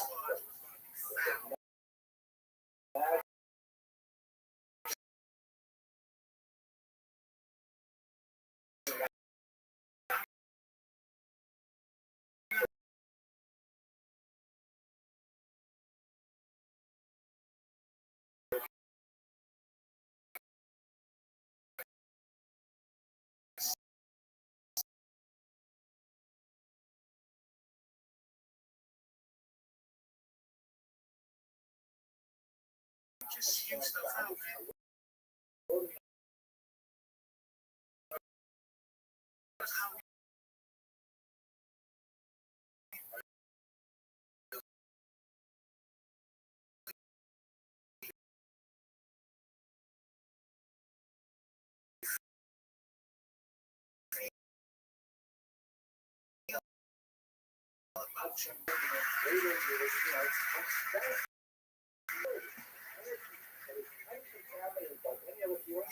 That's where you have to take yourself. And if you can take yourself at that, that means that he thinks about you. And that's he should say, I don't think of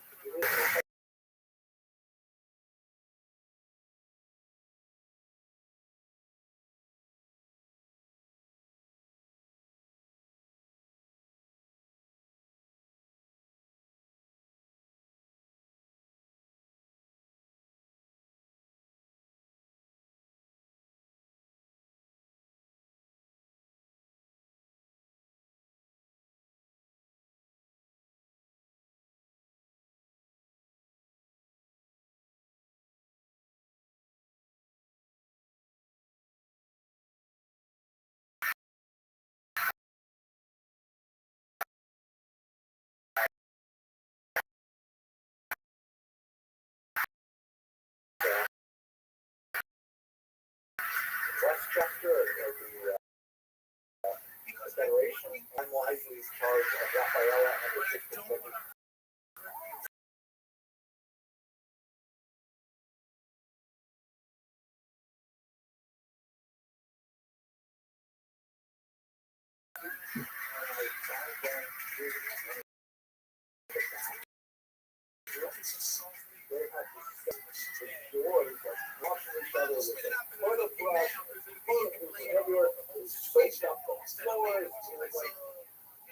Rabbbi was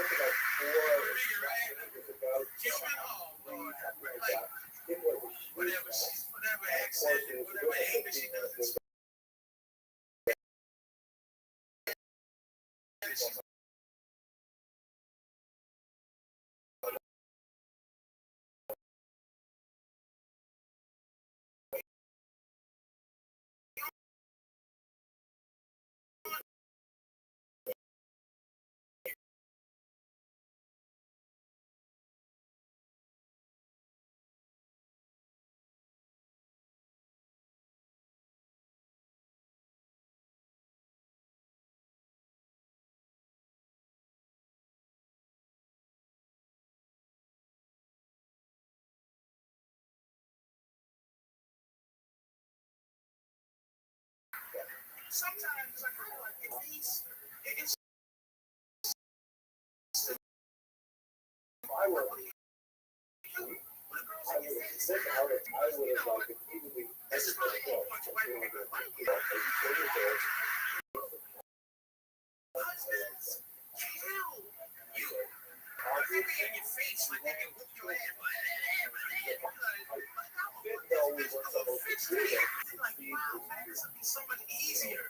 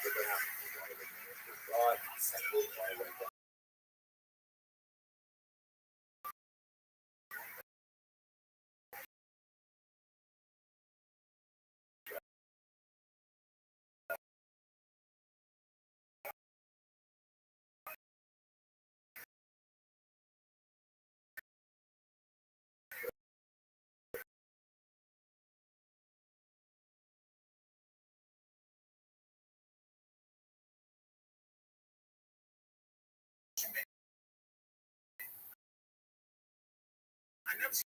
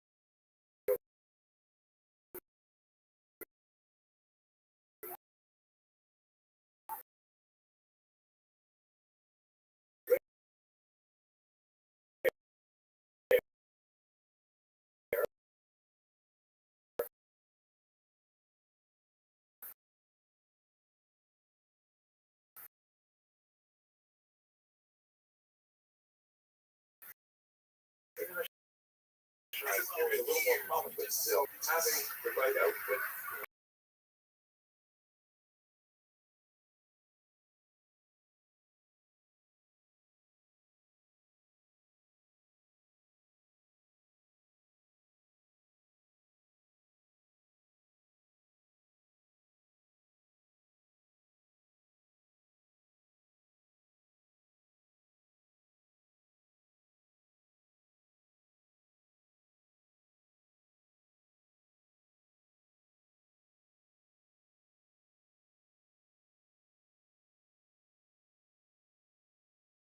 Sheker achein behevel yofi. Isha yiras Hashem iti salal. In reality, charm is vain and beauty is meaningless. A woman who fears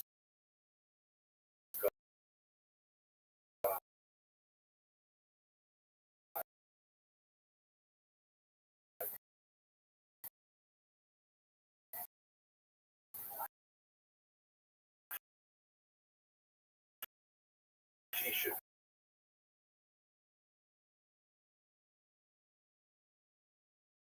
The sadness, the 15th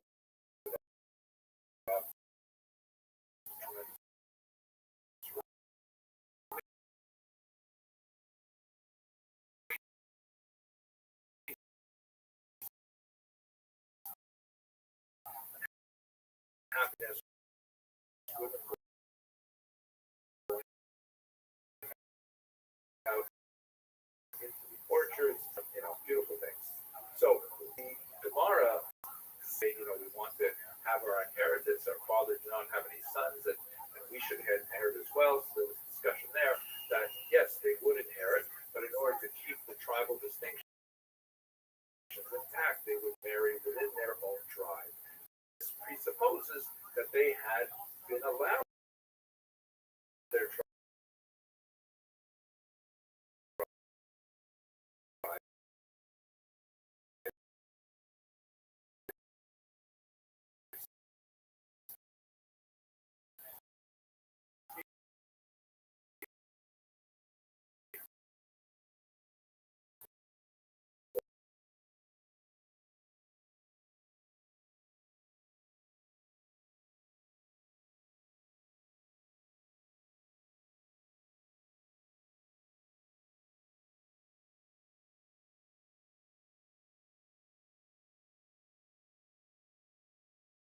Stopped dying off, and who were born in the desert were, and of course the guys who spoke favorably of Israel were able to go into Benjamin from the body politic at the time, and then on the 15th of Av, the tribe of Benjamin was reintegrated. Now to the late 8th century, before the call of Shea ben Elah, removed the guards that was preventing Israelites who lived in the northern kingdom of Israel, which had split from the southern kingdom of Judah. He removed the guards that prevented the Israelites from making their way down into Judah and to make pilgrimage to the holy city.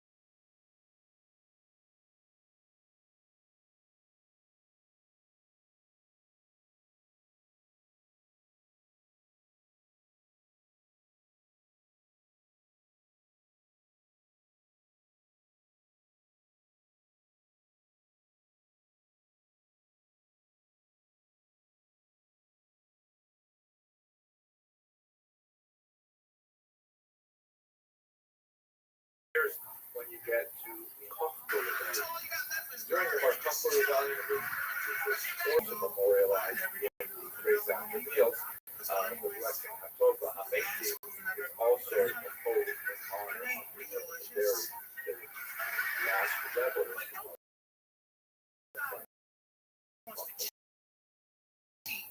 Finally, this date would be chopped for the temple. And the reason provided is because it happens to be the summer solstice, meaning that every day after the 15th of Av, the days get shorter, and the rabbi says there's not going to be enough sunlight and a successive day to properly dry out the wood so that it will be ritually fit for the temple, and so therefore this is a celebratory day is completed another cycle of chopping the wood for the temple, and those are the six historical reasons. I probably should have put that one actually that because that way predated the Rothschild results by the time Rothschild rebelled against the already reported. So that's the six historical events that are associated with this particular date. We found this interesting. Thank you very much for watching.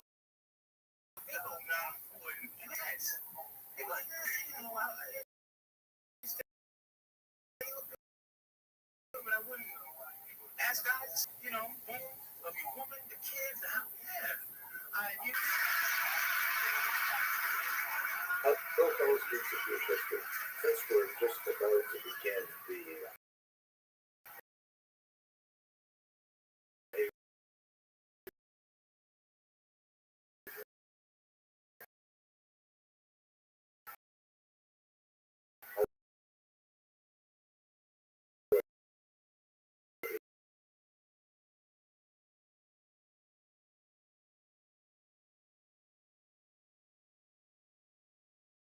I'd like to begin today by talking about Manepta's obituary. So, first of all, Pharaoh Manepta was an important era, and in approximately year 1220 before the crash, rushed north into the land of Israel. The obelisk spans something like 20, and there's also depictions of various ritual things at the top, and then written in Egyptian hieroglyphics.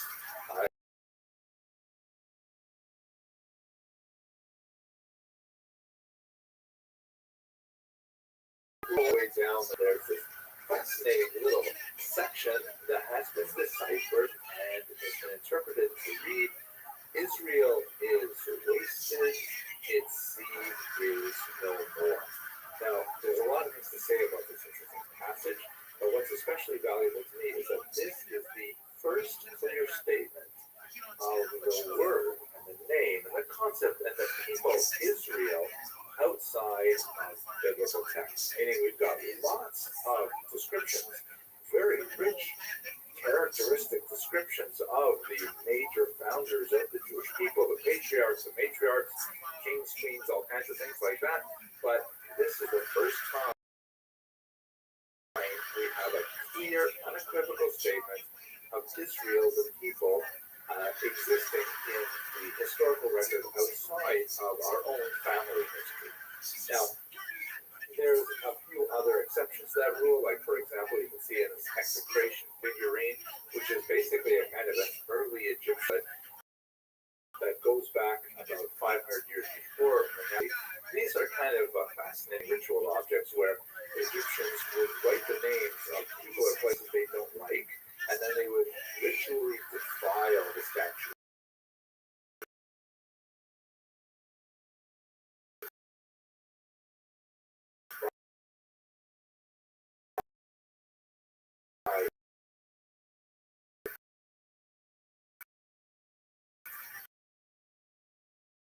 Burning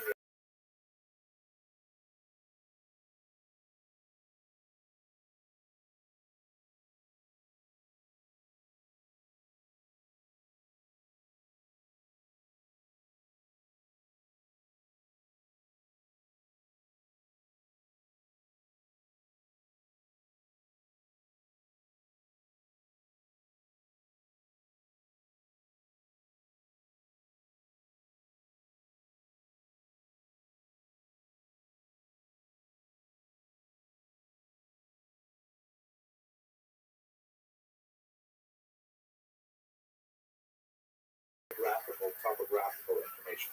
Very valuable descendants of Jacob, because of course there were people living in Israel.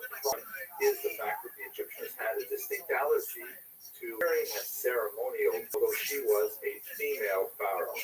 And one of her offspring later decided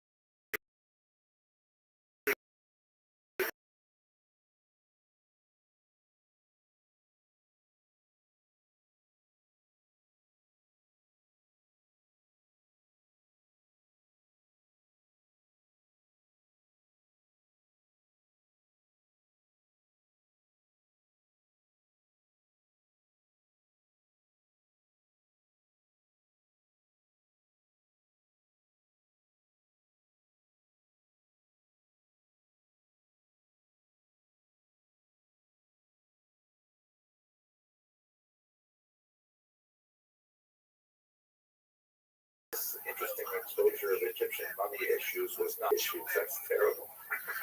Hold on, let's just keep it. Anyways, fascinating.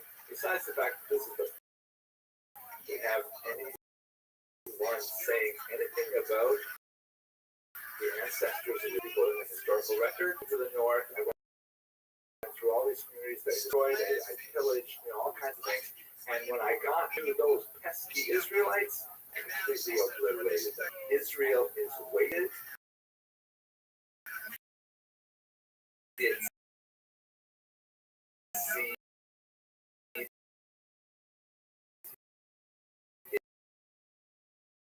It's no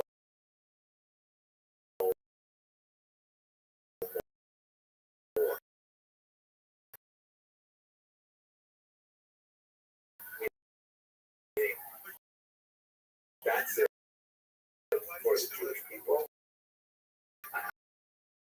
They will never again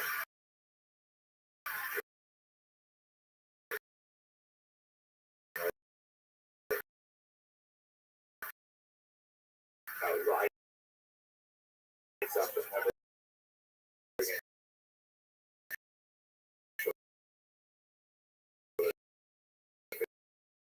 This is, I think, especially ironic, as the Pharaoh of the story of Joseph, we'll talk about him, but it's as if he's like getting revenge for the way that his father, Pharaoh Merneptah's mom, that very tasteless, have done it in previous life. There's no one still flourishing, or still, very much active and central. And the censor said, there will be some kind of massive anti-Semite. That's not true. We live now in the paradise of the Russian Tsar, and life for Jews is fantastic here in 1859.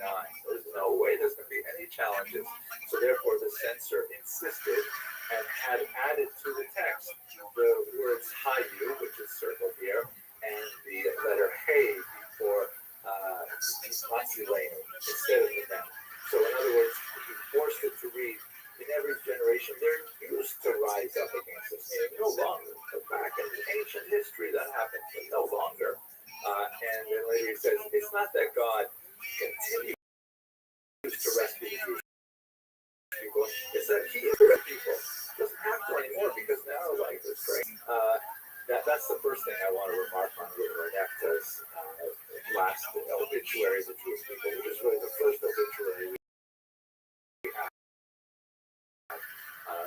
Mark Twain, a great 19th century and early century America. There was, of course, a famous story, I'm sure you've heard it, that at one point someone thought he had died and they published an obituary and he quipped, and there are various versions of what he actually said or wrote, but there was apparently something to the effect of,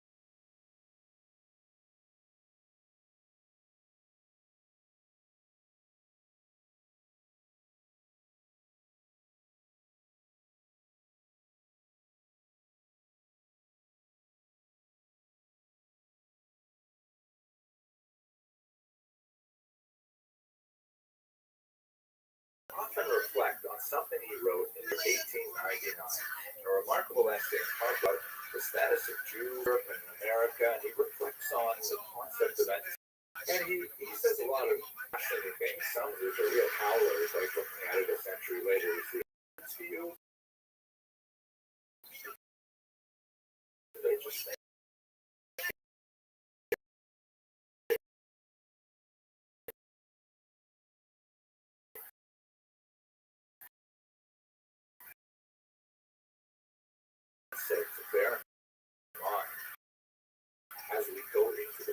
season as we go into the celebration another year of recite central story and speak to the world.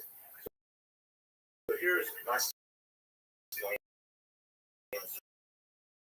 conclusion of his essay concerning the Jews, 1899.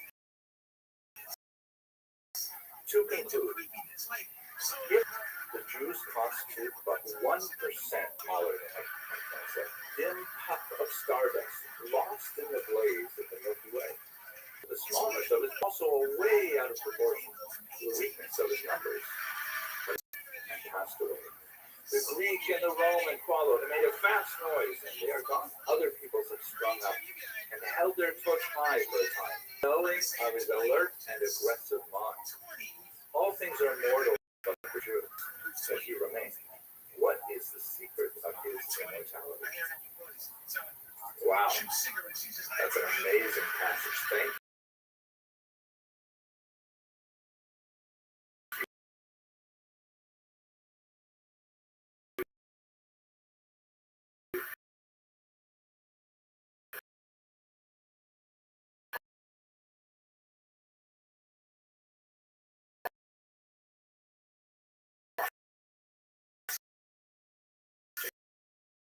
This is what I think about when I so Savior. Think about how many centuries upon centuries Jews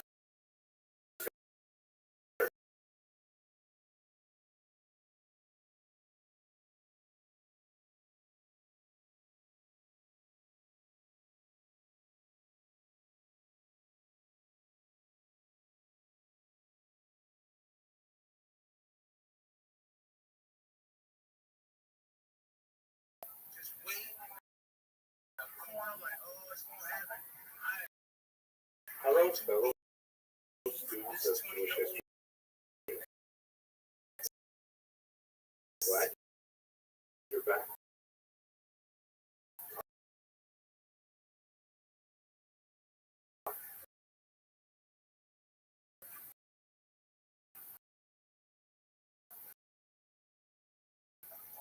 A little bit more about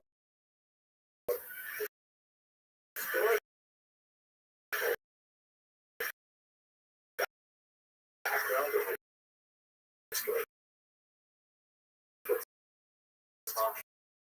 Context. Start rolling them old drugs down.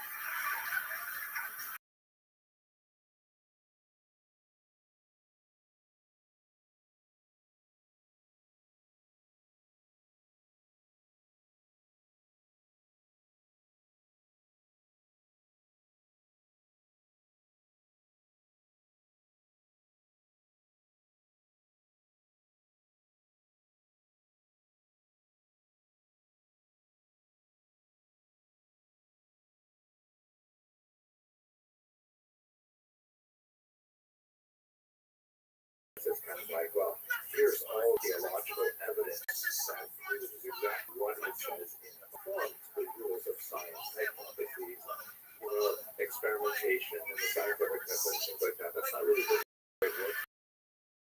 Right?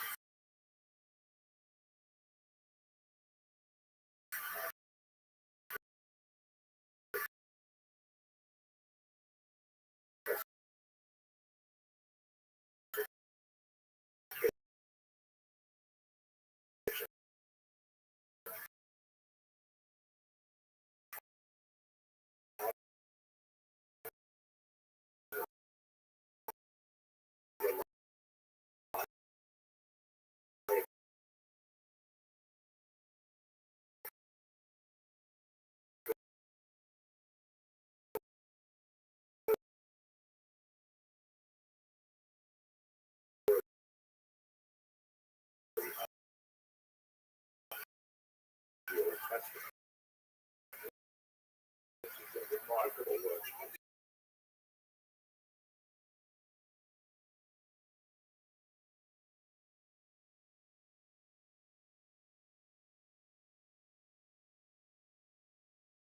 was that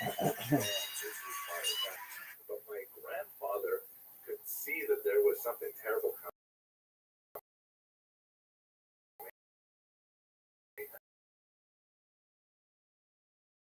So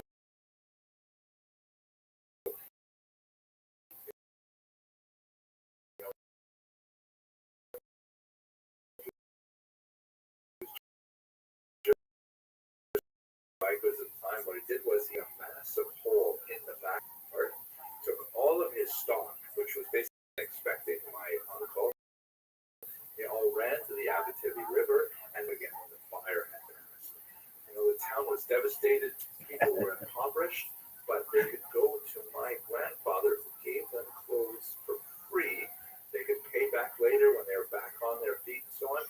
But this act of foresight, courage, and happiness ultimately allowed the entire town to survive.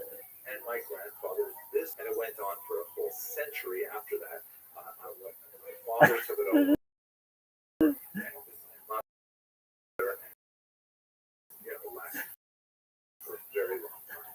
Now, this story is fine in the fire happened. We know the names of people who were killed. We can go visit their graves. All these stories of tremendous import, they're just not recorded anywhere. But that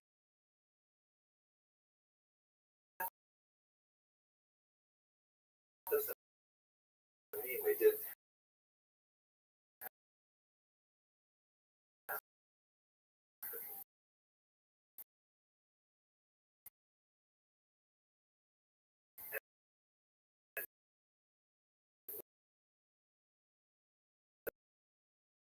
I want to get together from that.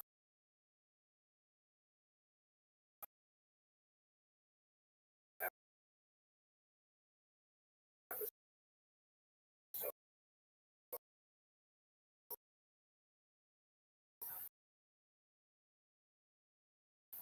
what my father told me, my father, how I should be my own life. I think that's how we have to look at the historical data we have on the Exodus that leads absolutely tremendous.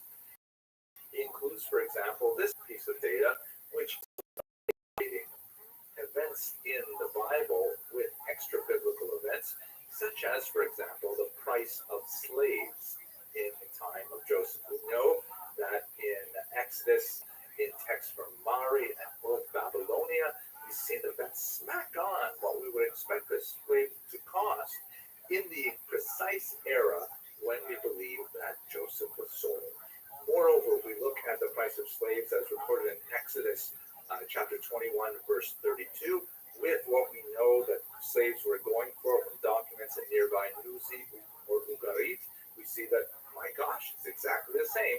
And finally, when you look at the price of the redemption of the nobles under King Manasseh, the nobles were taken into Ashur. They over there in Kings 2, chapter 15, verse 30, that price exactly maps to what we know about the price of slaves in Assyria. And we could track all of these in a chart, and you can see that it's a pretty linear progression that tends to confirm the statement of the sale of Joseph for 20 shekels, placing it appropriately within its historical context. It's pretty amazing, I think. This corroboration, this is data that's derived from Dr. Kitchen's work. But let's go to our main subject, which is, of course, the personality of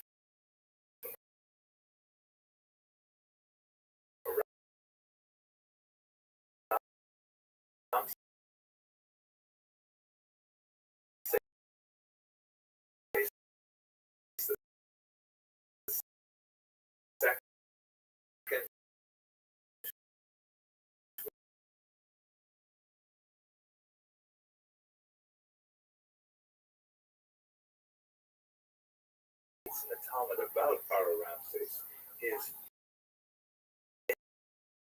the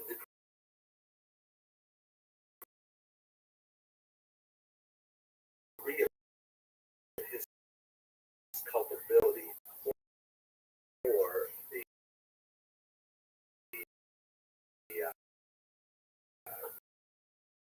maltreatment of his direct administrators, that his heart was hard, chazak, for example. It's the only time it's used is a second. And what exactly does a heavy heart mean? In the English language, when we say a heavy heart, we mean, despondent or sad or something like that. But it doesn't seem to make sense. The context of the making of the book of Exodus is that Ramses became more belligerent, more obstinate. The opposite of a soft heart or an open heart. It was somehow making him more culpable. Now, here's an insight from Dr. Racheli Shlomi Chain, fascinating Egyptologist from Hebrew University, who points out that if you look at Egyptian myth, the main thing that Pharaoh has to do, the one job that he has, is to maintain something called ma'at, which is an Egyptian term meaning harmony, order, balance, i.e. that the Pharaoh has to make sure that society progresses in an organized fashion with equity and justice. And this is what a Pharaoh is judged for.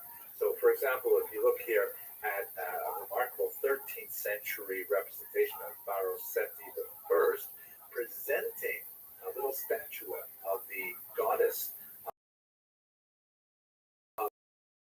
Ma'at, the goddess of this kind of balance. What he does, this is his offering. Ma'at as having a headdress that is adorned by a large feather. You can see here's another example of that feather. Now, why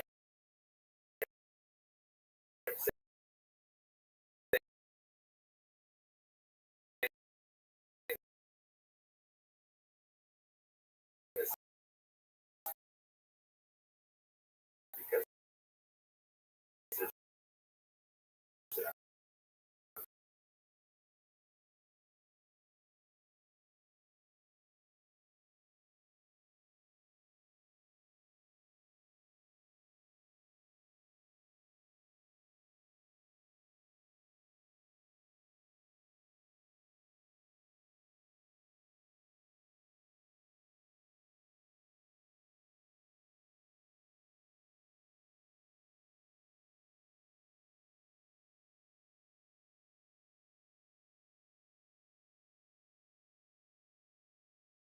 he did his job right, be lighter than the feather of Ma'at, and he will be distant, but then he will be complete, and he will be punished. There, you can see the canoptic jar there on the left side of the scale. What's going to happen? So this is really the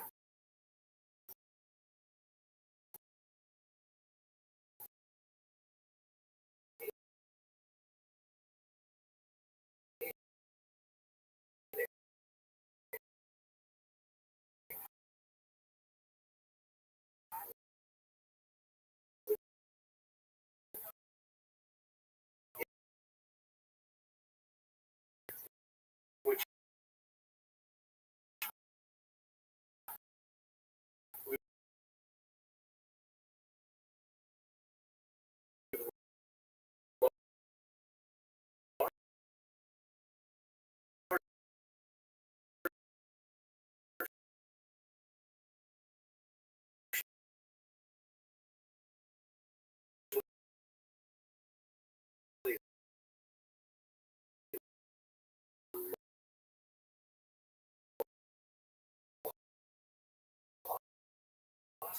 except for the research of people.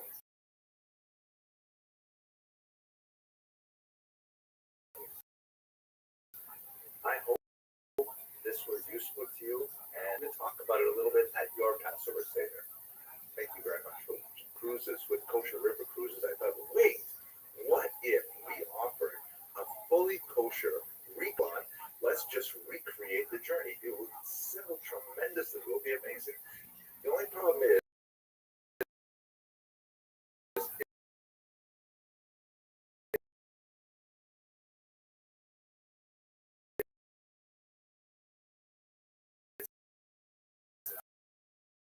very hard to figure.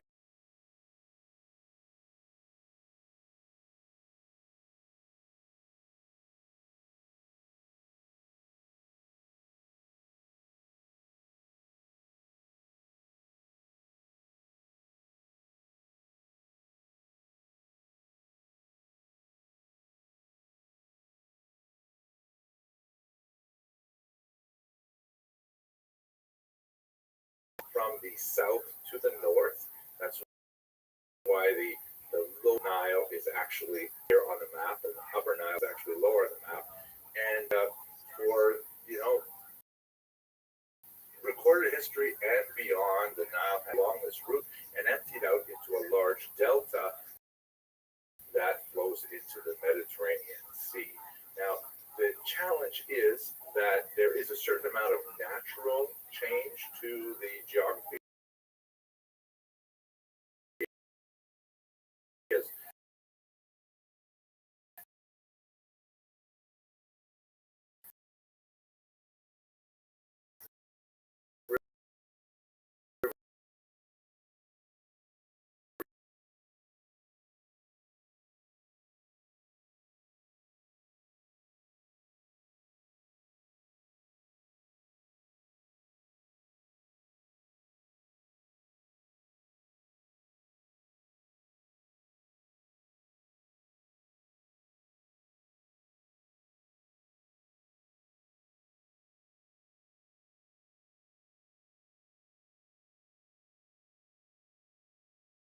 so on, and this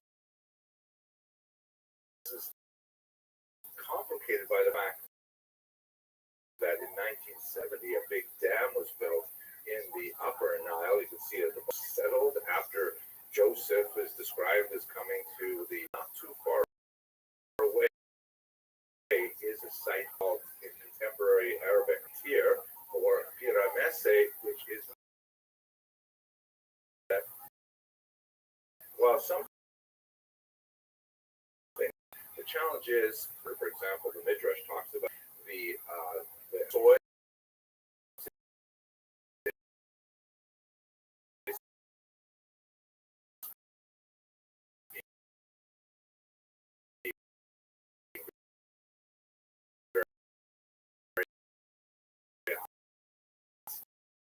stable.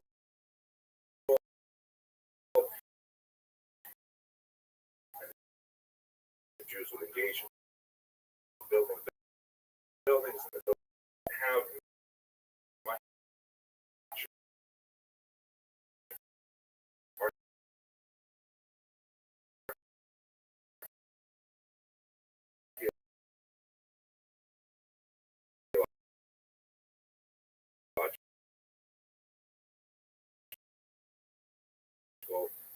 evidence from that may have been constructed according to the biblical account. We do have, however, some new archaeological evidence that has come about as a result of the desiccated region related to the creation of the Aswan Dam that indicates which are entirely consistent with what we know about brick making, or process of brick making, which is consistent not only with the biblical account but also with upon have managed to survive till this day. Child footprints about size 8.5 to 10.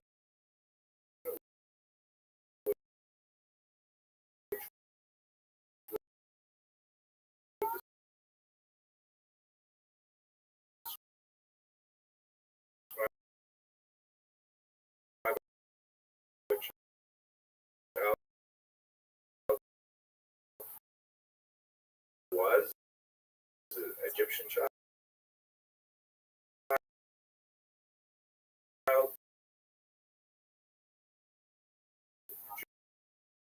Jewish child, slave child. We don't know what are they doing in the pits. Well, were they work there? Were they? We don't know, but it's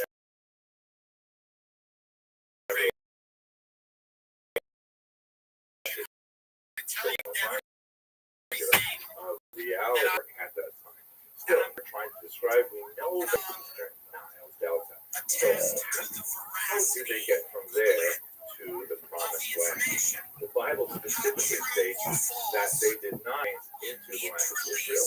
So we know they didn't go that way. When you look at the overall map, you got to wonder, Hebrew, which means literally the sea of reeds, has to be not viewed from, let's say, a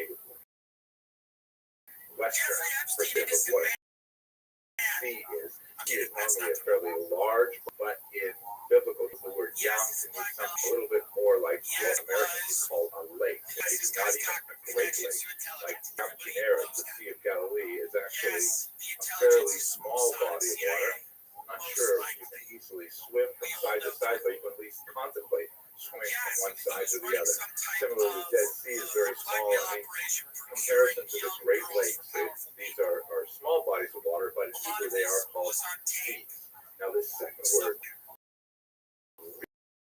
reeds, is interesting. The Sea of Reeds. It does not describe sea, it says the Sea of Reeds.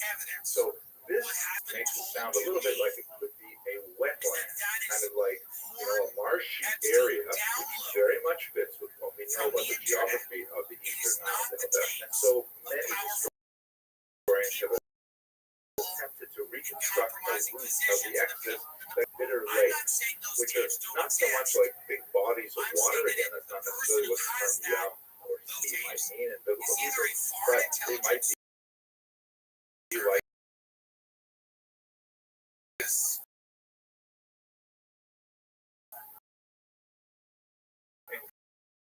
incredibly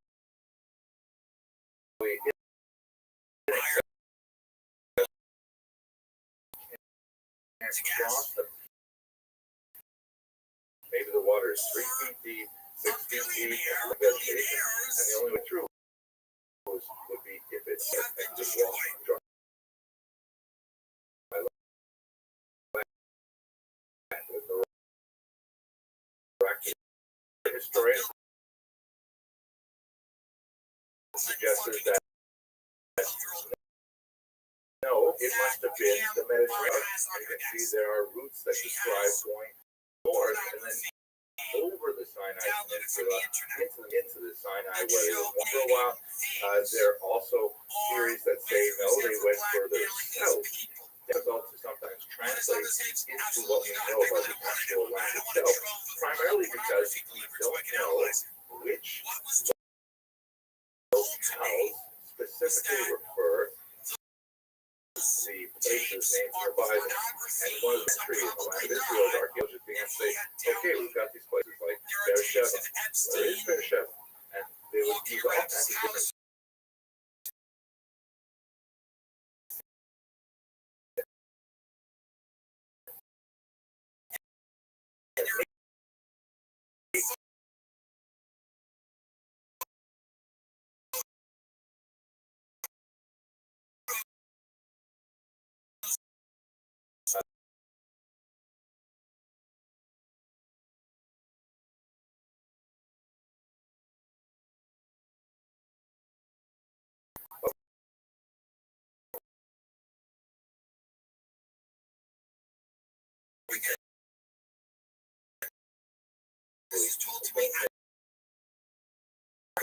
and especially associated with the Exodus. So there are lots of different routes. We also don't know, for example, where exactly is Mount Sinai. There is the Exodus, and that has been adopted by Christians, and Arabia.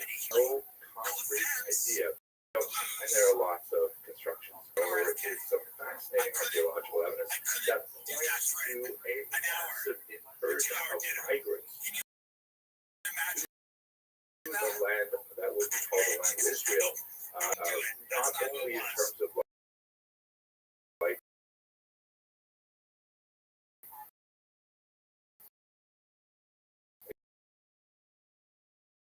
a huge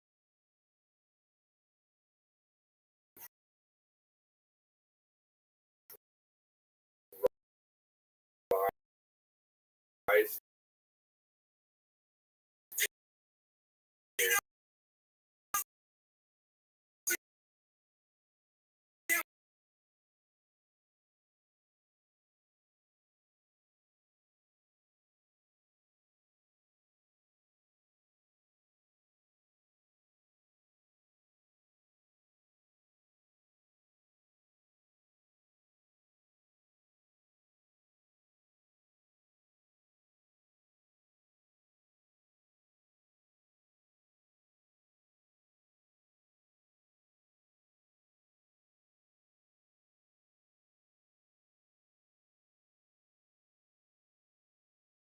that you find like Asian And also some really interesting things when Gael Yadir found with a headless idol, the Baal of Hathor that clearly had its own altars and things like that. And that is entirely consistent with Biblical coming into the land, destroying the altars wherever they are.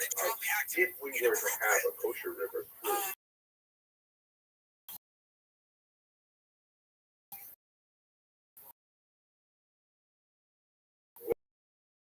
where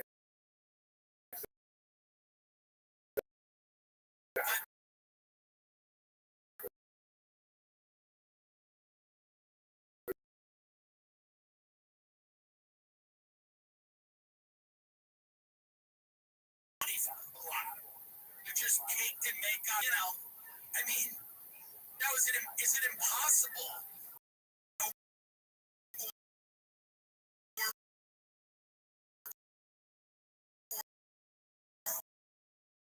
Whoever has some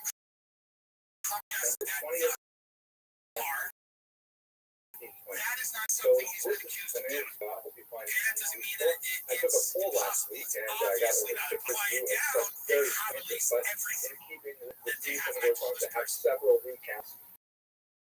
Anyways, what is the purpose of this news? As I mentioned in a video a while ago, I signed a major contract with Corin Publishers.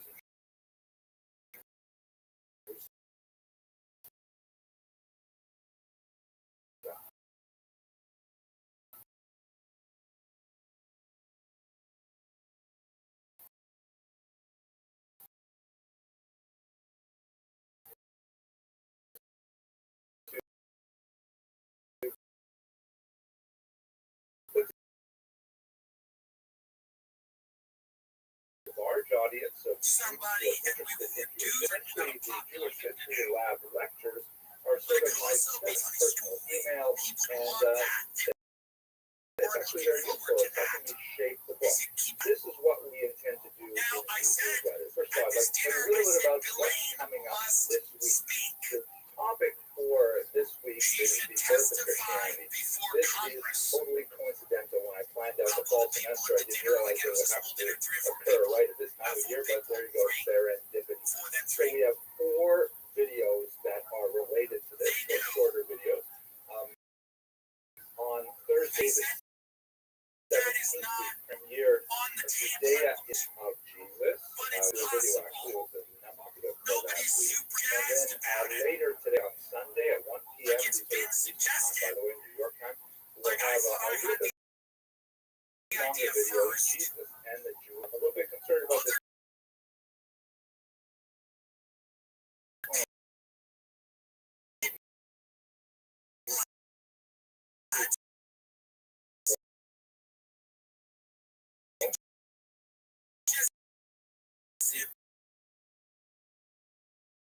Tends to generate a lot of undevelopment. I'll talk more about that in a second.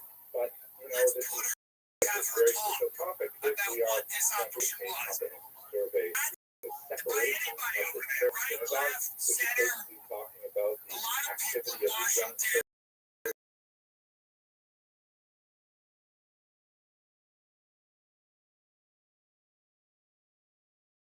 Under Paul and then Thursday,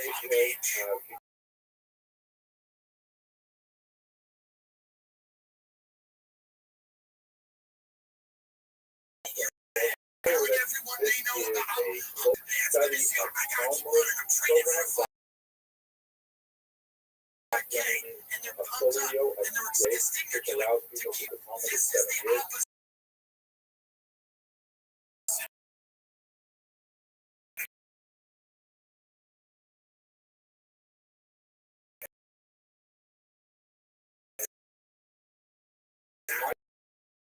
Small part in this year's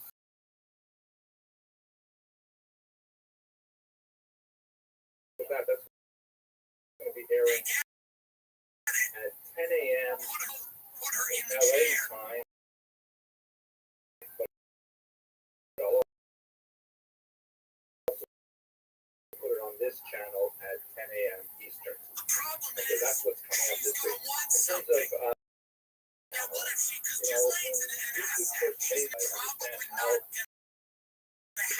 household events, I realized they're really great. She knows how to do that. She knows it's saying things. I'm guessing. First of all, if you've seen the manifesto video, which I talk about my basic values, I really believe that Jewish history information should be completely accessible and should be available for free around the world. And so that's really what I've tried to build over the past 10 years or so on this channel. But what is not free is my personal engagement, because when you put something out globally, you get so many on the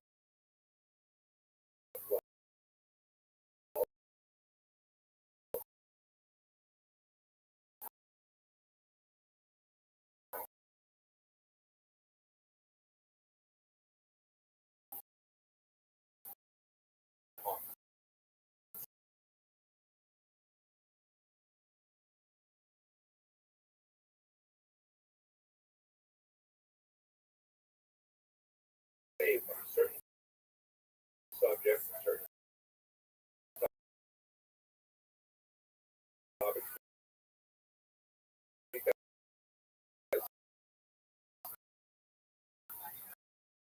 I don't want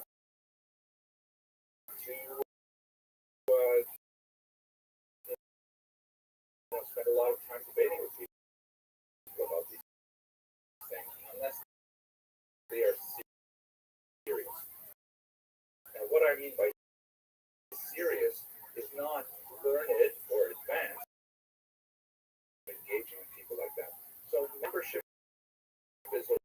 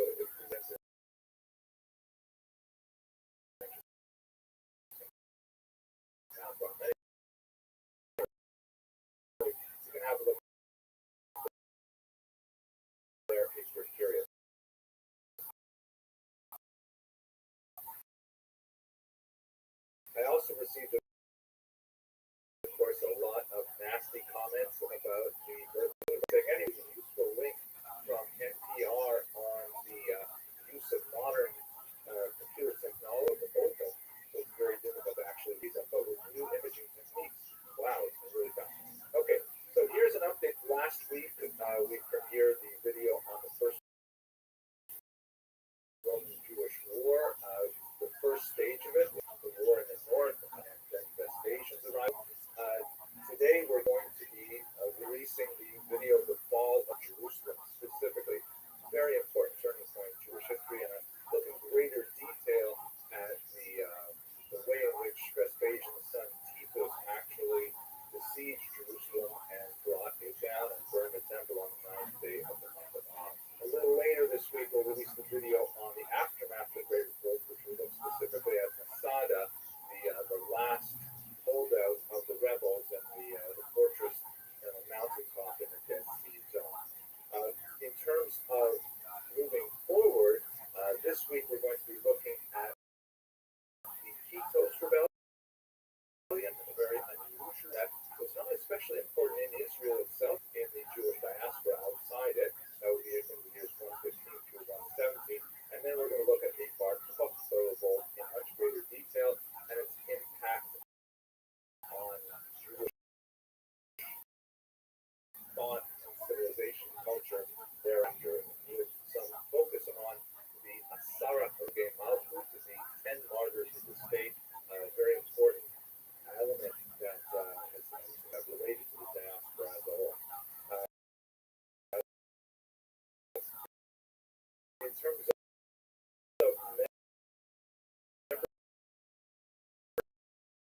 membership,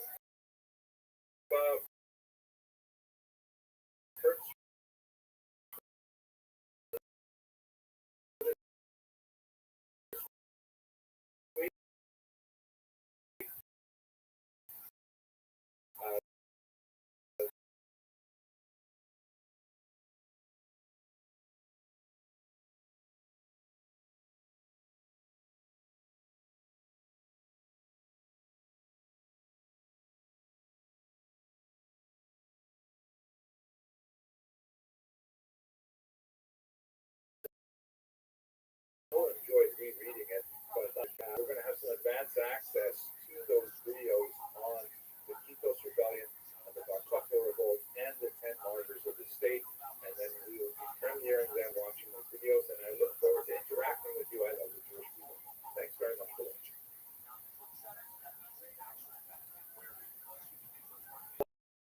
Lab report for this week, the first week, let's hope that it's a much better year for everyone.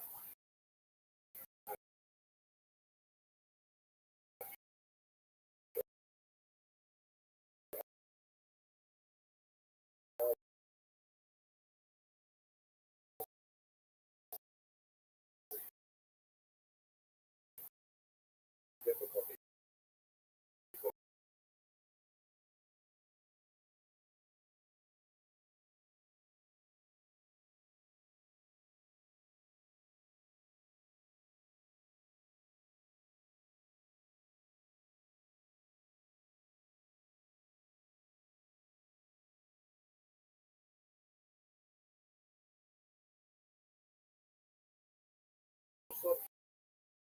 And then we look at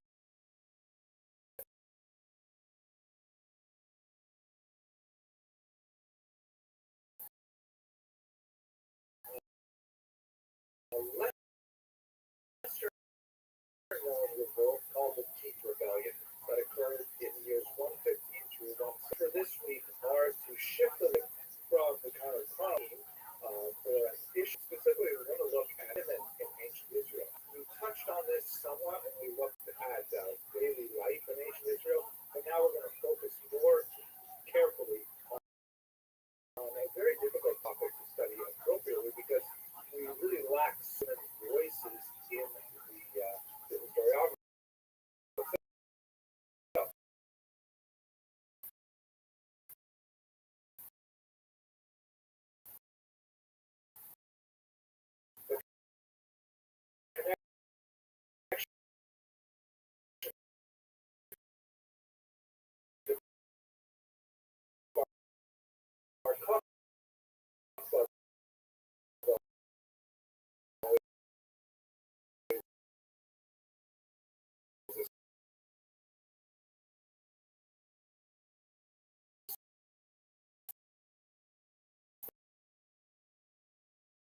especially fascinating because I'm looking forward to talking to you about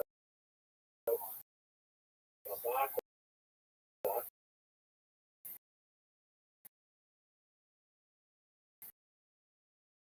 who was a remarkable one who left behind a cache of documents relating to her private legal life,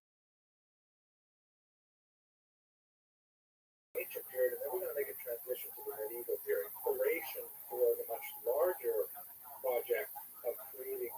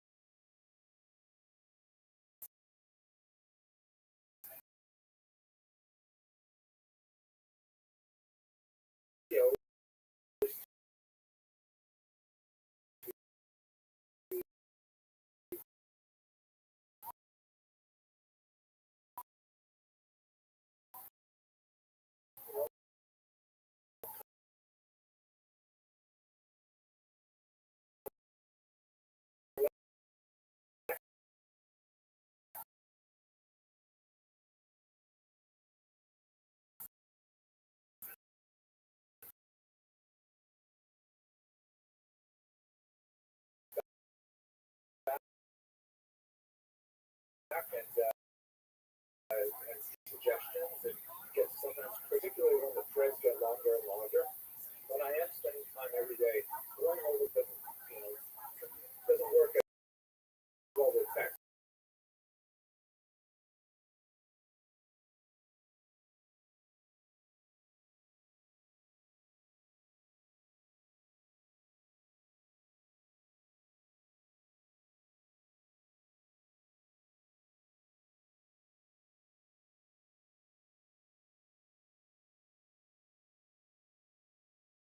Try it. But anyways, check it out. I'm especially fond of the mugs. And I want to give a special shout out to Jen Goldman and Tommy O'Donovan and Michael Alberta, who suggests really great ideas. And some of them I'm going to put into place because it's actually kind of fun. So there it is. Have a look at the Teespring site. That'll be populating and used later. We've got a Josephus mug, we've got a me mug, and we've got a Shabtai ski mug, which my client says he's going to really enjoy taking for the mikvah, the ritual bath for his proper immersion. Anyway, this is Frank Lloyd. I hope you have an amazing week, and it's great to have you as subscribers to this channel. Take care.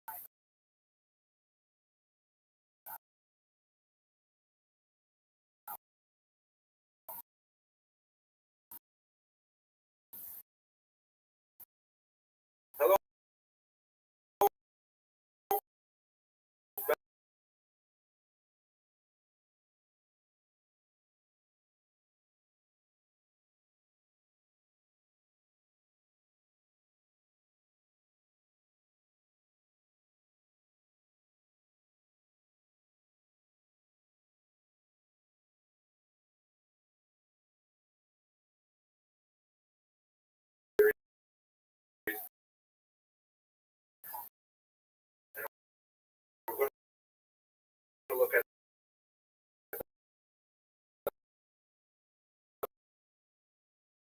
the modern era.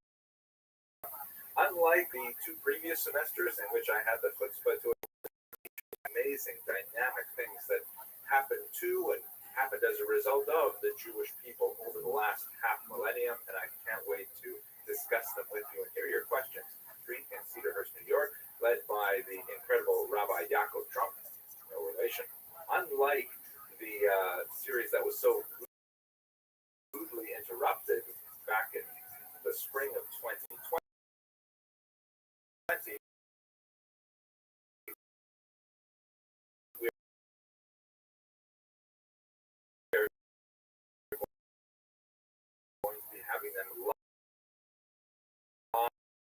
live and in person.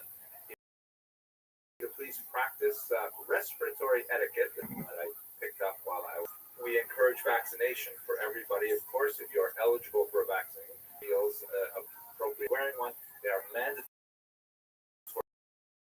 for those who are not vaccinated. Will not be recorded. So there are some advantages to come in person, and there are some disadvantages. The advantages are that, of course, the live lectures, all disadvantage that you may be exposed to some of my cheesy jokes, and I apologize in advance for them, but I simply can't help myself. So that's the best way to enjoy it, free of charge, sponsored by Young Israel of Lawrence Cedarhurst. Please join us. And they will be basically every week, every Wednesday night.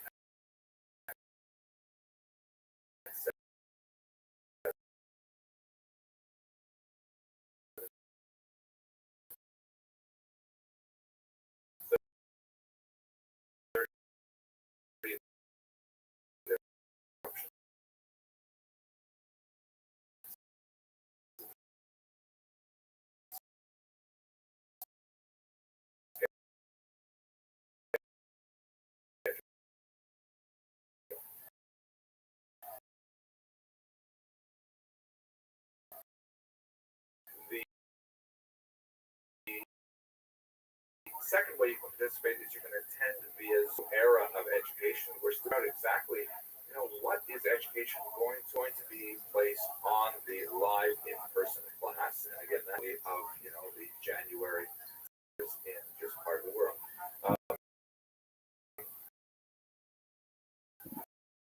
This option, however, is only going to be available to us the Zoom. It's also open to members of my YouTube channel at the colleague level. So please.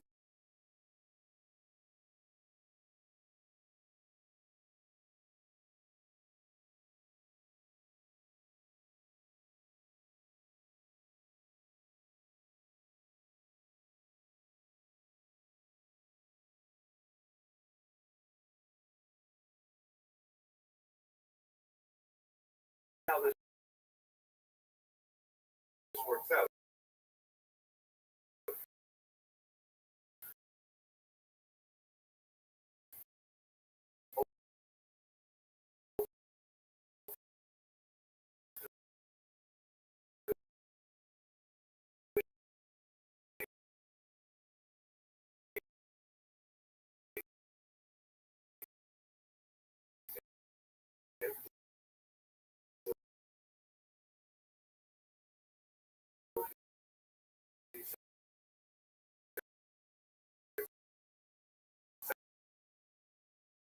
Successful, but we will tweak things as we go along. Finally, if you can't attend in person and you can't attend by Zoom, then the advantages of viewing the pre-recorded lectures are that I do like to participate in live chats more Wednesday night, 7:30 p.m. Eastern time, and we are going to be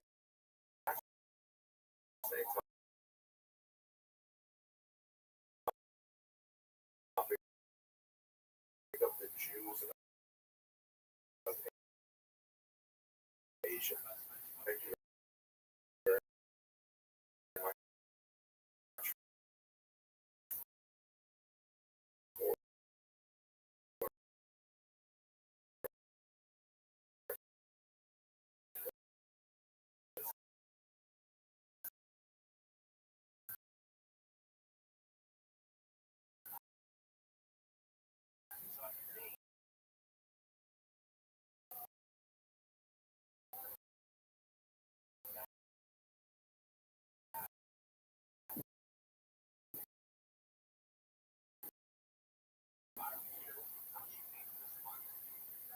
Hello, and a small church. I'm very does really beautiful work. I have so many of their books in my own work. So it's experimental, and I'm going to put my first draft together in this video format.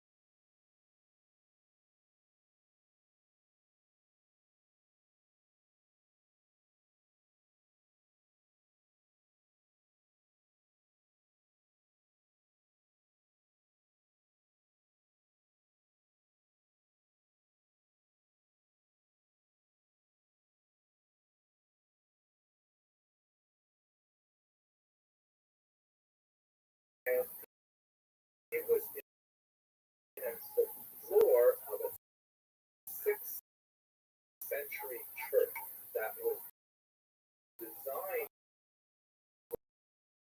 to make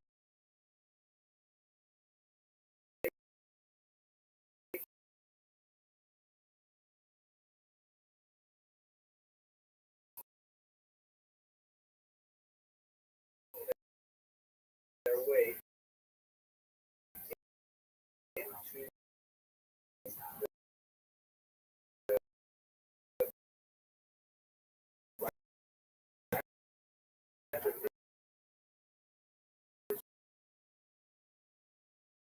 Israel.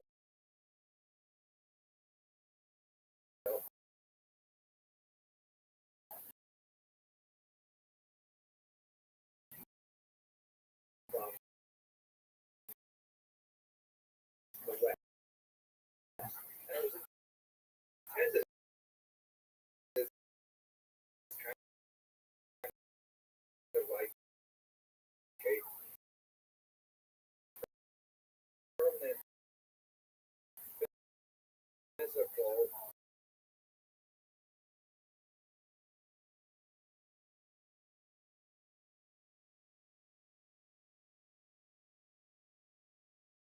inherit. And so this is how pilgrims here, because of archaeological data, they didn't have close experience with the land of Jerusalem, with the Cardo, Roman road running through the center, which as, for example, we zoom in on the road human faces on these forms, so we still have some sense of what they look like, and they replace them obviously with other mosaic mounds.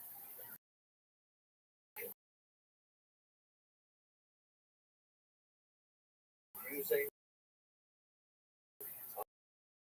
obviously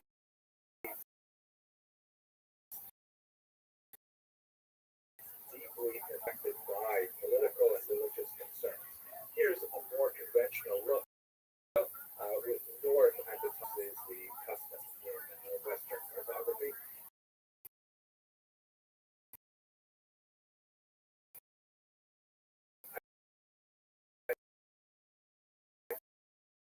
think the most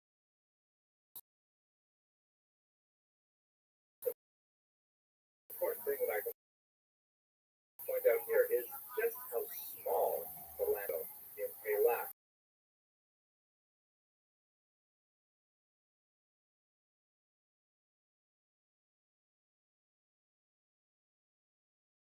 was in the top and Hebron in the south. That refers to the West Bank, which will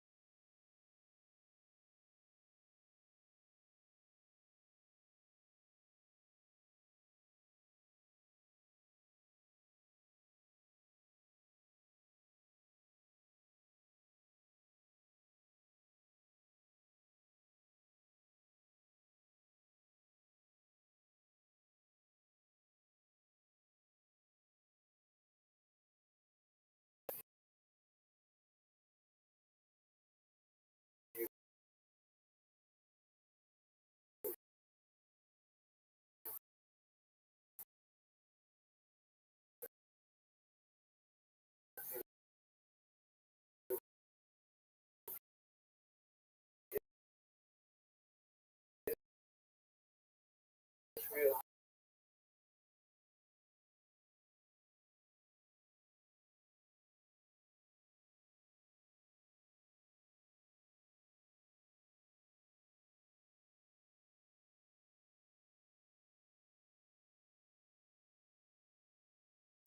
we look in a little closer.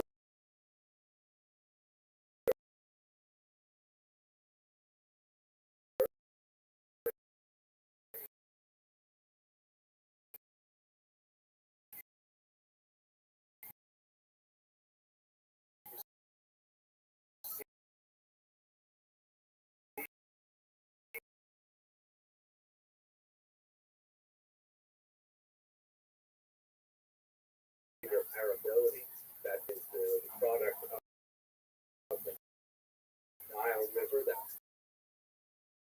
flows from the bottom of this map into the Mediterranean Sea. And then there's a little bit of a dead spot peninsula, but then the land of Israel itself becomes fertile again. It goes up north on and Syria, and then it curves over and follows the Euphrates and the Tigris rivers down into rivers that flow from the northwest and down into the southeast are the Mesopotamian region. The word Mesopotamia is from a Greek word meaning between the rivers, Mesopotamos. And so that's the Tigris and Euphrates represent another great fertile area. Now, these two regions on the extreme west are really the superpowers of the world to go through Israel. And note that it is not very practical straight, like let's say following the latitude from Egypt straight over to the Mesopotamian region, because that's essentially crossing a lot of desert, which is basically impassable and not practical except through camel caravans. It's much easier to follow the fertile, settled regions and actually make travel from the southeast all the way up over the top and then down into Israel. This is in fact the route that the patriarch Abraham followed from ancient Sumer, the city of Ur, and then made his way up over the north through Syria and down into Israel. But we'll talk about that in a later lecture. Here is a roadmap of the ancient world where we see the actual called Via Maris, or in Hebrew, Derech, the way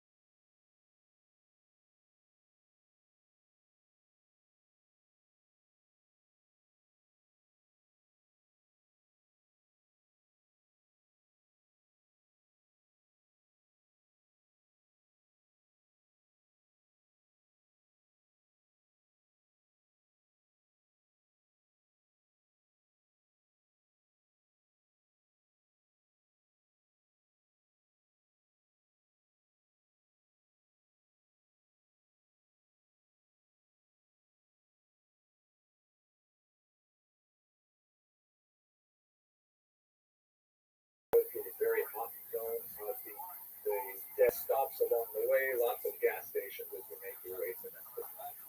It centers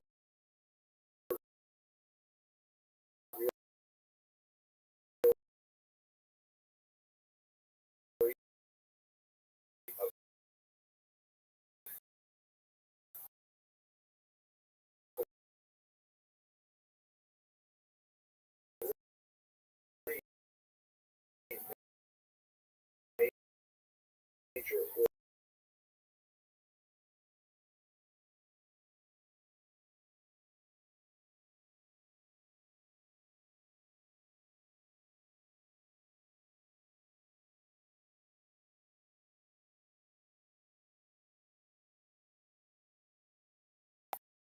Beautiful maps that capture ideas in cartographic form. And you can see that he is in history, like a clover leaf of the regions in which we cross the city. So that gives us a sense of the geographic features of the land of Israel, of the political and economic features of the land in its regional context. And that's what we're going to be discussing.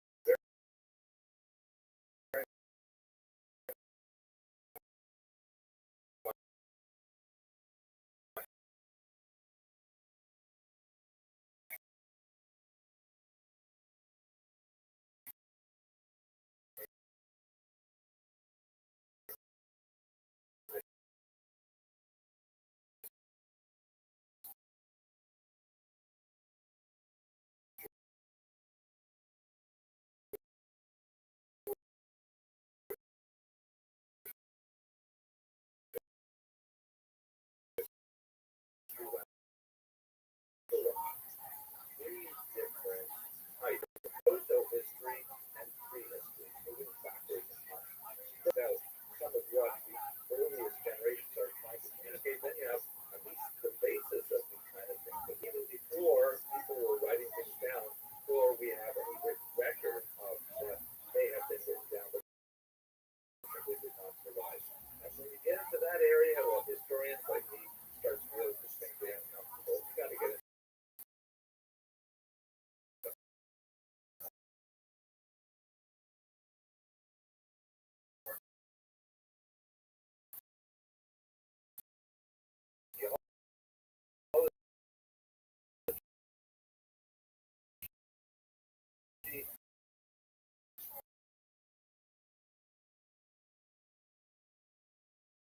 Archaeology in the next couple of years.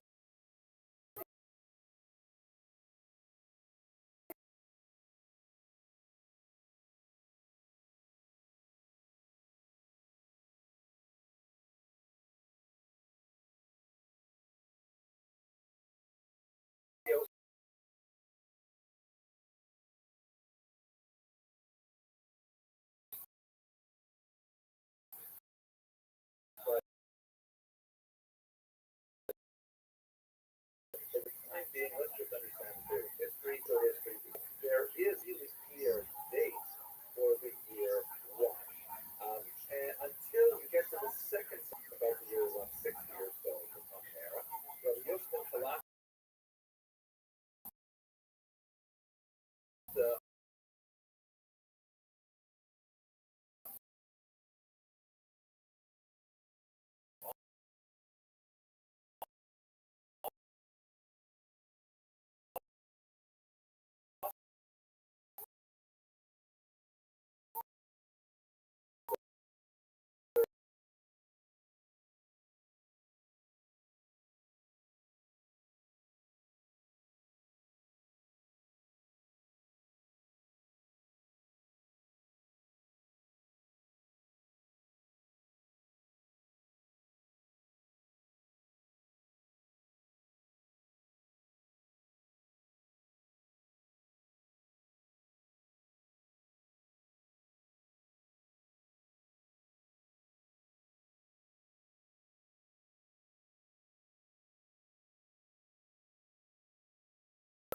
how old this person was and this person was, and added them all up. And there were a couple that happened and things like that. But that's how we got to the calculation of the year 5. Now, as I'm sure you're aware, a lot of science, and so there is theological question. How do you read the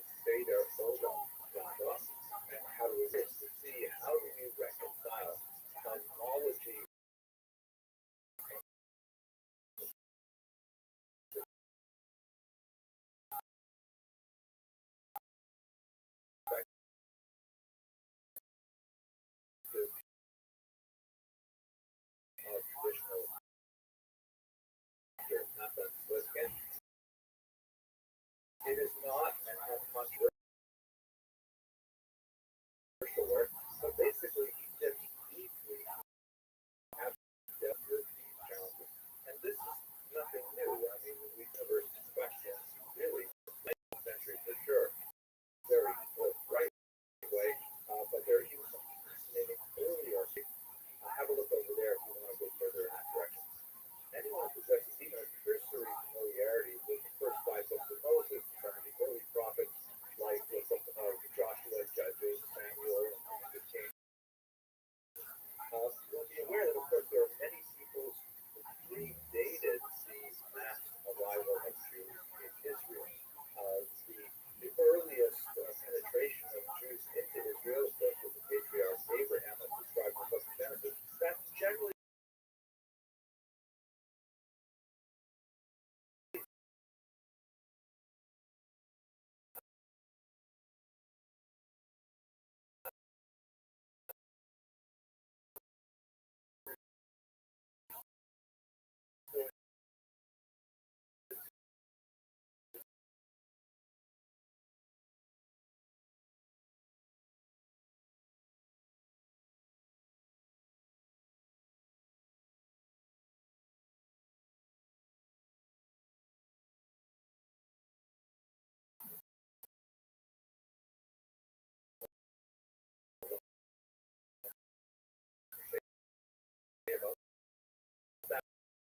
but there are lots of people already living in Israel, and in fact, the interaction with she was the first woman to hold a chair at that great school. Unfortunately, or even to speak, if you can believe that, she was a pioneering figure not only in the field of archaeology, but also in the field of women's rights in academia and literature. And her research led to some phenomenal things, remarkable stone hand axes used by her south of the Sea of Galilee, which, by the way, is also the site of some of the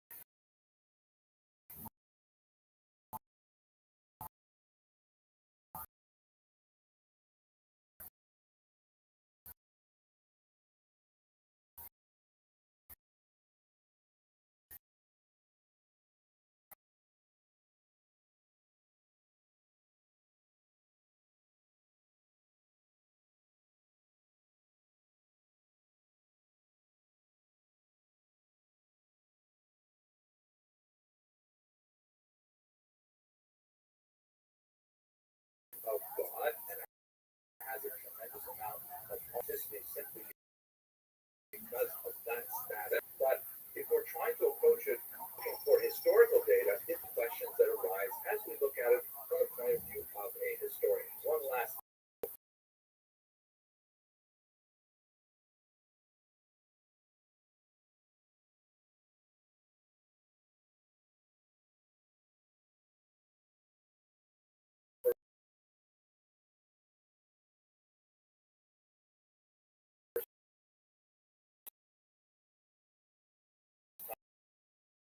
they think I'm a rabbi. I think it's Tifa and the beard that give a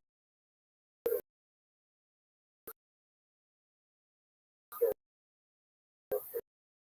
perspective.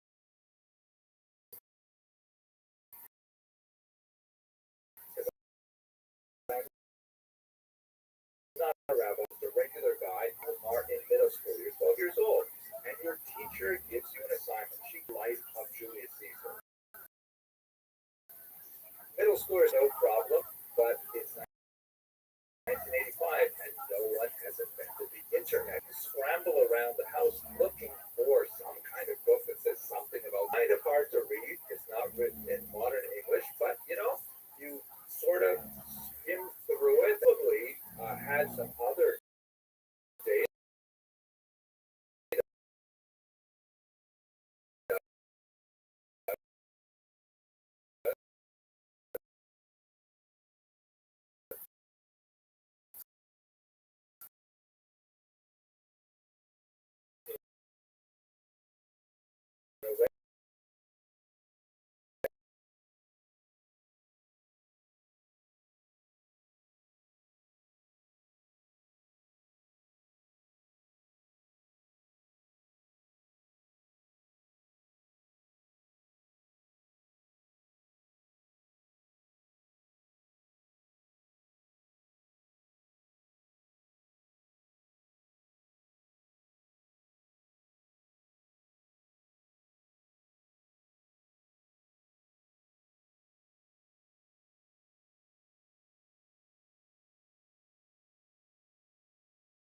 Who says that it doesn't actually date from an act? Who says that it even dates?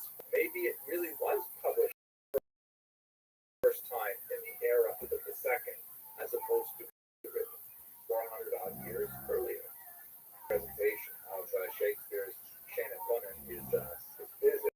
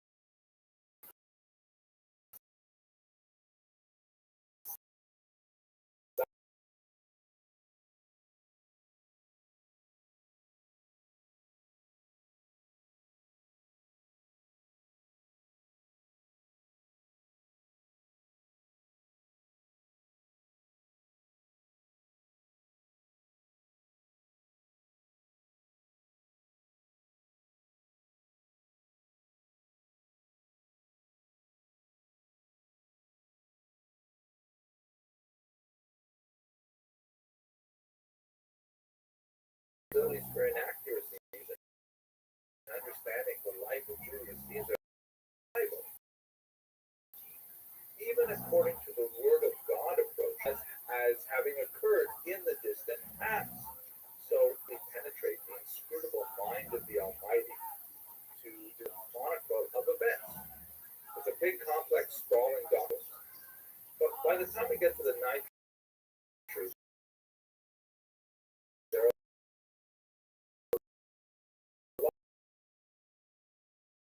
lot of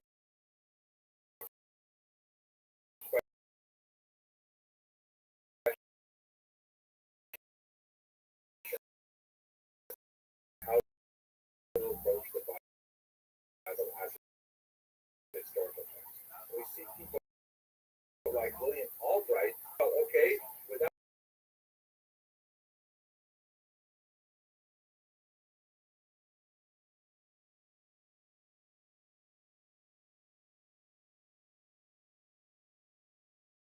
history is he said, we have essentially are 1,000 pieces, but we see what it's supposed to look like. So all we've got to do is find the places mentioned upon the biblical narrative, dig up the ground there by Joshua, things like that.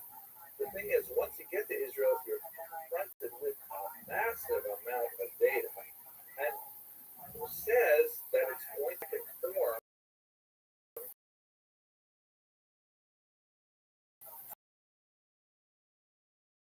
to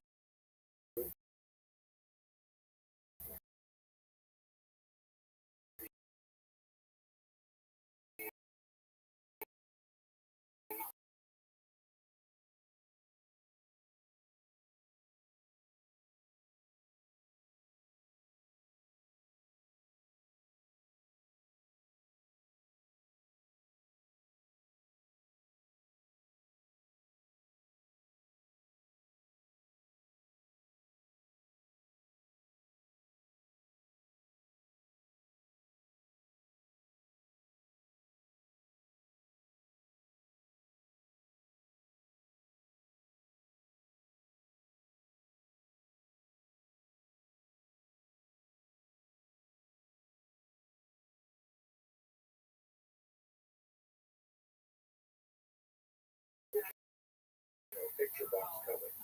So by the time we get to the middle of the 20th century, there is a study.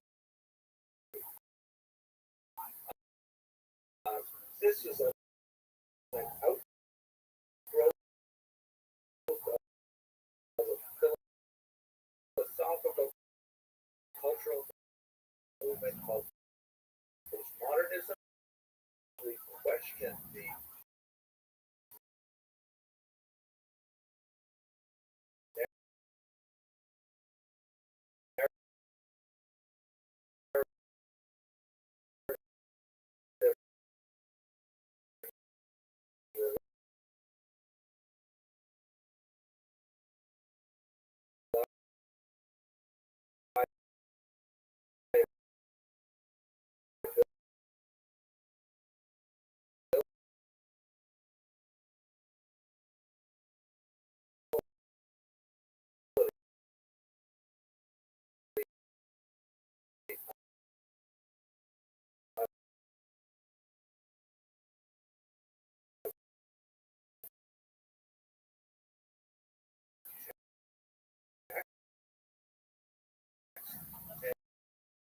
Copenhagen School advocated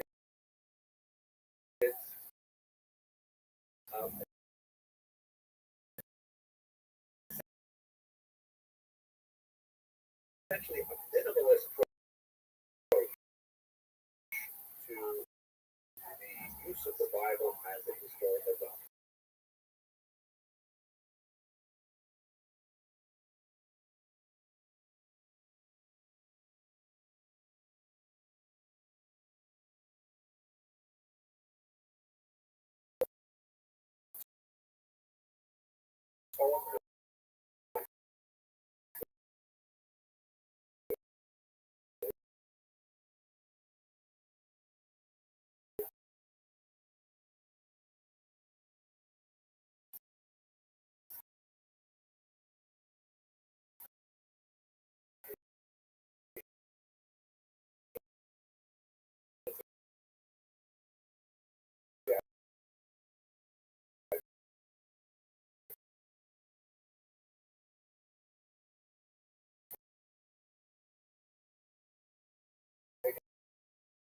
A lot of notes. A lifetime of study of Egypt, Assyria,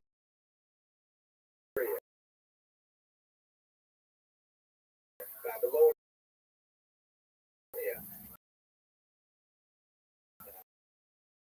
Ugaritic, and Akkadian, and you name definitely one of the most, fundamentally, the history, Hebrew scriptures has a phenomenal amount of historical data. And that is, we're going to be spending a lot of time in this work to understand anything about the history of ancient Israel. We wrote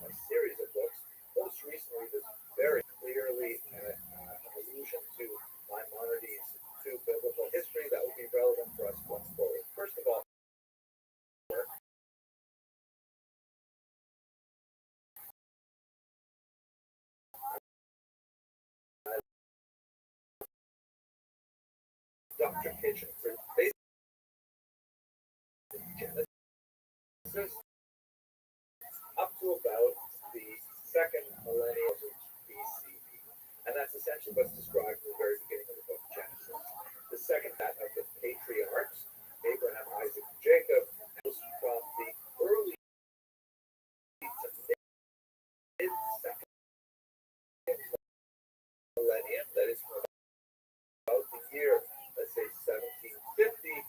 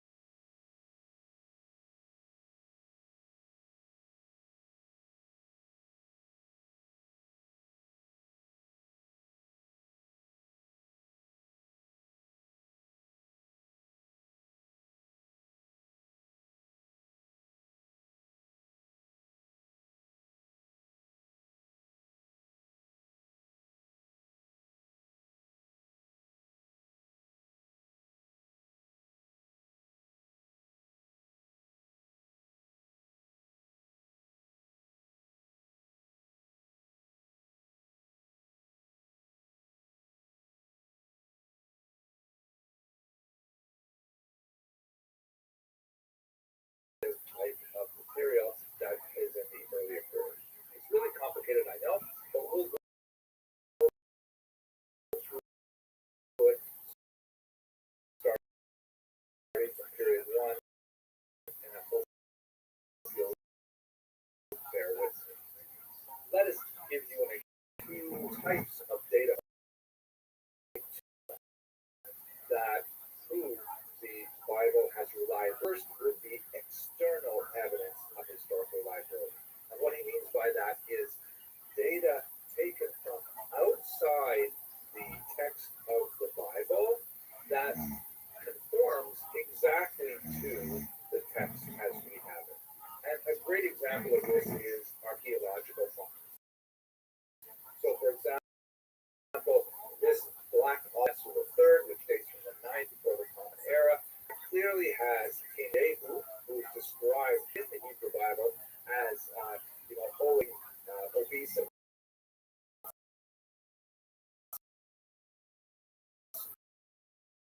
to King Shalmaneser III and Israel, and it's locked into place the account that we have of the historical relationship between these two powers.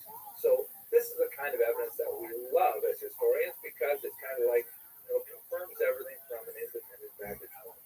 And most of that really dates from the 9th century onward, meaning from the 800s onward. And since we're going to be going back to the year 2000 before the Common Era, it gets harder and harder. The earlier you go back in time, you find this kind of hard, material evidence for the historicity of the biblical narrative.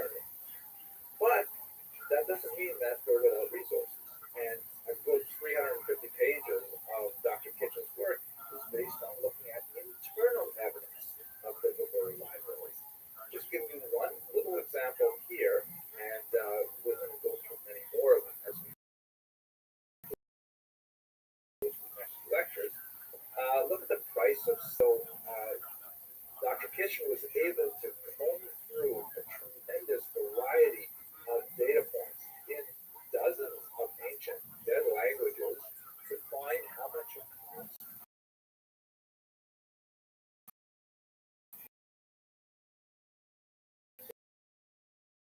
in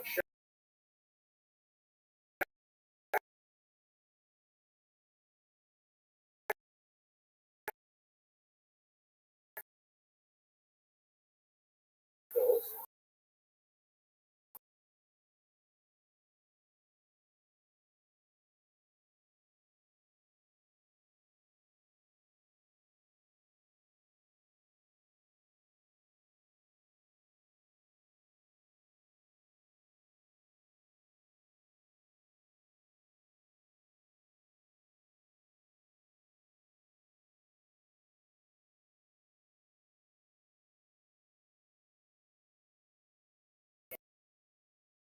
You see that follows that essential red curve from the above the year 500. And then when you take the few passages in the biblical text that refer to the spice of slaves, we see that. Now, it does not have the same kind of hard proof. It's not going to fall on your foot like a big piece of monumental architecture.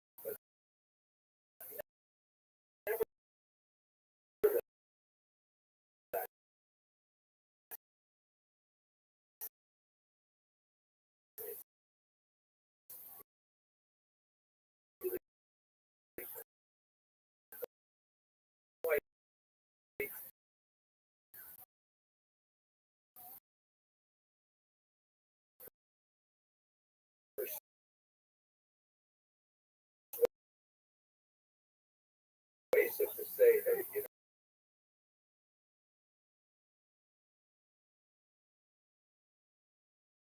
hello, this is Jewish history lab lectures. We're going to look now at start out. You know, I would love to go through not read the entire Bible. Just stop watching right now. So much, you know, power as a world not Jewish, even if you're not a monotheist.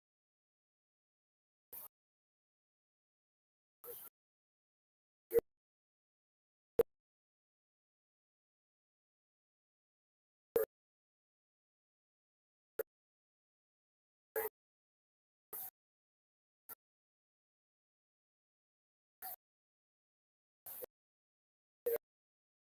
know,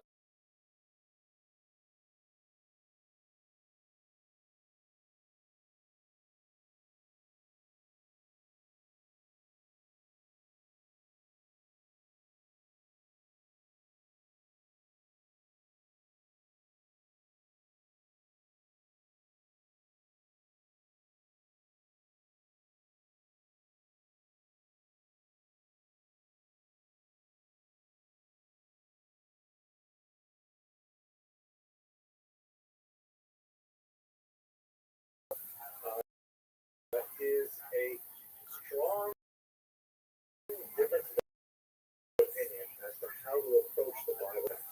There is an argument for that approach, meaning let us mine this document for everything we can for its historical value.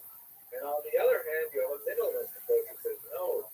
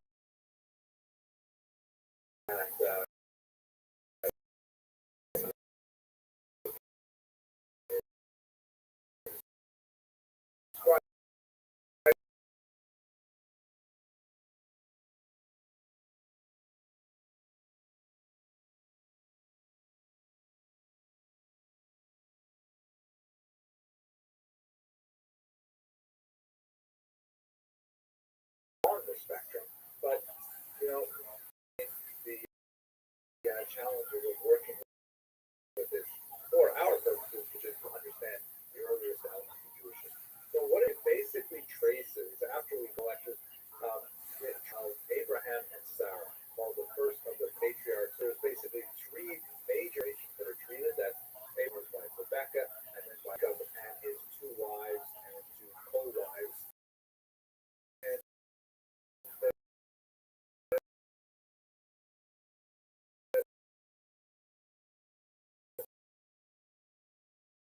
their progeny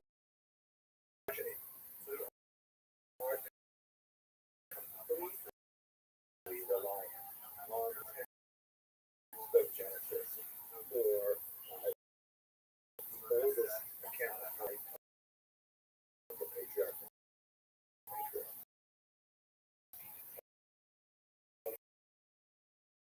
We don't have, for example, contemporary Egyptian or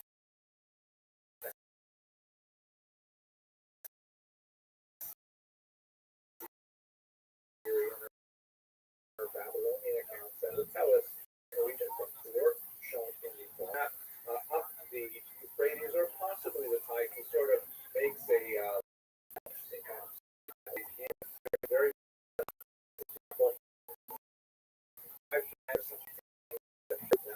the region, but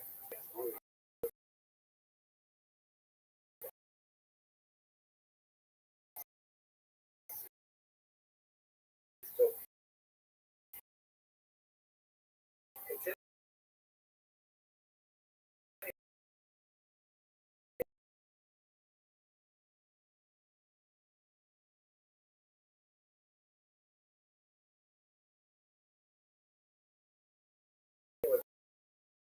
the biblical text, Abraham and Sarah,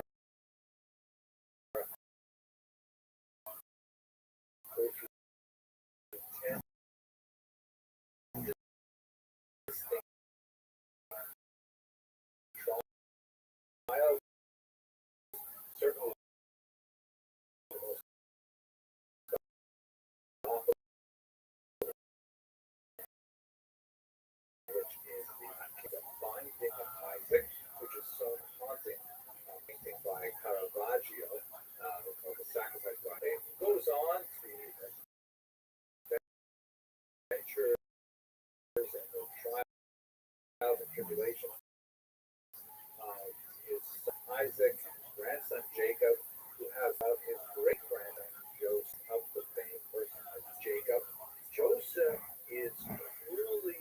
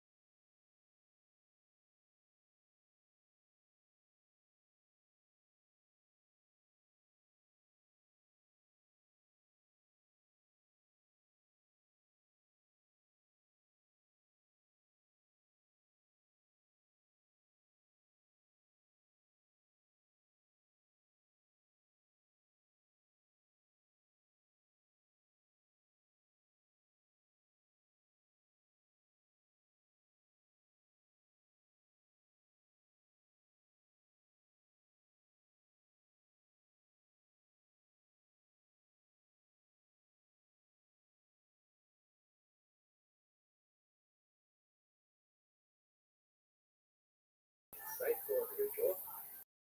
He ends up in jail where he begins to interpret something that is associated,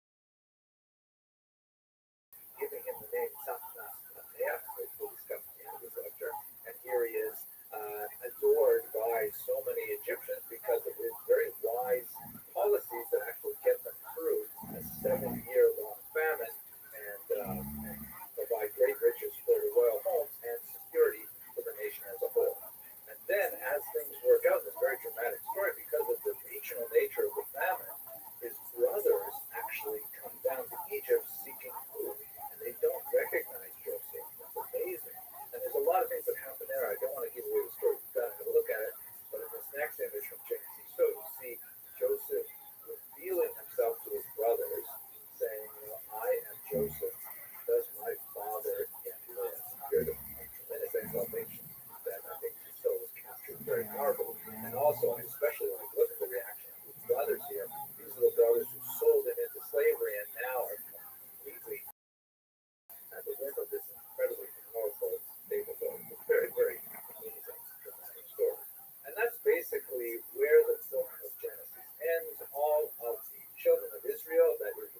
Jacob, the great grandchild of Abraham and Sarah, and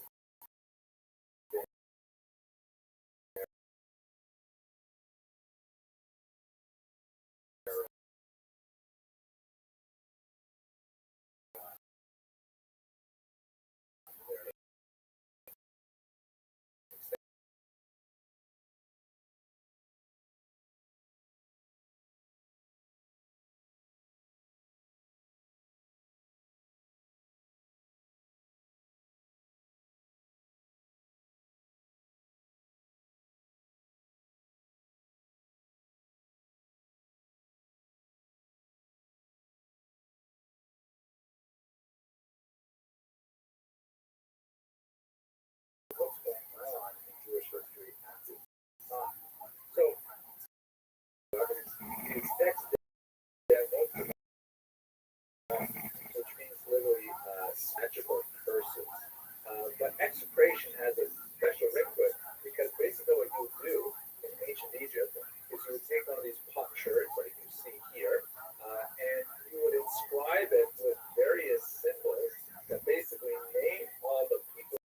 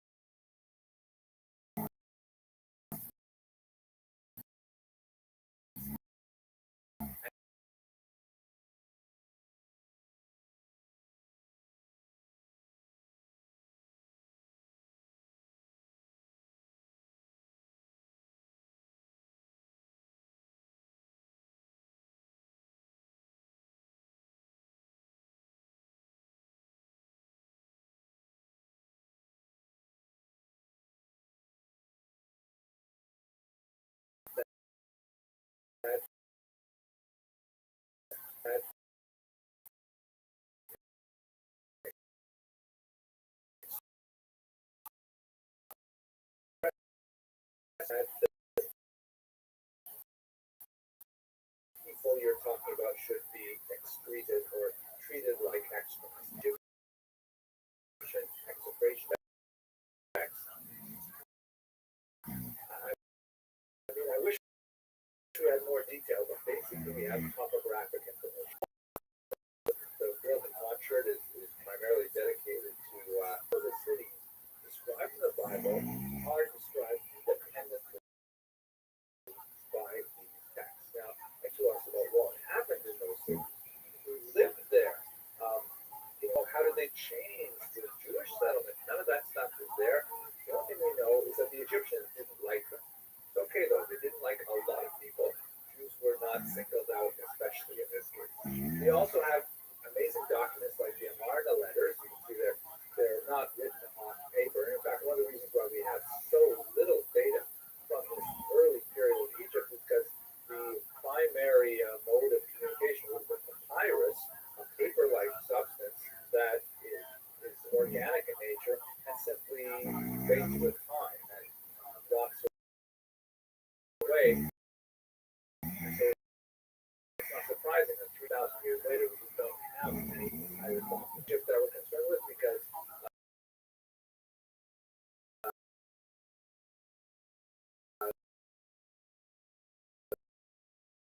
the Mesopotamia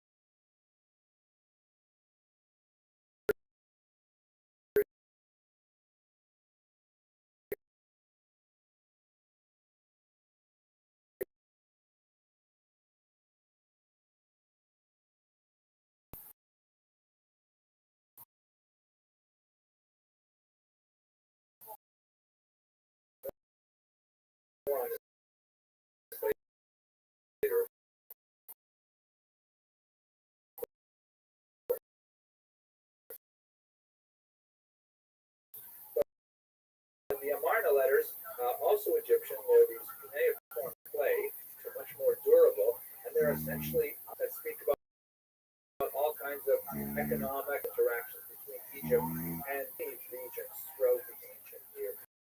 And once again, useful topographic data about places and place names, but not a lot of real detail about who's living there, what they do. By this time, in the Amarna letters was 14th.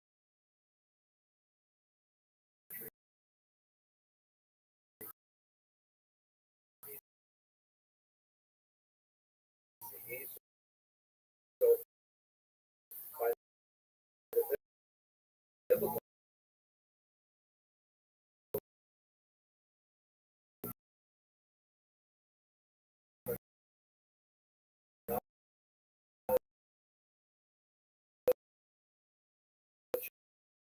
we do have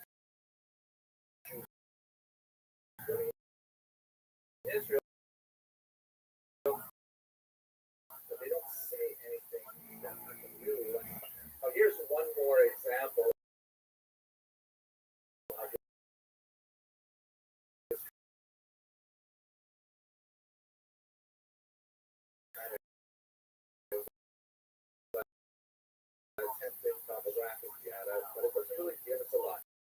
Monumental architecture that Selashak or Shoshank, he was a king that invaded Israel and referred to a couple of times in the Bible, as you see up here. On the life of Abraham and his children is really focusing. The arguments are more convincing, and sometimes they are less convincing, depending. For the most part, trying to argue from a negative. There is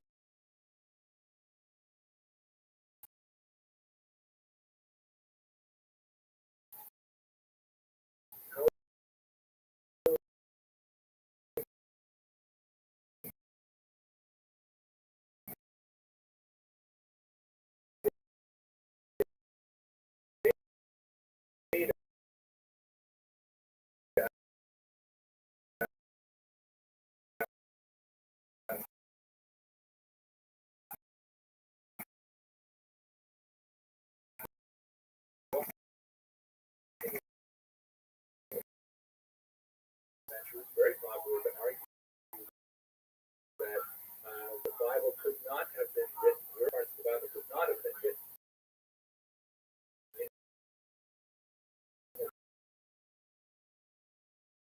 the time they describe, because there are things of Isaac far off, and she falls on, however, that disprove this, but such as, for example, this cylinder seal, which comes from nearby Syria, and it dates from about the year 1900 BCE, which is a good, what is a cylinder seal?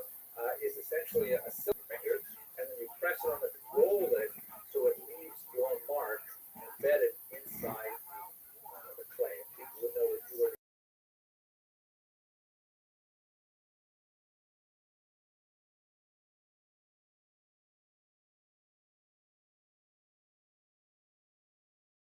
the camel is on the left-hand side, and the two men are conversing, somewhat improbably set on the two humps of that camel. This is just one of half a dozen odd finds that have argued against the supposition that camels were not domesticated. And that's basically how a lot of the archaeological argument seems to go. Let us, though, point out here, and again, I would refer you to Kenneth Kitchen's amazing work on the reliability of the Old Testament for in-depth discussion of these kind of sideways groups. We occasionally have things which really reinforce the idea that yes, this could have occurred within the time period described. Here's one of my favorites. This is again from Tissot's collection on the life of Joseph. Here is on the left and conversing with his older brother Judah, negotiating at point the down to Egypt, and Judah is trying to give reasons, giving 3 reasons on why that should. At any rate, one of the passages in the Bible refers to a name that Joseph was given when he was elevated to a high position. He was called Satnat Paneah, which is a very hard thing to translate, and a lot of biblical commentary has been written trying to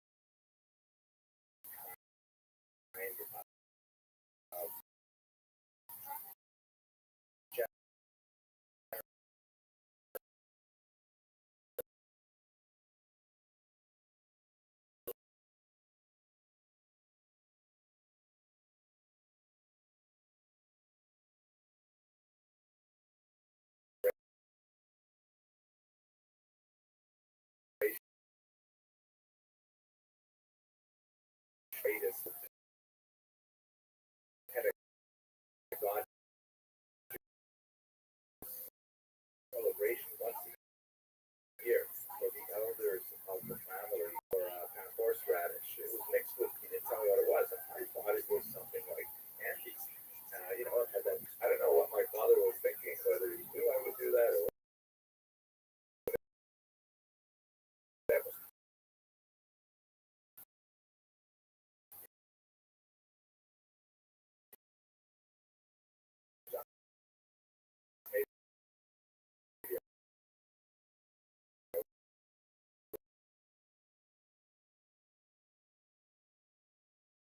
the thing that I want to share with you is when I was maybe about 8 years old.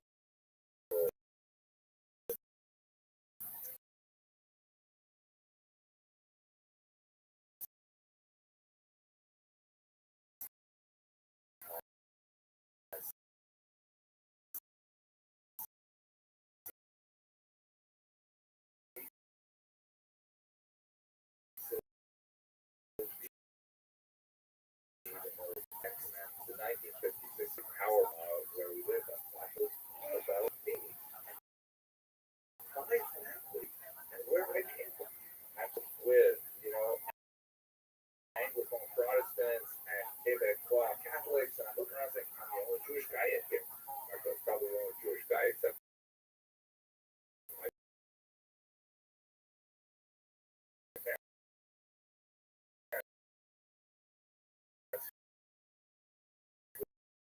And about it was so overwhelmed that story.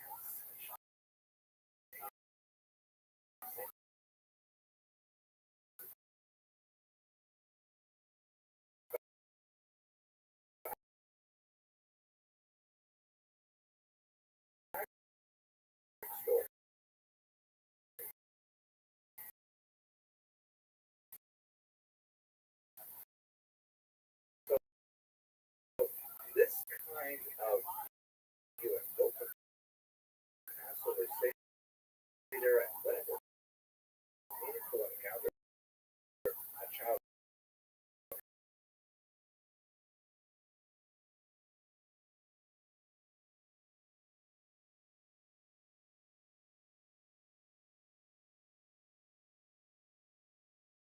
describes the figure of Moses become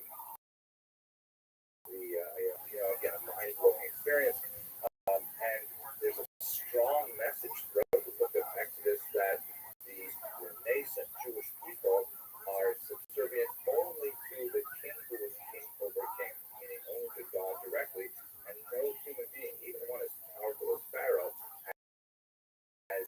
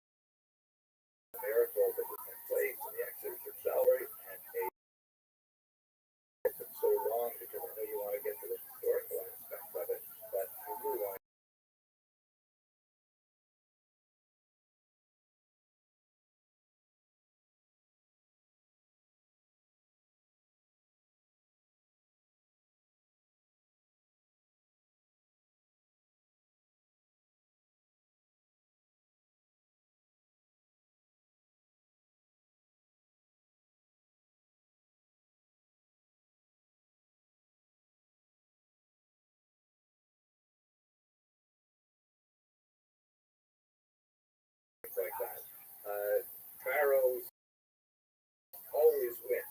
Egypt first, right? Strong record of pharaohs expressing humiliating defeats, which is by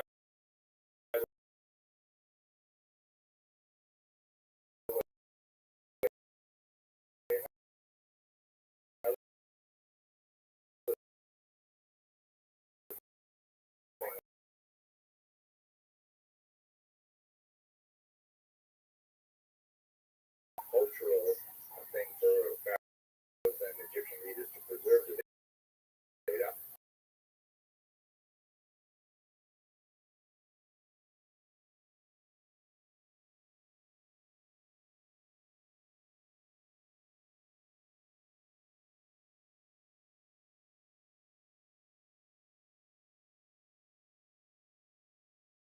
And the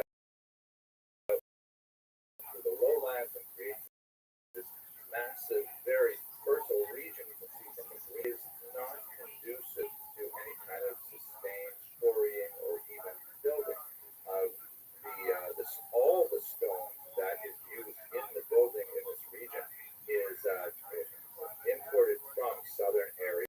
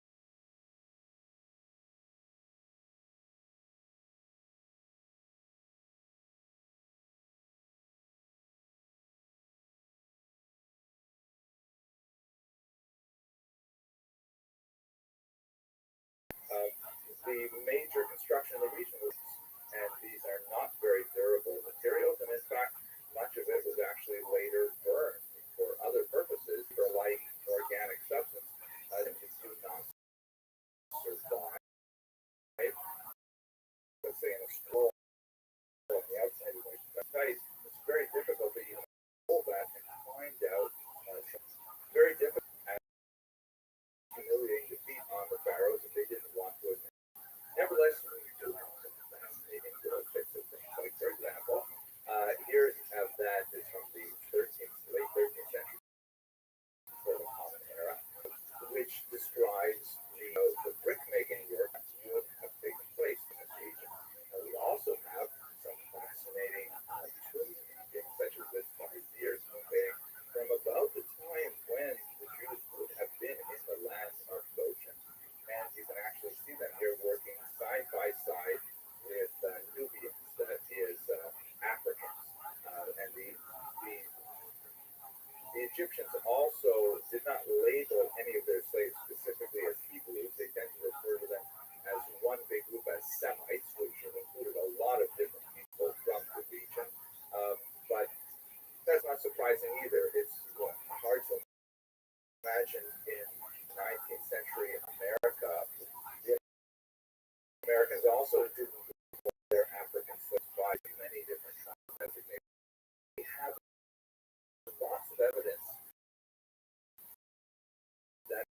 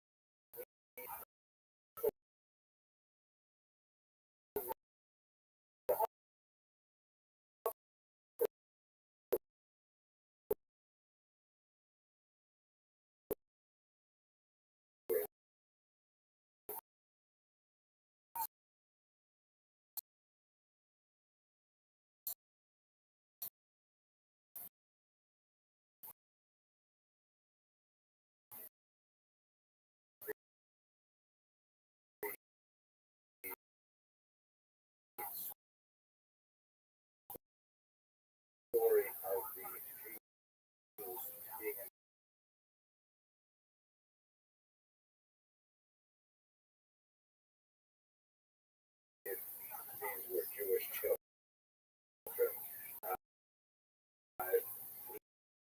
There's no way to tell if they were made by slave children. It really excites the imagination. What it must have been like for the children who made them.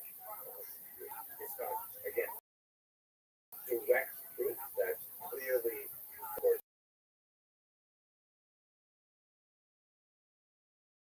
the Egyptians. I'm not going to go into details about how we could corroborate that with geographic or geological or weather kinds of things. There are many different historians that try to walk through each of the plagues and say, there's a problem with the river and it caused the frogs to jump out. So I think those are very interesting, but I think they're a little further away from where I'd like to go with this particular history series. Let's talk specifically, though, about the departure of the Jews from Egypt and the famous splitting of the Sea of Reeds.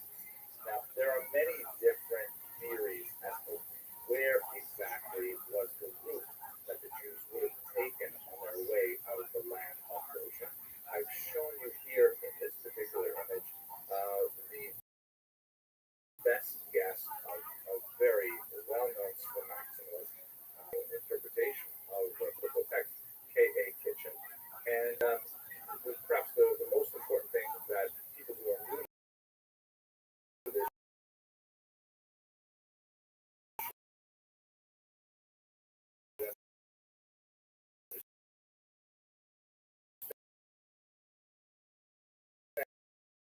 is that we're not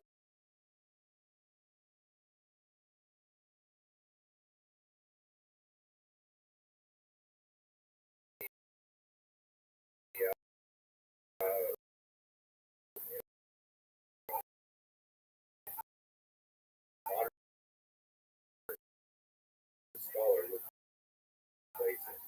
The reeds, right? Like the sea of like sort of come out of a wetland. The image is not necessarily of like a massive miles-long sea. It could have been an otherwise impassably large wetland flow through the water flow through that region. So we don't know precisely, but Dr. Kitchen opines that they went from Goshen here on the left and moving their way to the right through the wetlands. It could have been, completely impassable, especially when you're my humble opinion. And then they made their way down towards the south. There are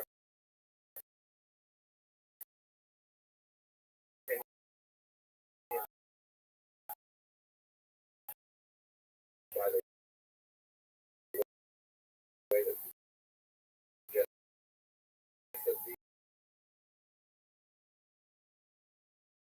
take an overland route along the typically says that God did not as you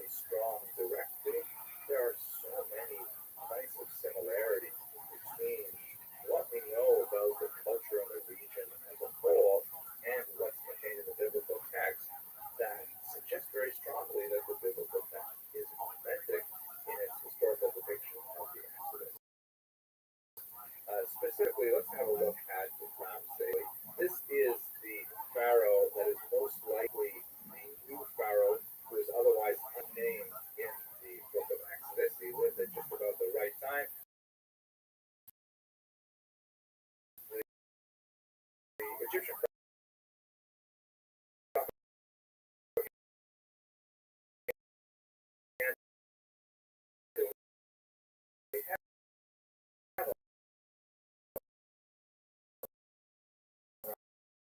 flying warrior fought many battles which are recorded, and so we have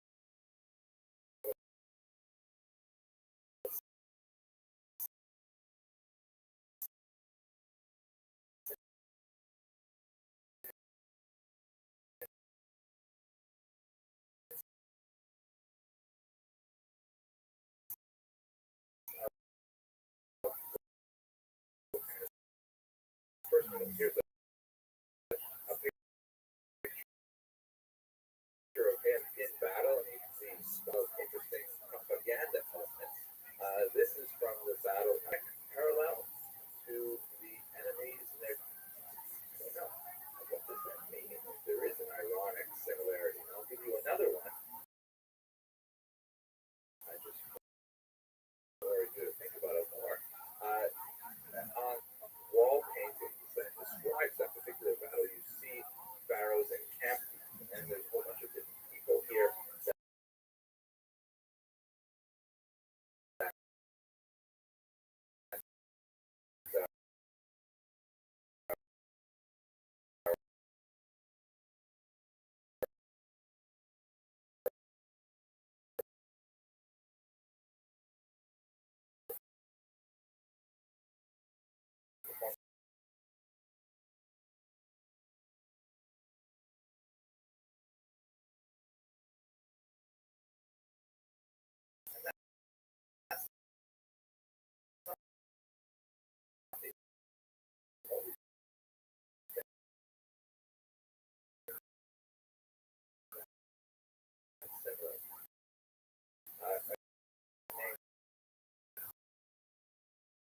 Dr.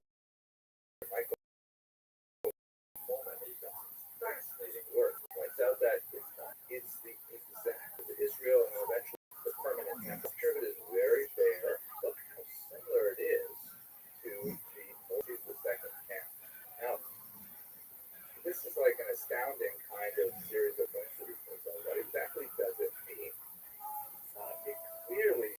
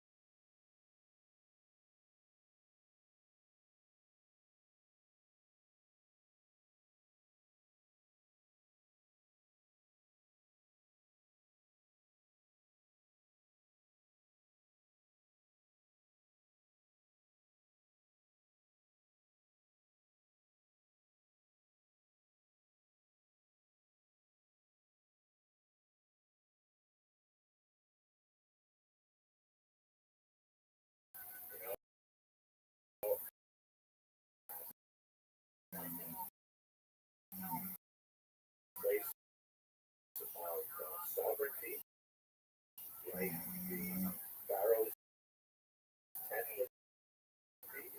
Is it intended to be a war tent? Is what we're saying, just trying to give you the highlights. Hope you enjoy this. We're going to continue.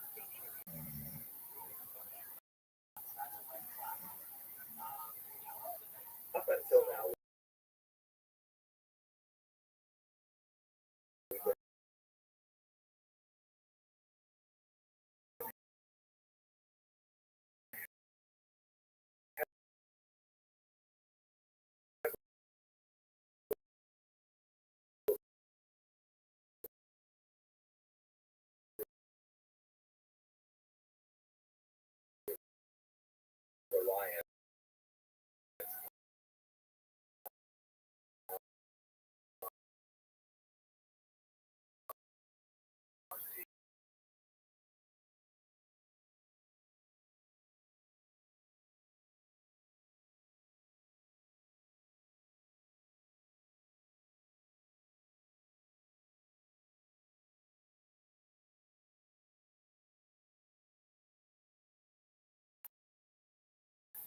ways, they pose fascinating questions, and one of the references that we have in the archaeological record to the biblical text and try to understand. We should recall that centuries after the Exodus, the land of Israel had certainly some autonomy, but they continued to have conflict and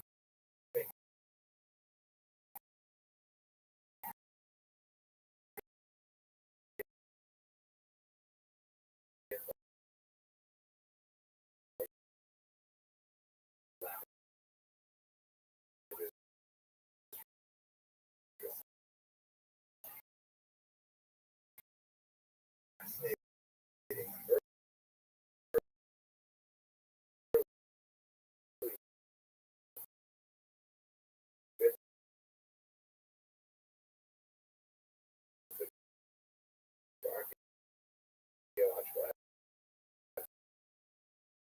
that we have regarding this period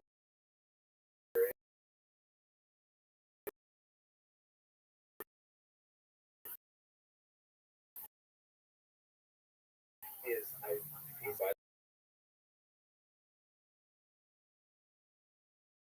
destroyed and laid waste to and dominated and so on.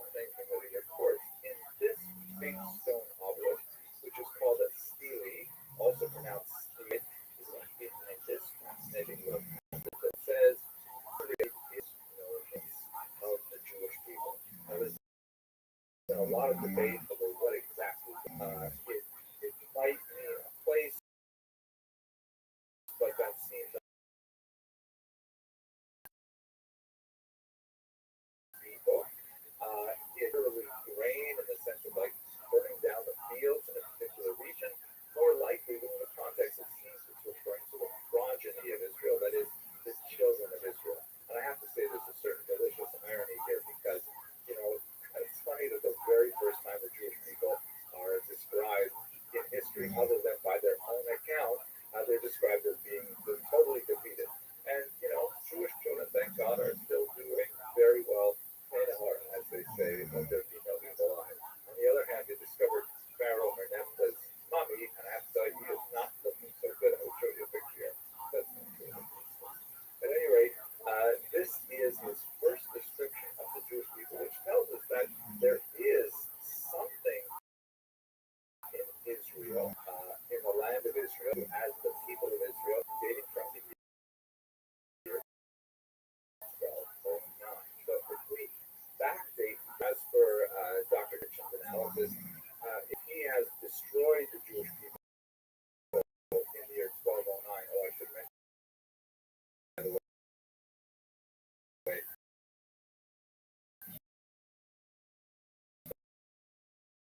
that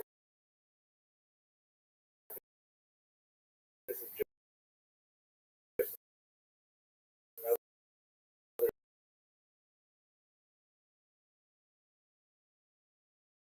described as having been a complete in favor of Egypt,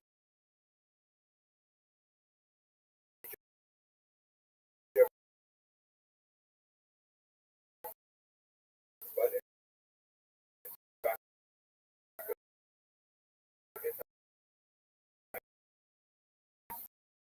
would disagree, and we know that the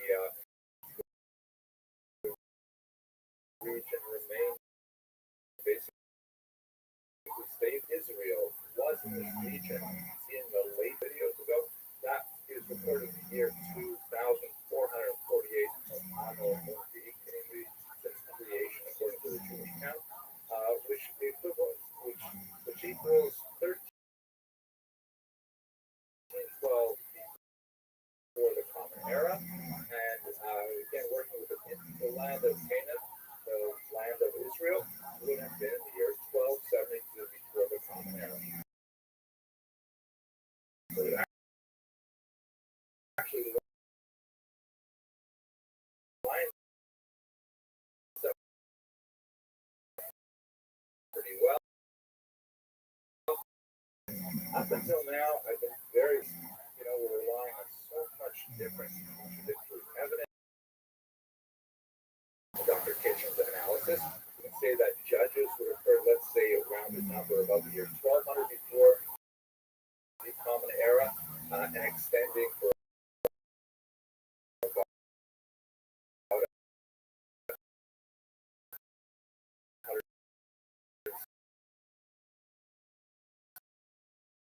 160 years. King Saul would have begun the Common Era. You'll note, of course, that these numbers get smaller because we're BCE, before Common Era, moving on to the year 0. We have the Jews definitely in the land of Israel in the late 13th century. But it remains to be seen what kind of conquest are we talking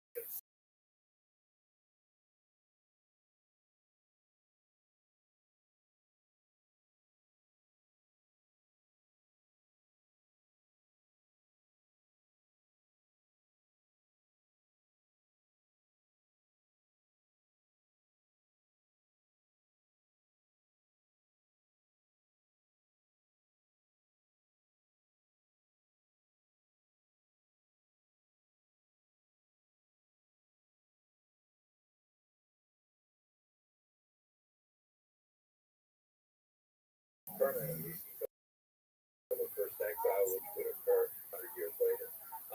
But if we go back and we actually text of the book Judges in particular, we see that that's not entirely, this is especially so when we look at things like the dramatic early conquest of Joshua. So obviously, since we know where Jericho is located, there is a chunk of his great Kathleen Canyon. It's a phenomenal work.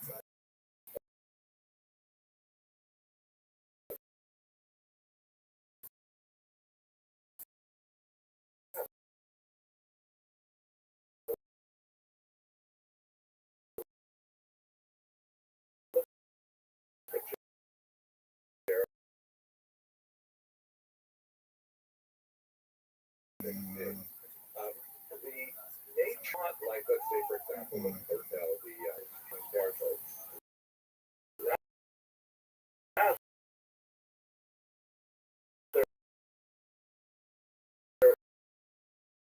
This kind of really something like a massive ramp, where most of the wall is actually kind of like ramp by two distinct walls, an upper wall and a lower wall. It appears that although this wall was definitely destroyed, it was likely destroyed far earlier than the 13th century. Now, a lot of approaches to this.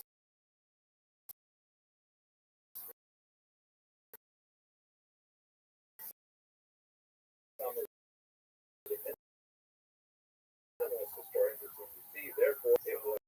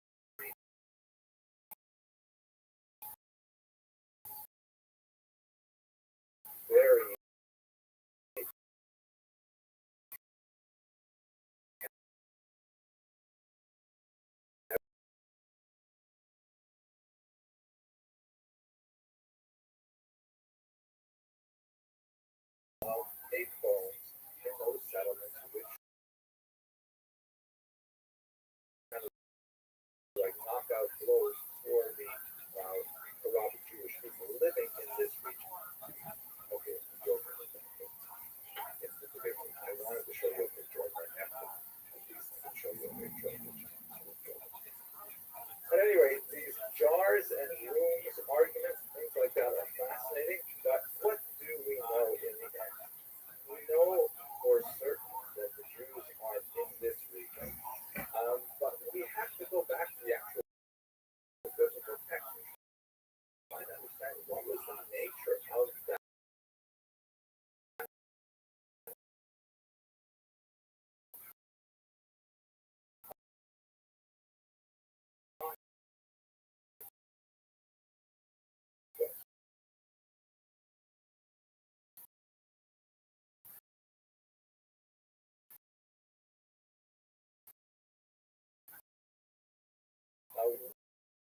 We tend to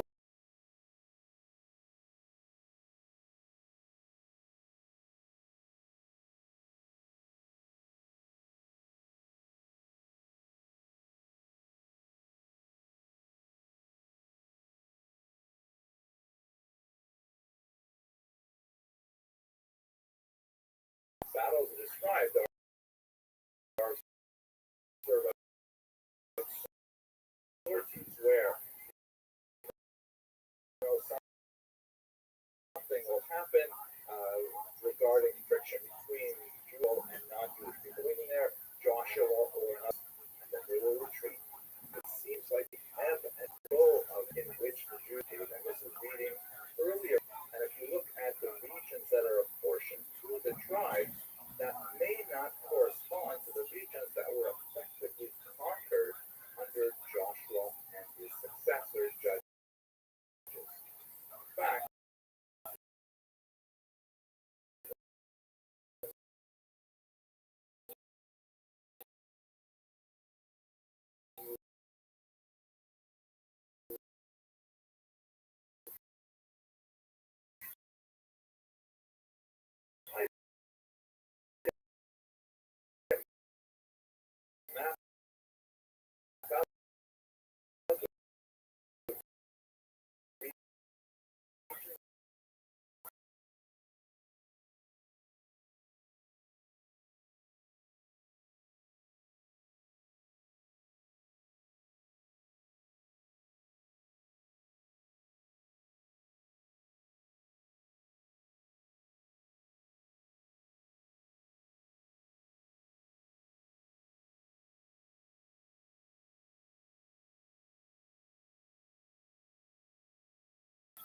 large because the Philistines were like sea people, newly people that have come into the land. They have significant conflicts with the local population. They also have significant conflicts.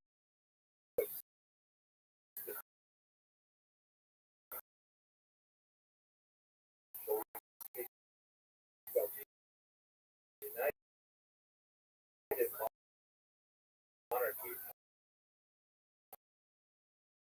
under Saul,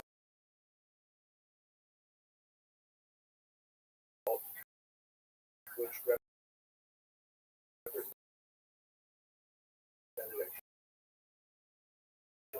that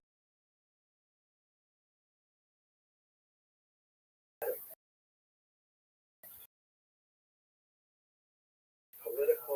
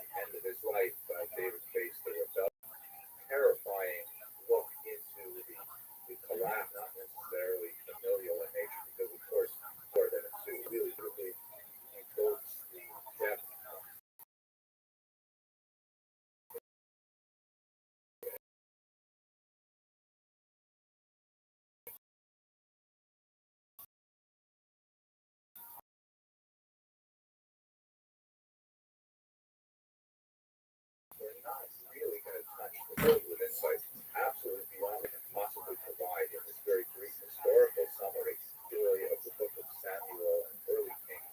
Overwhelming, and you'll see what I mean. Okay, so let's go back to describe how they set up a loose knit series of engaged in considerable conflict with people who are still living. Described in the book of Judges in particular, such as Samuel with the lion. Later, of course, he would have that tremendous battle with the Philistines, but really he has a tremendous battle with himself throughout his entire life. Again, you got to see the text itself. But the biblical narrative that we have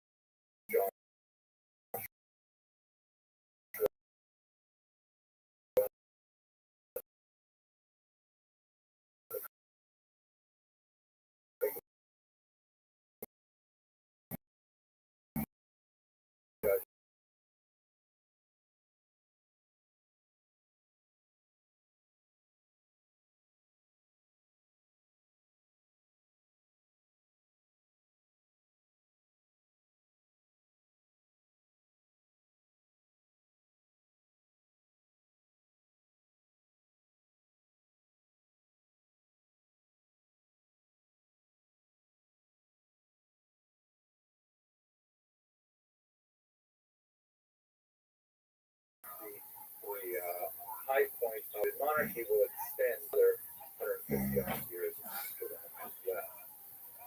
During this period of Judges, as is repeated several times, toward the end of the period of Judges, the Jewish people themselves were quite upset with this, and they implored the prophet Samuel to please give them a king. Samuel tries to talk them out of it, saying, "No, this is not a good idea. You know what it means to have a king. You know what the taxation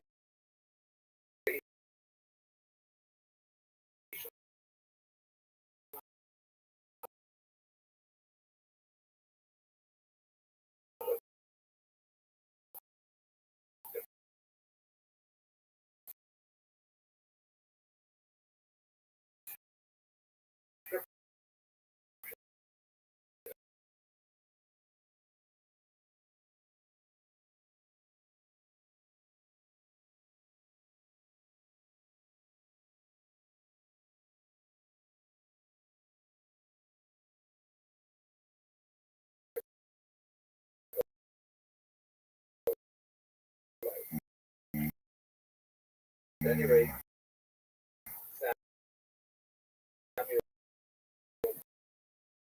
goes ahead with it,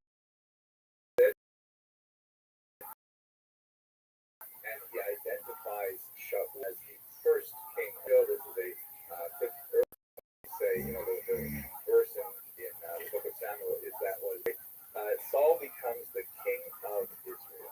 He does not reign very long, and in fact,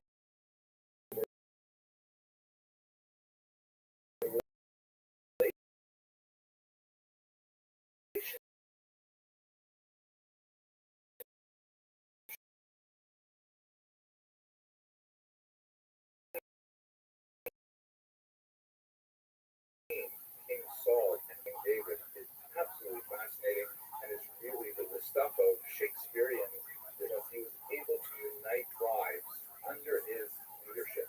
It did not happen automatically.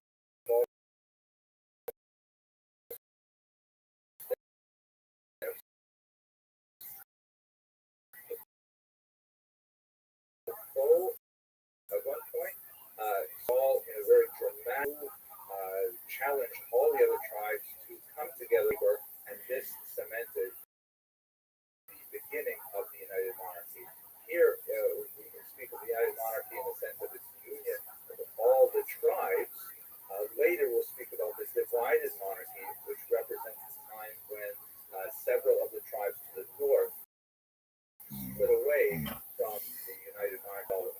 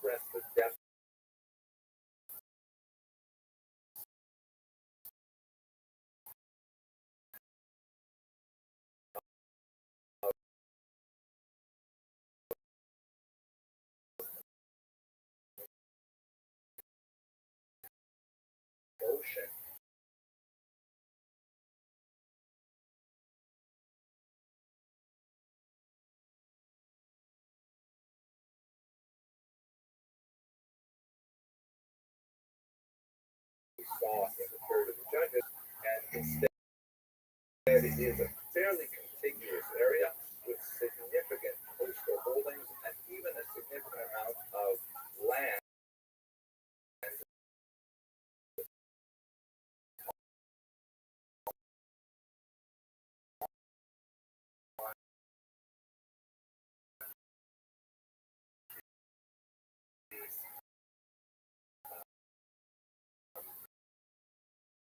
east bank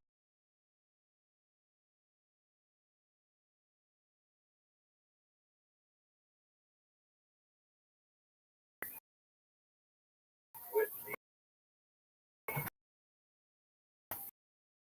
Philistines, like shown here, troublesome. Although, when you read the book of Samuel, you see that it's a kind of a tries to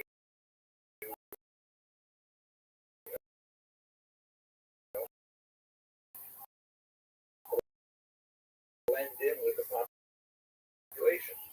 He is discovered, and there's a whole discussion of how he manages to escape that situation. He feigns insanity and so on. But telling the nature of society within the context of it. It's primarily recorded in the book of Samuel, the book of Kings, towards the beginning of that when he approaches his deathbed, is charged with Solomon. Also in the book of Chronicles, and as I mentioned earlier, many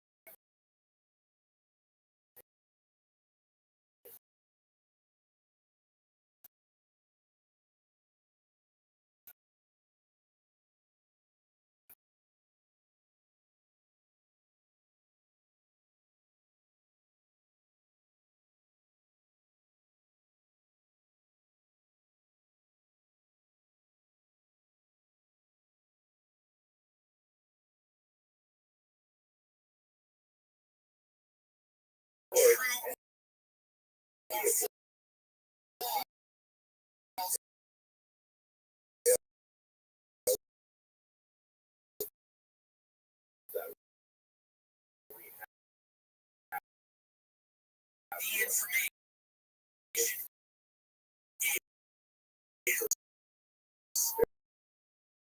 I'm going to tell you looking at what instead of the scope of centuries, which we looked at earlier, now we're looking at the it's not scope a of Trump.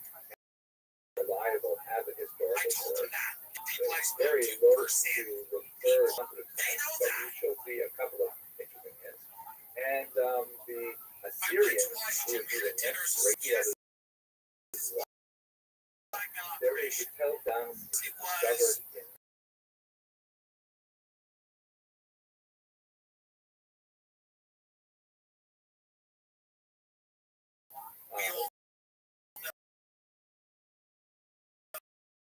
there is battles with personages. Now, this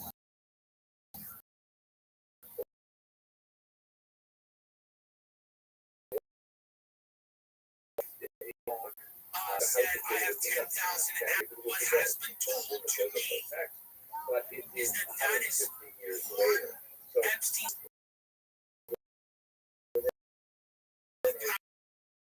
powerful people.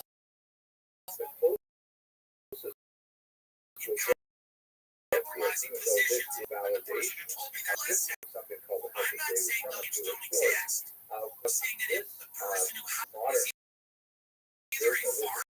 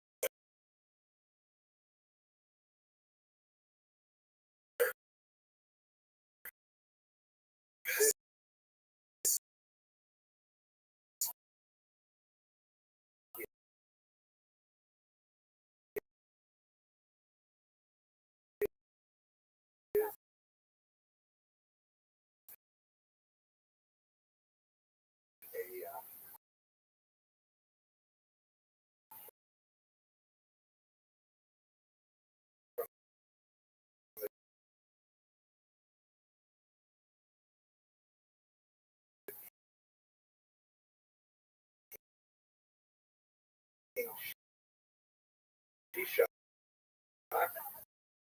or Shoshank who invaded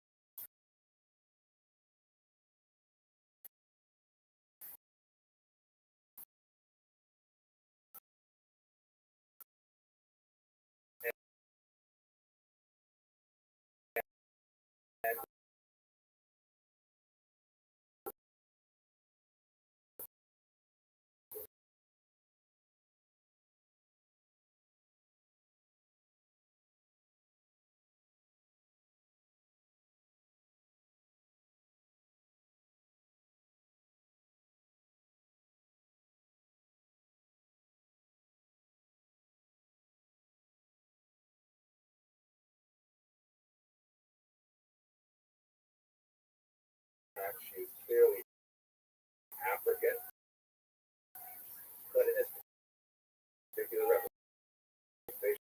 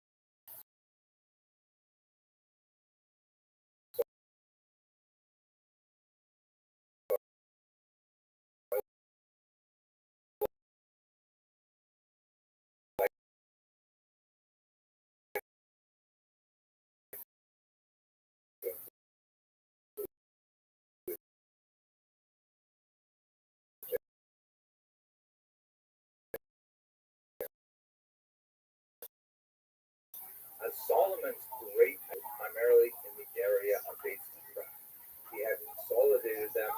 He had some real important as the Temple of Solomon, which is of course on the site, which would be destroyed as we shall began during King David.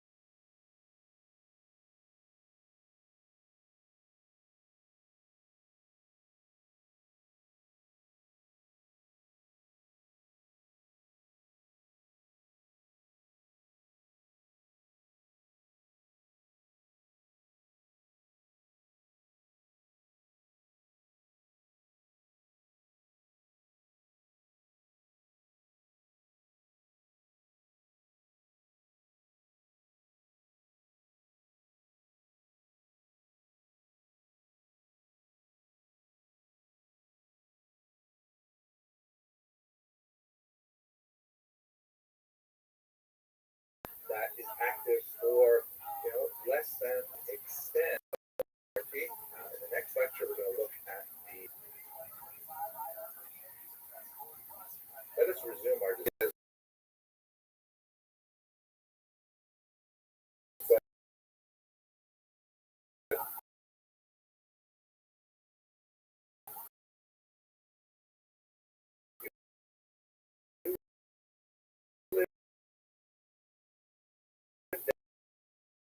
Down the block where your the Gedank experiment is, we're kind of like very in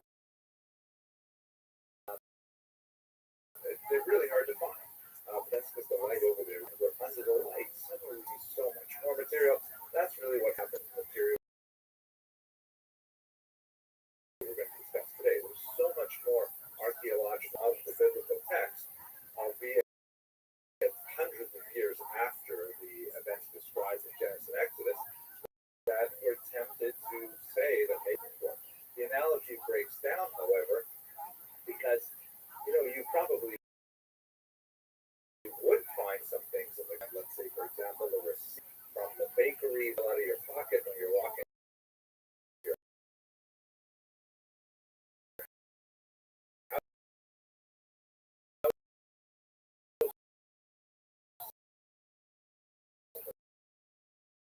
The rain washed down.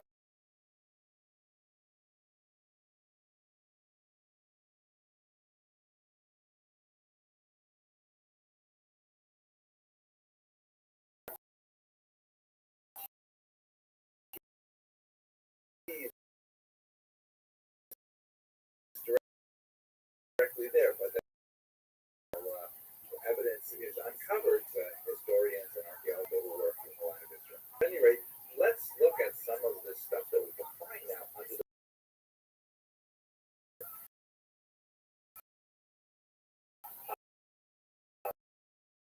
there are 14 kings of Israel, the northern kings. We'll look at a couple of examples of that. But let's go into the historical period itself. So Solomon as king, as we discussed in the last lecture, over the land of Israel, putting on the conquest father King David, cementing it really with a lot of statesmanship by engaging in diplomatic relations with a lot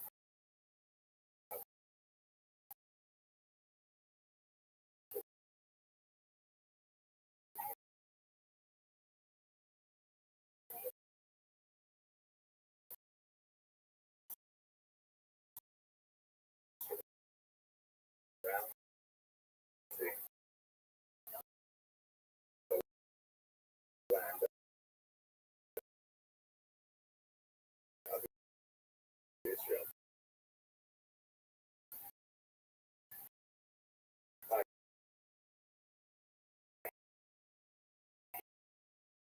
He also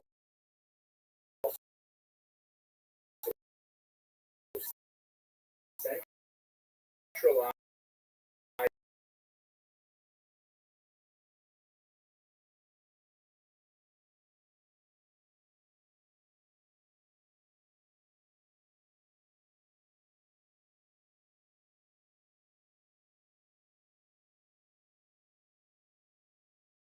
the heavy tax burden. Rechavam is really of two minds. He, on the one hand, wants to react to the popular, dismissive manner, insists on pushing ahead with his heavy tax burden.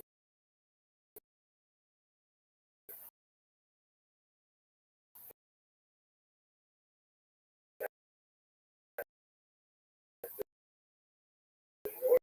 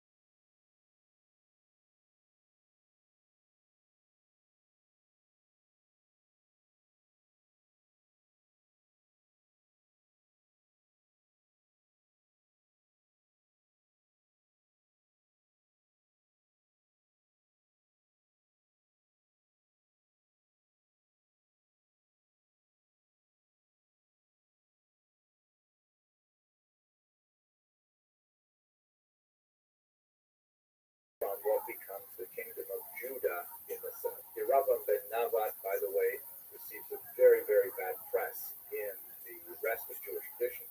It's relative locations of the kingdom of Judah and the kingdom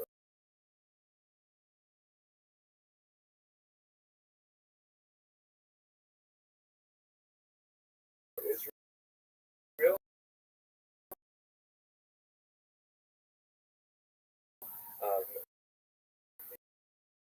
The capital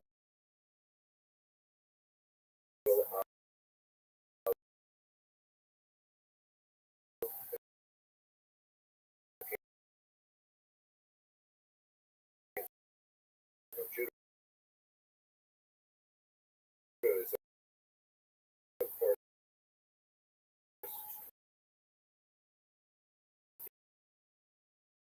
in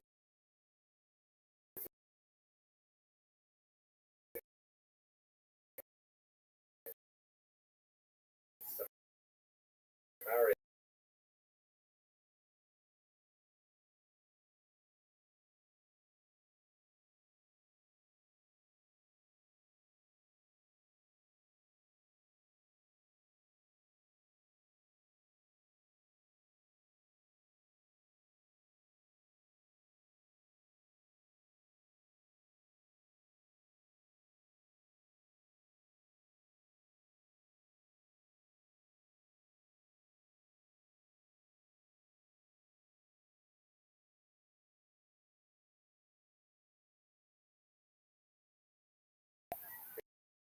The civil war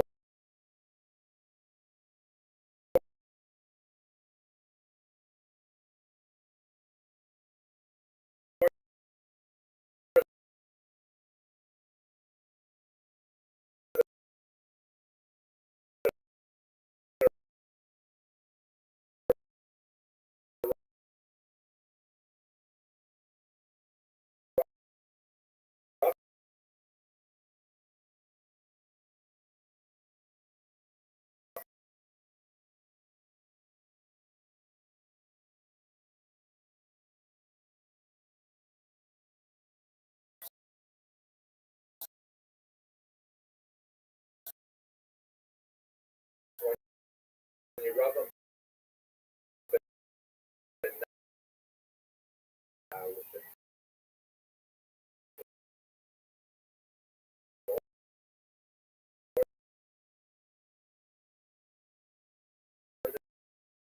northern tribes is taken advantage of by Egypt and King Shishak